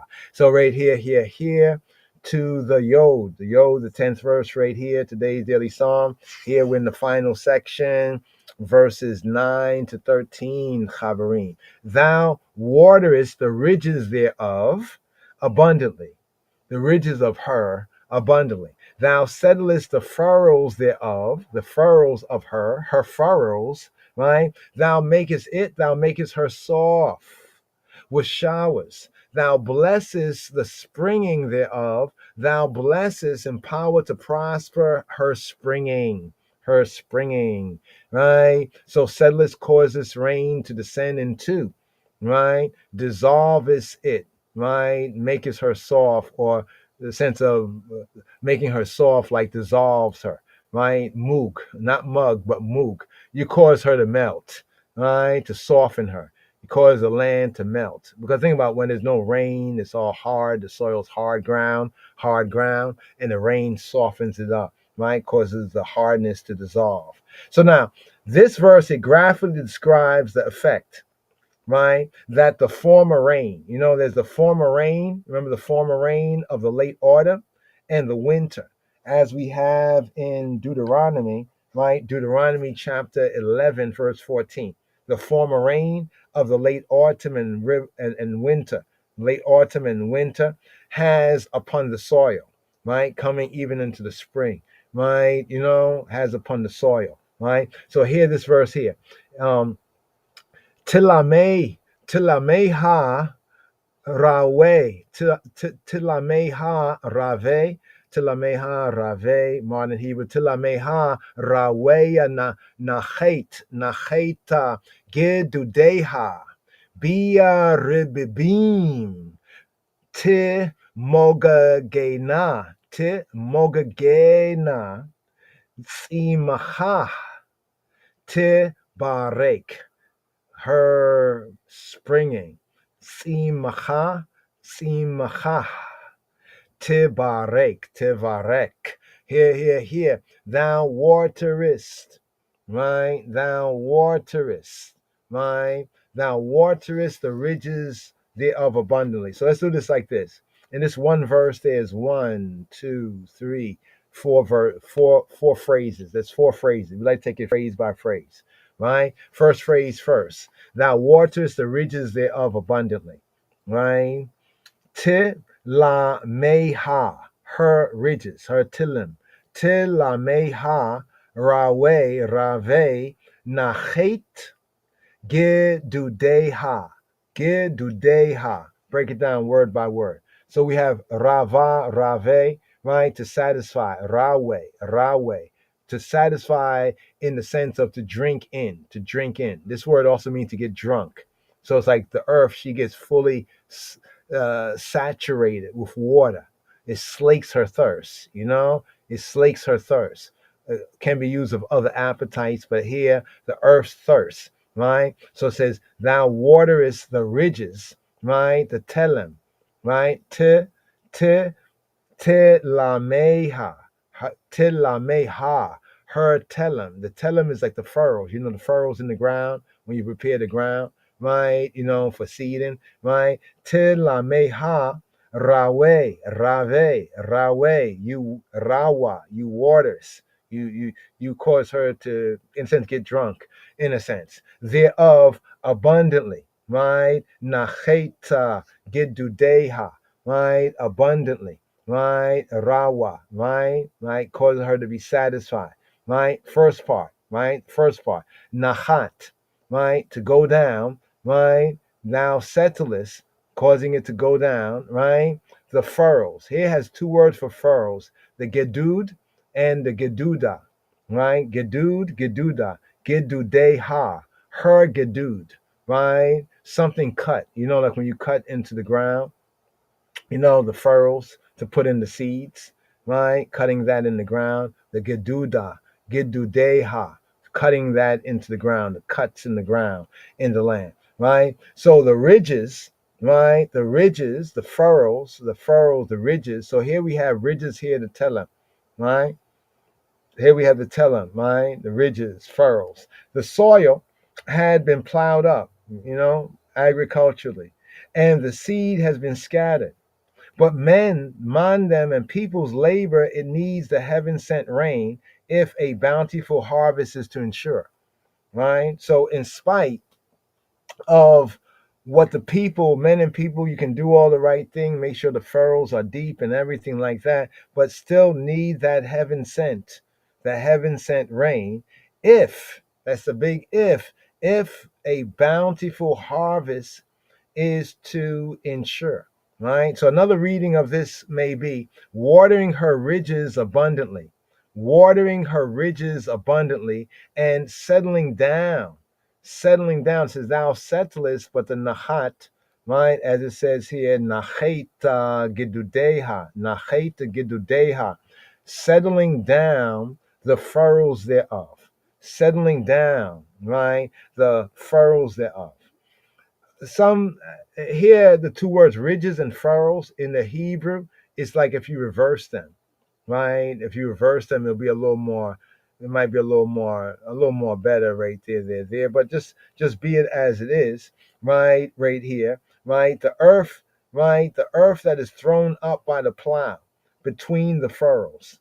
They need to be secure, right? That's why it says nahat, right? If you notice, nahat is to go down, to descend, right? To penetrate, right? It has to be deep. It has to sink down into the ground.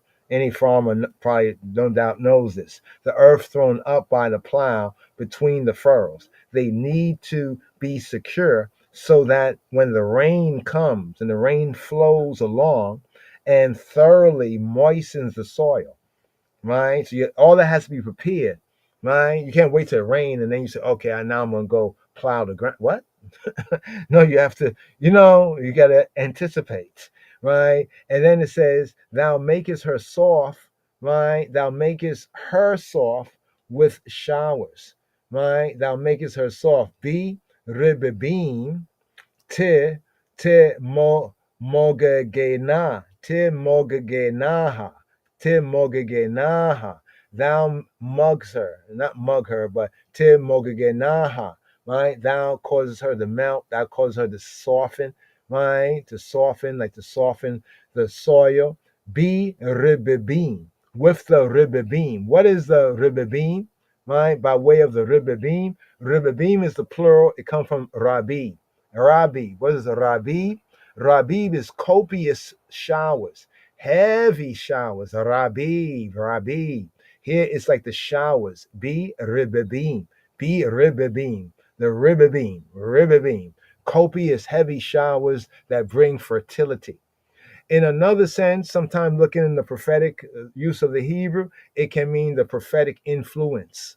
The prophetic influence, like with the rain, it causes that rain, that heaven sent rain, that heaven sent revelation. But in the context here, speaking about the rain in the sense of the accumulation, the rabib, ribibim, the accumulation of drops, because from the basic word rabab, rabab as a verb means like to become many. So here we have the rabib, bia ribibim, te mogegenaha, right? You soften her, right? You soften her, you dissolve her, right? Cause the land, the earth to become soft. Then lastly but not leastly, the final phrase here in this verse, in the 10th verse, KJV wise, thou blessest the growth thereof. Simcha tivarek.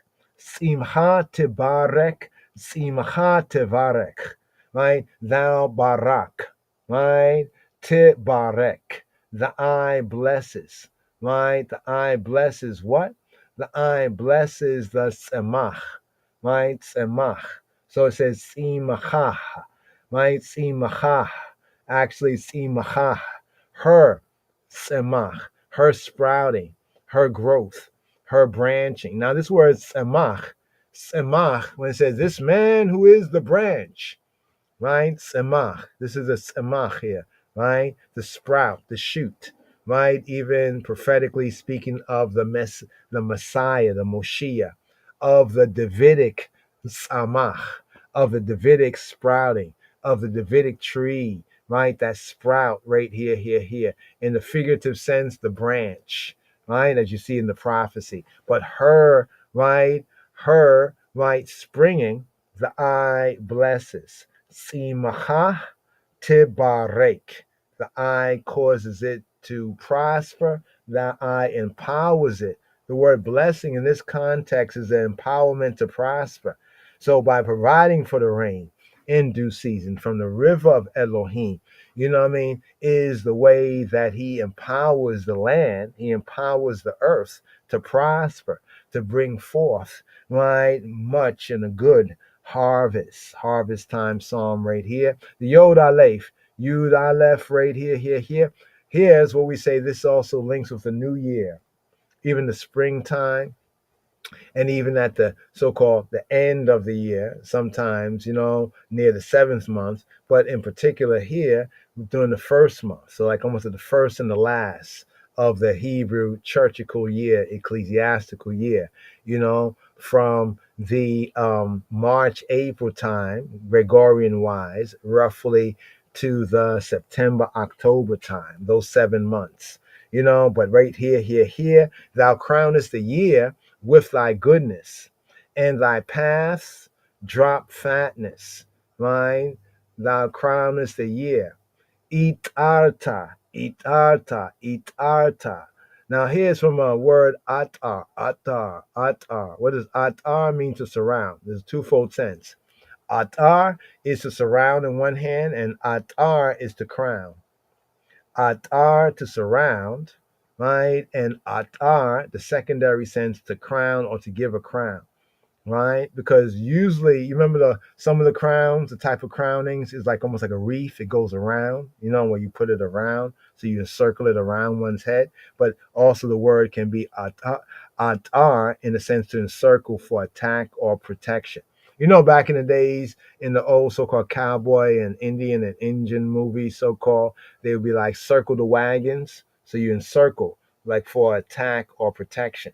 But in the context here, right, is to crown. But now if we look at it, right, we look at it that thou crownest the year with thy goodness, but also itarta, you crownest, but you encircle, protect the year, right? Itarta,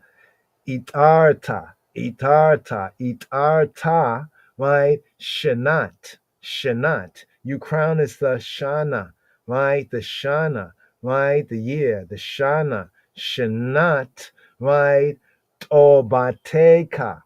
You crown us, you encircle us the year of your goodness, like the year of your goodness. So you crown us the year with thy goodness, although the word with is not there. Itarta shenata tobateka, right? Tobateka. You crown us you encircle and protect in the sense of crowning, right? Protect the year, right, of your goodness. To say almost like the year of your goodness, the year contextually with your goodness, the good, the pleasant things, the agreeable things, right? The excellent things, the bumper good crop, right? Uama igaleka, and ma'igaleka, thy paths, thy ma'igal. So we have ma'igal and ma'igala, right? Ma'igal. What is ma'igal? Ma'igal is like an entrenchment, a track, circumvallation, like you're going around a circle, a circular track, and entrenchment, a track, right? A track, literally or figuratively, but it's a circular sort of a track. It's like a rampart, right? As being circular, right? Like a cipher, the cipher, like in season, out of season.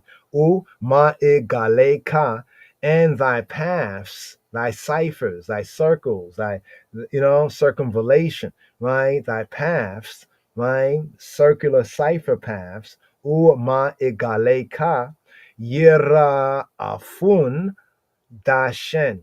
Yir'afun dashen, right? They, yir'afun, ra'af, they trickle, they drop. Yir'afun, they dropping, trickling, dropping, trickle down, drop down, right? To distill, right? To drip, drip, drip, right? To drip, drip, drip. They drop, right? Dashen. Now, dashen, or from the deshen, dashen is fatness in its general sense, also the fatness of ashes, but dashen is the fatness. It could be fatness in the sense of, how we say, yo, that's fat, yo, that's fat, right? Do we mean literally fat? Sometimes we mean it's blessed, right? In this context, in the Hebrew, fatness, dashen, right, like fertility of baraka, right? In the tabernacle context, in the sacrificial context, it was the fat ashes, the ashes of the victims, right? Once the victims, the animal sacrifices, mixed with the fat, right? On that level. Remember that they were to burn the fat, not to eat the fat. They were to burn the fat. You remember that, right? So right there, the fatness. But that is a word that is used in the second of the two truths. Now, notice how the once lost, now found, how we use the term fat. How once lost, now found, Beta Israel and Americans and the Caribbean use the term fat. Yo, that's fat, man. We might spell it for PH, right? But PH make a F sound too, right? With a PHAT. No, I'm talking about this fat, like PHAT. But we use the term. But now see how the Hebrew mirrors that same sense, right? I mean, since when did the people in English use fatness to say like something is blessed, something is rich, it's blessed? Yo, that's fat. Yo, that's fat. Yo, you know what I mean? It just shows the Hebrew coming out. Just to make a couple of points right there. So here, thy paths, thy circular paths, thy ciphers, ma'egaleka, right? Thy paths, right? They do what? U'ma'egaleka, Yerafun, they drip dashen, they drip fatness, fatness. So thou crownest, right? Thou crownest right here. Eat arta, shenata obate ka. Thou crownest, thou hast crowned. The sense of beautiful crops. You encircling us, right? You know, what's the sense? You surrounding us. And you crowning the field of all these beautiful crops growing. And look, it's all around us. You know what I mean? In the sense of also encircling us, right? Like a protection, a crowning of glory with the beautiful crops.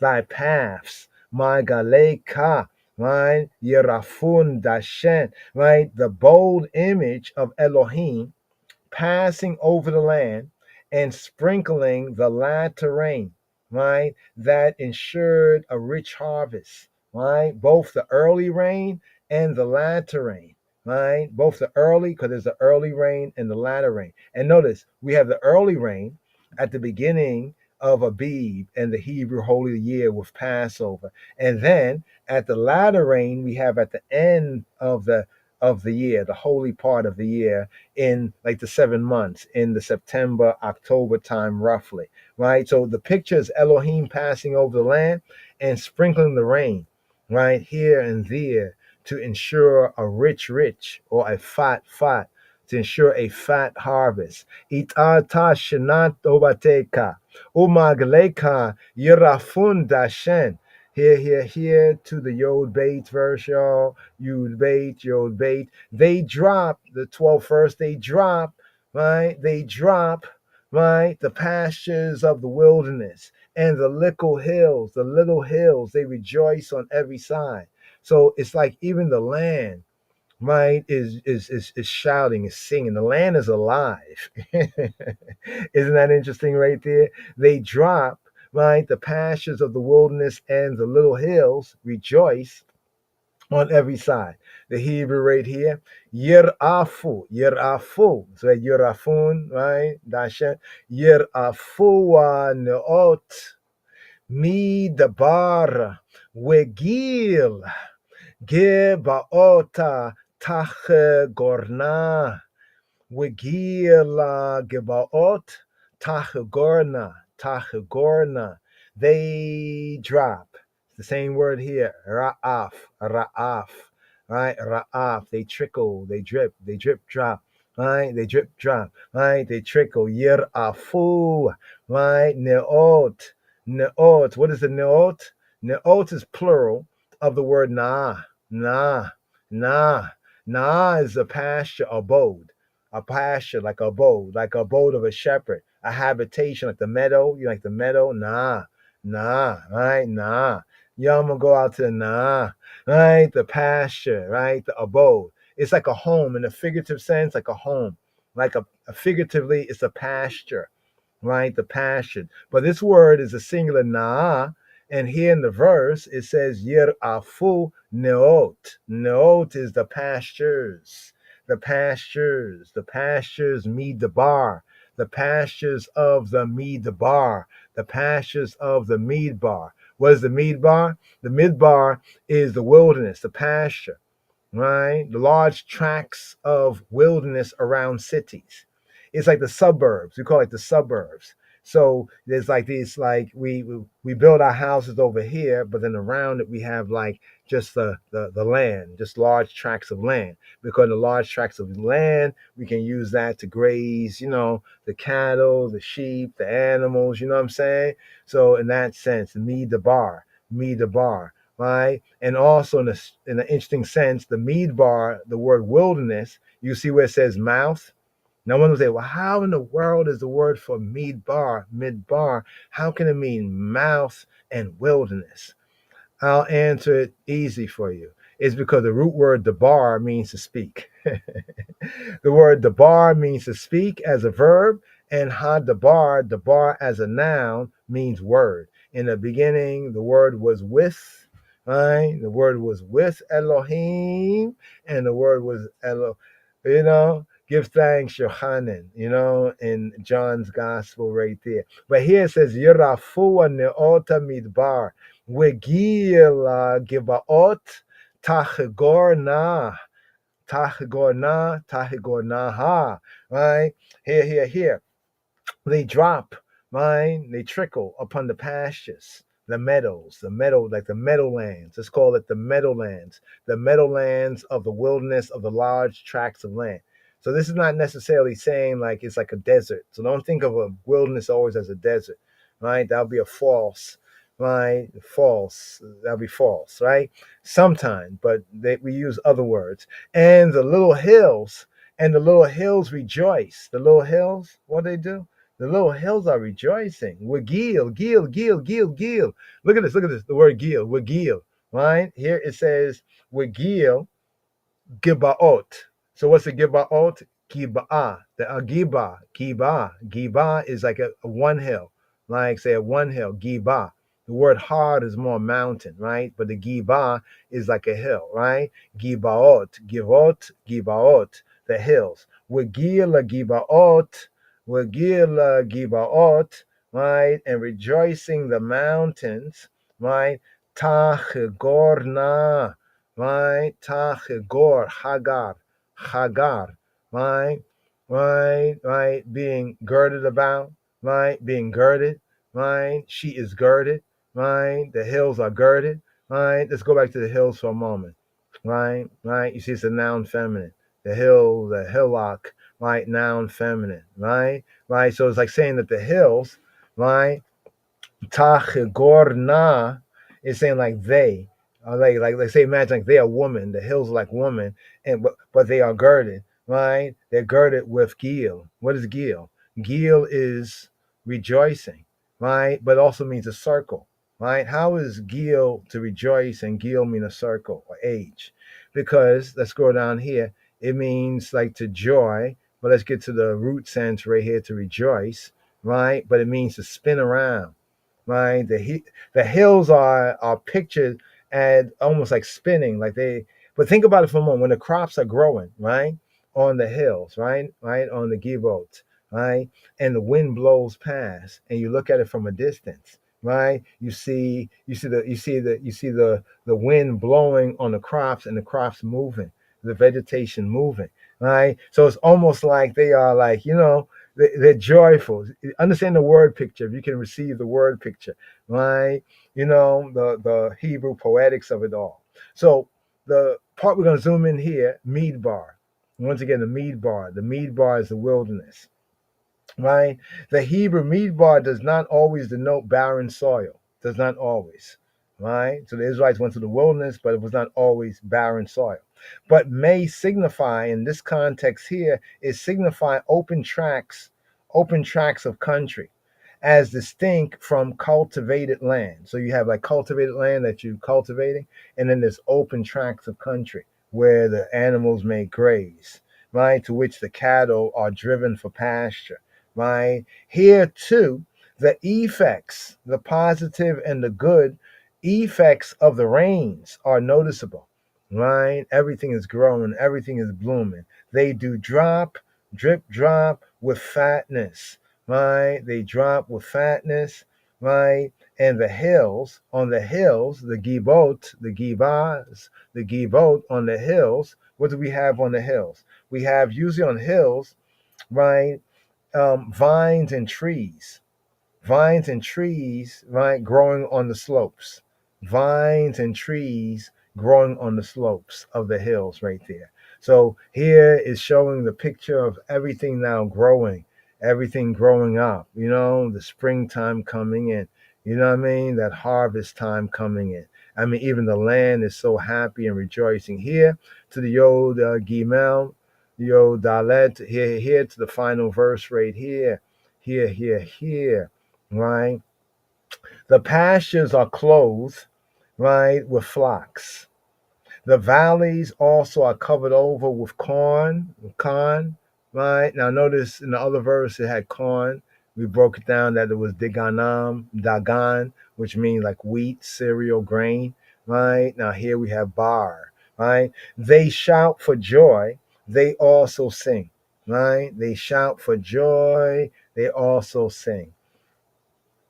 Labshu Karim. Labshu Karim Hatzona. Wa Amakim Ya'at Bar. Ya'at Var. Yita Ro'au. Yita Ro'au. Yita Ro'au Af. Yashiru. Yita Ro'au. Af Yashiru. They shout for joy. They ora, ora, ora. Yita ro'au. Yita ro'au. Yita ro'au. Af. Yashiru. Af. Yes, for sure. Af. Yashiru. They shiru. They burst out in a sheer, in a song, in a sheer. So here, labshu. They are dressed, right? They are clothed, labash, labash, to wear, to dress, to put on clothes. So what it's saying? It's saying that the meadows, right? The meadows or the pastures here, they say pastures, the karim, karim. Karim has a twofold sense, but in this context here, well, a morefold sense, but here's the pasture. Karim, right? Karim, the meadows, right? The meadowlands, the plumpness, right? The meadowlands, meadow. Like you said, hence a meadow for, as for sheep, right? The meadows, Karim, right? The Karim, right? Here it says, Labshu Karim Hatzon. Literally, labshu, they are dressed, karim, they, the meadows, hatzon, with the tzon, with the flocks, with the tzon, and seon, and tzon. Tzon is like the small cattle, not the big cattle, the oxen, the cows, but the small cattle, right? Sheep and goats, right? Small cattle, usually sheep and goats. So the flock is made up of sheep and goat. And here it's saying Labshu Karim Hatzon. It's saying that they are dressed, right? That the meadows are clothed, they are dressed. Hatzon. They are dressed with the cattle. They are dressed with the sheep and the goat. Right? Now, isn't this interesting? If you look sometimes, and there's so many flocks, sheep and goat, and they're over the land, it does look like the land is wearing clothing, like they are dressed with the flocks. Just a word picture here. They are clothed, right? They are clothed with flocks. They are so numerous that their wool, right, appears to form a garment over the karim, over the pasture, the meadowlands, over the meadows, right? And it says the valleys, notice what it says. So the meadows on one level, they're clothed with the flocks. So the flocks are on the meadows, right? And the valleys, right? The valleys, right? Wa amakim, and the emex, right? The valleys, the lowland, right? Amakim, right? The valleys, the broad depressions, the vales, the dales, right? The valleys, the amakim, the low places, the amakim, right? Ya'atfu bar, ya'atfu, right? They are ataf. What's ataf? Ataf means one level it can mean to turn aside in order to cover. And the secondary level is to envelop oneself. They are enveloped, right? They are enveloped, right? Let's scroll down here to shroud, another sense of being clothed or being enveloped. So the pastures, the meadows, they have the sheep on there. They're grazing, having a good time. And even the valleys also are covered over, right, with bar, right? With bar. What is bar? Right? Ya atfu, they are covered over bar. Right? The word bar here, bar, right? Bar, it means corn, grain. That which is a grain of any kind that is winnowed, right? Is winnowed. That kind of makes some sense that they could winnow it, yeah, in the valley. That would make some interesting sense, right? Because on the mountaintops it could get blown away. But be that as it may, the grain of any kind, even while standing in the field, right? The grain, by extension, the open country, right? But here it's speaking about grain, the bar, right? Bar, right? Corn grain, right? As we have it right here, right? Lastly but not leastly, right? Yitaro'au, af, yishiru, right? Yashiru, af, yashiru. So here it says they shout for joy. They ruah, ruah, urah, urah. Even the teruah, the ram's horn, but the ruah, like a urah. You know, we say today, people say urah. This is that sense. Yita ro'au. Yita ro'au. Yita ro'au. Yita ro'au. Yita ro'au. Sound like a roar, right? Yita ro'au. Right? They shout, they raise a sound, they raise a cry. They shout for joy. Af, af, af. Right? Let's bring it under af right here. A particle in Hebrew. Af. Yay. Yay. Yay. And so much the more. Af. Yay. Yitarau. They shout. Ora. Af. Yay. Af. Yashiru. Yes. Moreover, they sing. They sing. They sing. They sing. They sing. So right here, here, here. Here. Shout for joy. We have that in Psalm 96. Right? Was that Psalm 96? Yes, Psalm 96 and 12. Psalm 96 and 12. Psalm 96 and 12. Right here. Psalm 96 and 12. It says, let the field exalt. Let the field exalt, and all that is therein. Then shall all the trees of the wood sing for joy. Yes, yeah. Ya'aloz Sadai. Sadai we call Asher Bo. As then, as Yeranenu, as then they will shout out singing in shrilling tone, call Atse Ya'ar, call all Atse, the trees of Ya'ar, all the trees of the wood, all the trees of the forest. So here, brothers and sisters and brothers, here, today's daily psalm.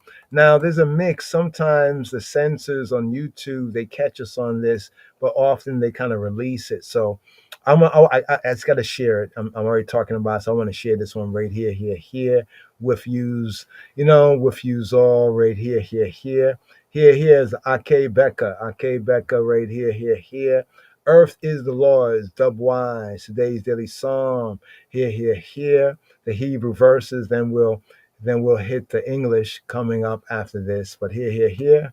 Shema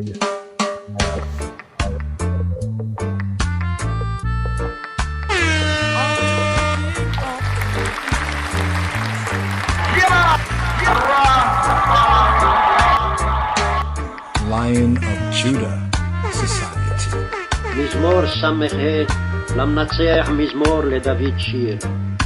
לך דומיה תהילה אלוהים בציון, ולך ישולם נדר. שומע תפילה, עדיך כל בשר יבואו. דברי עוונות גברו מני, בשענו אתה תכפרם. אשרי תבחר ותקרב, ישכון חצריך, נשבעה בטוב ביתך, קדוש היכלך. נוראות בצדק תעננו אלוהי ישענו, מפתח כל קצווי ארץ וים רחוקים. מכין הרים בכוחו, נעזר בגבורה, משביח שעון ימים, שעון גליהם והמון לאומים. ויראו יושבי קצוות מאותותיך, מוצאי בוקר וערב תרנין. פקדת הארץ ותשוקקיה, רבת תעשרנה. פלג אלוהים מלא מים, תכין דגנם, כי כן תכיניה. תלמיה רבה, נחת גדודיה, ברביבים תמוגגנה, שמחה תברך. עיטרת שנת טובתך, ומעגליך ירעפון דשן. ירעפו נאות מדבר, וגיל גבעות תחגורנה. לבשו חרים הצאן, ועמקים יעטפו בר. יתרועעו, אף ישירו.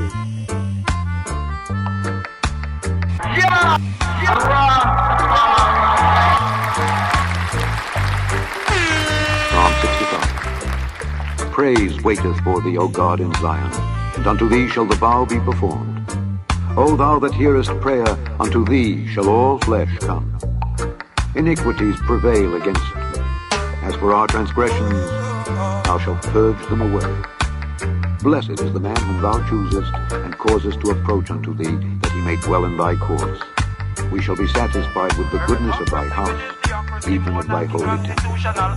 By terrible things in righteousness wilt thou answer us, O God of our salvation, who art the confidence of all the ends of the earth, and of them that are afar off upon the sea, which by his strength setteth fast the mountains, being girded with power, which stilleth the noise of the seas, the noise of their waves, and the tumult of the people. They also that dwell in the uttermost parts are afraid at thy tokens. Thou makest the outgoings of the morning and evening to rejoice. Thou visitest the earth and waterest it. Thou greatly enrichest it with the river of God which is full of water. Thou preparest them corn when thou hast so provided for it. Thou waterest the ridges thereof abundantly. Thou settlest the furrows thereof. Thou makest it soft with showers.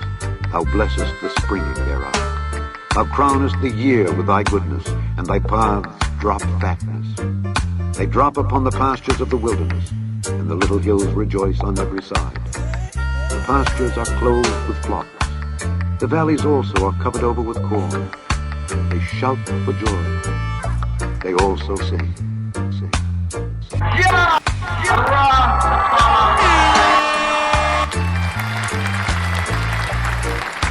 Lion of Judah Society.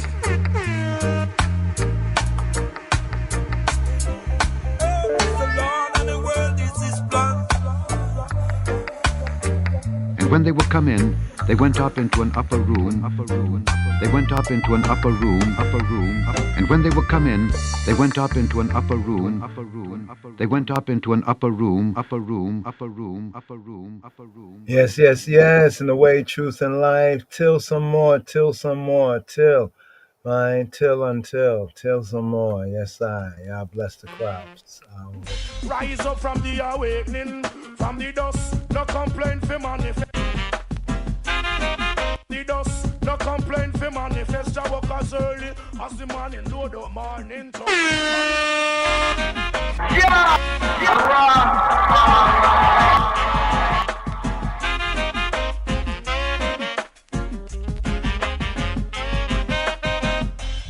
Psalm 65. מזמור ס"ה, למנצח מזמור לדוד שיר. Praise waiteth for thee, O God, in Zion. לך דומיה תהילה אלוהים בציון.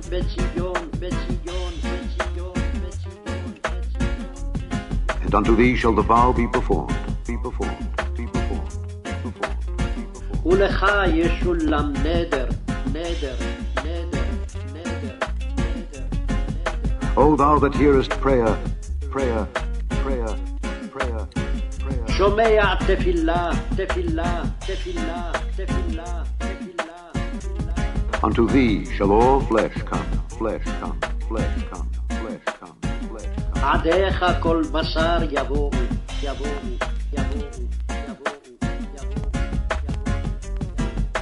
Iniquities prevail against me. As for our transgressions, thou shalt purge them away. Blessed is the man whom thou choosest, and causest to approach unto thee, that he may dwell in thy courts. We shall be satisfied with the goodness of thy house, even of thy holy temple. By terrible things in righteousness wilt thou answer us, O God of our salvation, who art the confidence of all the ends of the earth, and of them that are afar off upon the sea, which by his strength setteth fast the mountains, being girded with power, which stilleth the noise of the seas, the noise of their waves, and the tumult of the people. They also that dwell in the uttermost parts are afraid at thy tokens. Thou makest the outgoings of the morning and evening to rejoice. Thou visitest the earth and waterest it. Thou greatly enrichest it with the river of God which is full of water. Thou preparest them corn when thou hast so provided for it. Thou waterest the ridges thereof abundantly. Thou settlest the furrows thereof. Thou makest it soft with showers. Thou blessest the spring thereof. Thou crownest the year with thy goodness, and thy paths drop fatness. They drop upon the pastures of the wilderness, and the little hills rejoice on every side. The pastures are clothed with flocks. The valleys also are covered over with corn. They shout for joy. They also sing.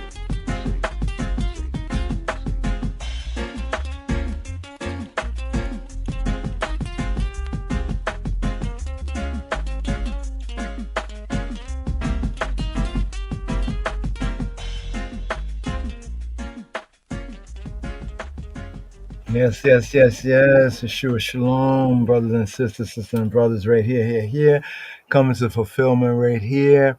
As we began with the Adonai, Solomon, Jabi, Israel, Dejana, right here. Yeshua Shalom in your hearts, in your homes. We're seeking to, take a, donation, for our Sister Sharon, whose daughter had passed away. And we'll get some more information here on the platform. Just stay tuned, my brothers and sisters. If you can reach out, if you can help, definitely look forward. Yes, Rastafari, keep one in one's prayers. Do good, as that is the way. Yes, Yeshua Shalom. Yes, sir.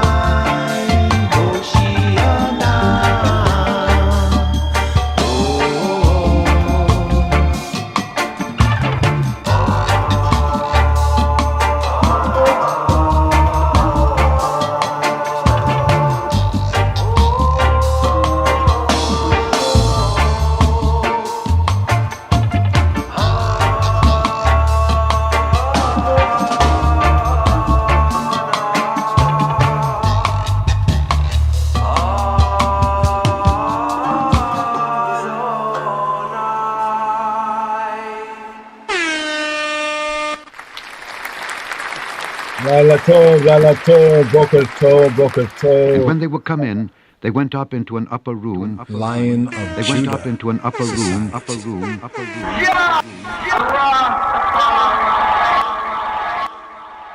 And when they would come in, and when they would come in, and when they would come in, they went up into an upper room. They went up into an upper room.